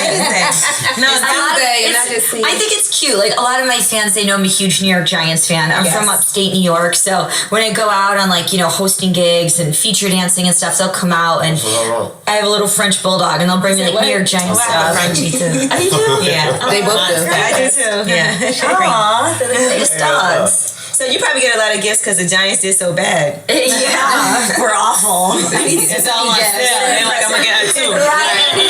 Yes. Tell us. Now, I envision if Dirk ever did porn, he would be sucking toes in it. For sure. Nah. There's a guy in porn named Dirk Huge. That's my name. You would be sucking toes in your porn, right? My baby mama only. Yeah, just your baby mama only. Has that always been like your thing or just for her? For real? Is it something like different? Did you just look at, I like these toes. These are different. He's got a fetish. Foot fetish? It's just your girl. You just, So is nah, it you fetish in clean. Nah. A lot of men do have love feet. I'm into it. And shoes. Like a foot fetish, yeah. And you want to know why? I just learned this. Because the part of your brain that turns you on, like where you get aroused, it's next to the part of your brain where, like, if you stub your toe or, something like that, yeah, like, they're so close to each other that you just, I don't know. If you stub your toe, you get an erection. Yeah. Part of the central nervous system. Yeah, something. We ain't bumped that shit yet. Somebody sent me a message the other day. You don't remember? I told you guys. Guys are always sending messages like, can you send pictures of your feet? Or they'll send me money. Buy me something off my wish Always list. I will. Anytime I post a picture without shoes on, I get DMs like, can you send me feet pictures out? I purposely won't put mine because I feel Y'all like it's girls? so weird. I like girls. Rochelle does and Gigi does. Yeah. I don't like no hoes. Nah, but yes, you do. I be fucking them bitches and kicking them to the side. That's what I do. Nice. I be fucking them bitches and making them suck my nigga dick. Do you like your girls to like girls? Do you like your girl to like girls? No threesomes and nothing like that. Your baby mama. Not India. Not India. See, it's different. Like the past, was different. Yeah. So before you were at a point where you like the threesomes and your girl like girls? I don't think there's a guy in this room that don't like a threesome. I don't have one. What? He's lying. I actually had a guy break up with me before because he put me in bed with a You girl. never met a porn star? Damn. And you're from Chicago? He's had a lot of All right, well, let's ask some questions because I want to ask you some this versus that, okay? If you have to pick one or the other. Would you rather have sex in the shower or sex in the car? The car. I don't like people touching me in there with. What? Your wet ass. So you don't take a shower with India? No, yeah, but it's like, I don't like wet sex, none of that shit. Like, sex and water is overrated. It is, yeah, it's awful. You gotta dry all the way off. Like, oh my gosh. Michelle, even if it's not sex, don't touch me if you wet, period. For real? What is it about that? I don't know, it's just like irritating. Oh. And it washes away like a woman's natural lubrication, so it's like raw, yeah. Yeah, I don't like that. Damn. So everybody says in the car versus the shower? Yeah. To the car. I'd rather have sex in the shower. I be cold too, like when you get to certain angles and shit, you like shivering like nigga. I want to mess with you. Guys don't like the shower as hot as we do. Like y'all can't. I like hot. The shower. All right. What about would you rather have if you had to pick, right, a quickie or really long sex, like 5 hours? It depends. Sometimes a quickie is all you need now. Like a hot pocket. Cat Williams. It depends on what type of drugs you off. Sometimes a quickie is all you need. Or if you got something to do. If you had something to do, nobody got no 5 hours. Yeah. You doing all that shit. So everybody says quickie? Yes. And Dirk says it depends on what drugs. Yeah. I like sessions, but it just got to be the right time. I don't really like quickies though, but I will take a quickie if that's what I ain't turning down no quickie, right? Do you feel like, Dirk, you have to shower after you have sex, or are you cool with just putting your clothes on and both? I gotta wash up before and after. Like a bird bath, maybe, yeah. No, shower. Okay, so you do like to shower after sex, but say you got a show, right? And India's like, yo, let's get it in. And you running late. Will you just leave after, or do you have to shower? The party don't start till I get there anyway, so I got to shower. They gonna wait for me. Do you feel like she has to come in order for you to be done? Yeah. Got to. Cause there's really no point on here. Oh, that's most guys don't care. See, it's different. Like, if we leave India out of it, then you really be like, oh, damn, you bogus as hell, Dirk. I'll be the fuck you coming up. Right. Because I think guys only care about that when it's like their girlfriend You or... ever had that situation where you text one of your guys and be like, hey, call the phone and say something happened. Oh, you right there with the girl. Then you call, you be like, I'm on my way. That's fucked up. So you have a lifeline. For sure. Now, all right, here's the next one. Would you rather have sex in the dark or sex with the lights on? I want to see. I like lights on. I like lights off. Because I'm real confident. See it all. You say you're very confident?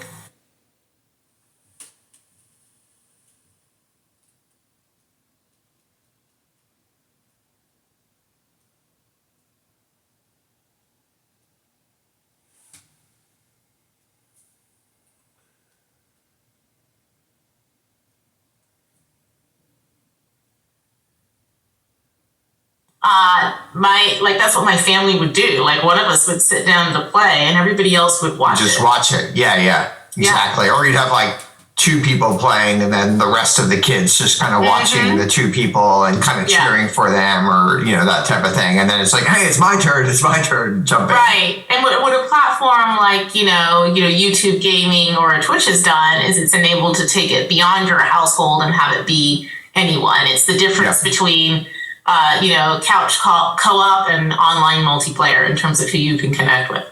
And how do you think of like the social piece of it?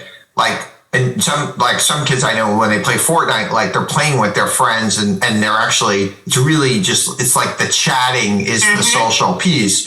But, and back in, when I was a kid 1,000 years ago, we would be on the couch together kind of playing, and that was kind of our social way of doing it. So how do you see that evolving, and where do you see like and how do you see that like affecting society?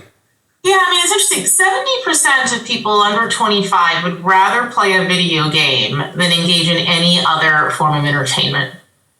Okay. Like, including social media. And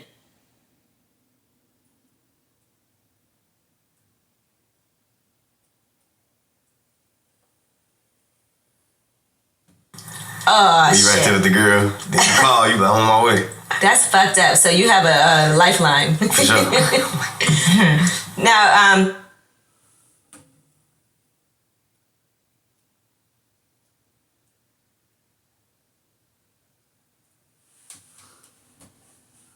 I'll be the fuck you come with that. Right.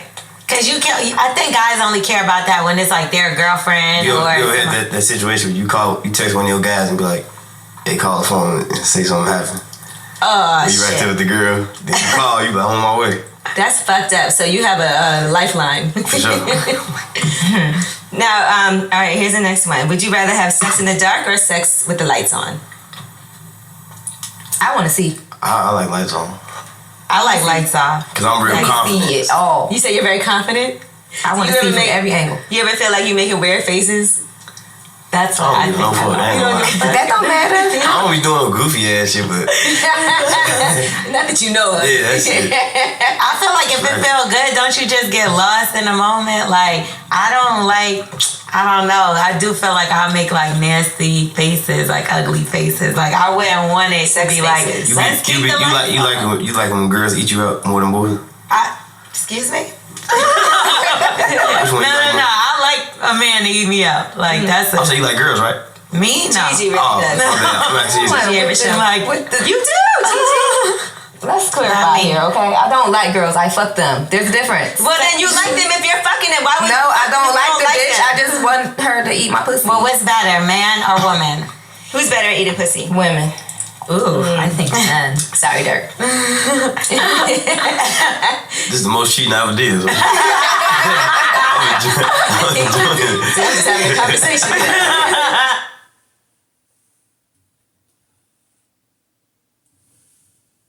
Social way of doing it. So how do you see that evolving, and where do you see like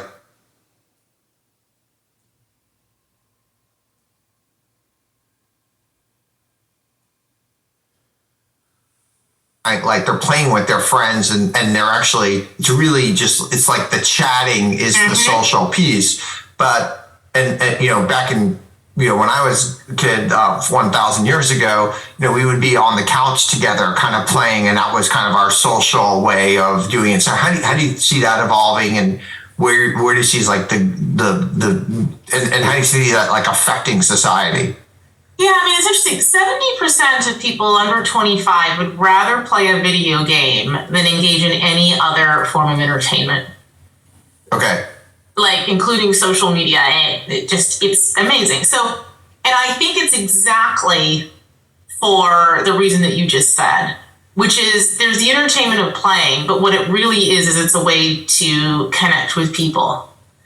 And they're not just playing single player mode, like they want to play with other people. Yeah, I mean, some even people if there's do other play people single all over player the world. Yeah. Yeah, some people do play single player mode, but the connection I think is really key, and it's different from what you and I grew up with, and it allows people to actually achieve something with someone who can live really far away, you can speak a different language, you can maintain, you can grow those relationships. We have people on our platform who have lifelong friends, best friends they've made, and they've never met them.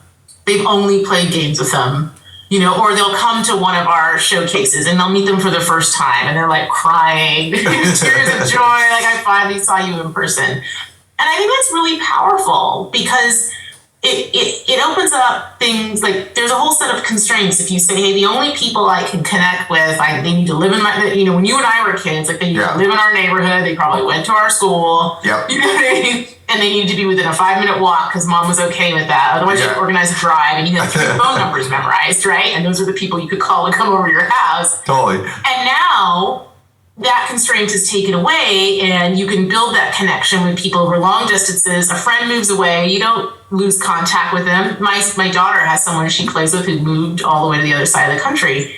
And that's a really powerful thing. I'll tell a story, like during COVID, we didn't used to let my kids play online games a lot. They were 5 and 8 when COVID started, and so we were really careful about it. But then COVID happened, and we're like, well, what are we going to do? All the rules are out the window when COVID hit. Rules are out the window. You're not in school. We just had like just tons of candy in my house. Yeah. We had a lot of Legos. I was like scared the Lego factory was going to shut down, I swear. And so we said, okay, you can play Minecraft with friends.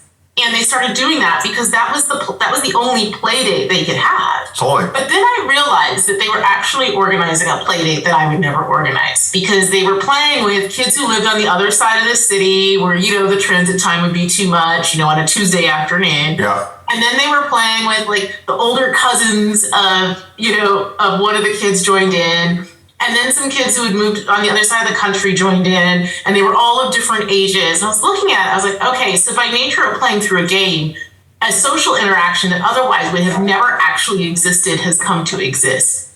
And so when you talk about how I think it'll shape the future, when you unlock something, it just can't happen any other way. You've unlocked something that people actually want, they desire, but would have just been so practically difficult to do, you would never do it. And that's why I think it becomes an ever more prevalent part of how our society interacts and connects. Yeah, it's also like.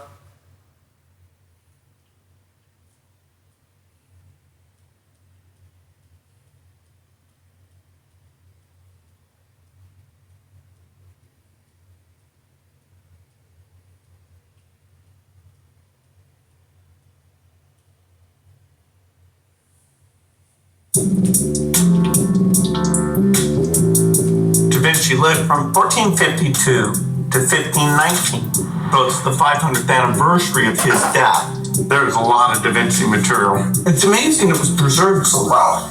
This codex is the only one that's not in a European museum. Leonardo da Vinci wrote all of his observations in these notebooks, and his ability to diagram things and just think things through was the best. 500 years later, we have the actual notebooks. Taking Leonardo's notebooks and translating them so everybody can understand the way that Da Vinci thought a little better than before is very important. The Codoscope is a piece of software that lets you to fully appreciate what Da Vinci was doing. There's 36 different pages here. He does mirror writing backwards. Because he was left-handed, like I am, if you write the normal way, then you are always smudging the ink. And so if you do it backwards, then you completely avoid that problem. So here you're just seeing the page exactly as it looked to Da Vinci. This is the mirror where we flip it around, and now here it is in English. So this really gives you, a direct understanding. Here, what he's explaining is a phenomena called earthshine, because it's actually a reflection of the sunlight from the earth back onto that darker side of the moon. As you go around, you'll find these little interactive elements that help you understand it. Leonardo da Vinci was a genius in so many different ways. His curiosity drove him to understand art and science. And that idea that if you just look carefully, that you could really figure the world out.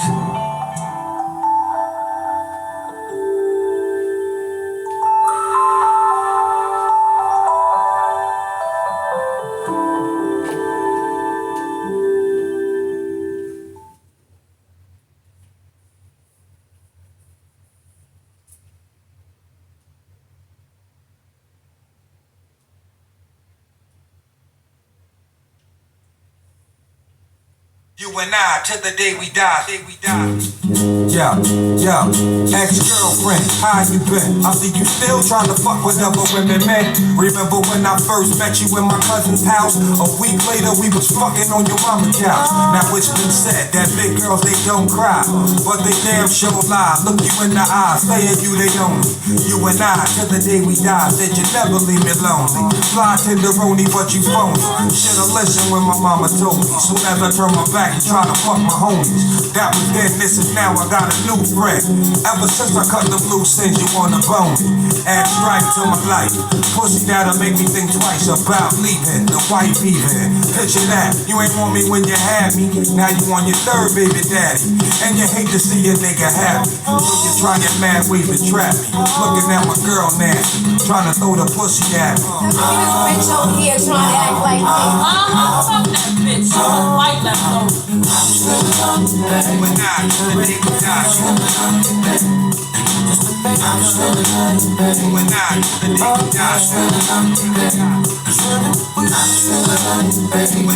the day we die. When I, the day we die. Yo, it's always you when your trusty ass crew be acting new. Let me find out you fucking with boo, and y'all gon' feel it. Waiting for the day that you front and catch a lump from my black butterfly. That all pack a lullaby, sleep on her. She said you bitches tried to creep on her. In the morning, didn't know she had to reach on her. Pearl handle 22, humble. She go ahead and walk her dogs and represent woe to the fullest. You and her can shoot the fair one, I'll bring the bullet. You know what I'm saying? Stop playing. You and them dyke looking bitches acting like y'all jumping something. That bullshit. And now, the day we die. When I, the day we die. When I, the day we die. When I, the day we die. Got tired of the games, the lies, the people alibis. Now you fucking with the next guy. A thug nigga, derelict be acting bug nigga. Show this nigga mad love but get no love nigga. Stupid ass, plus I heard that he be beating on you. I seen him at the club cheating on you. With your best friend, got you stressing. And you stuck, pull your shoes up. All you need affection, but you're headed in the wrong direction. Trying to make this nigga jealous with other fellas. All up in my face, acting overzealous.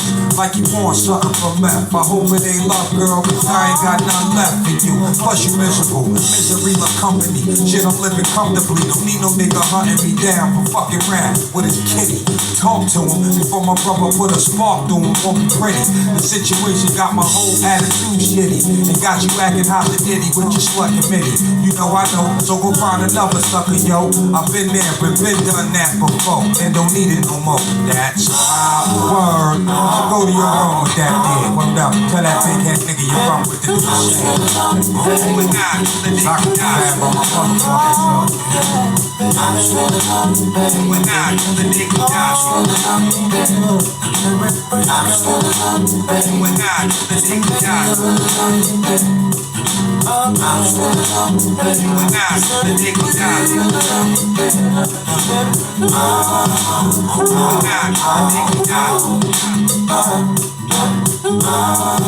the day we die.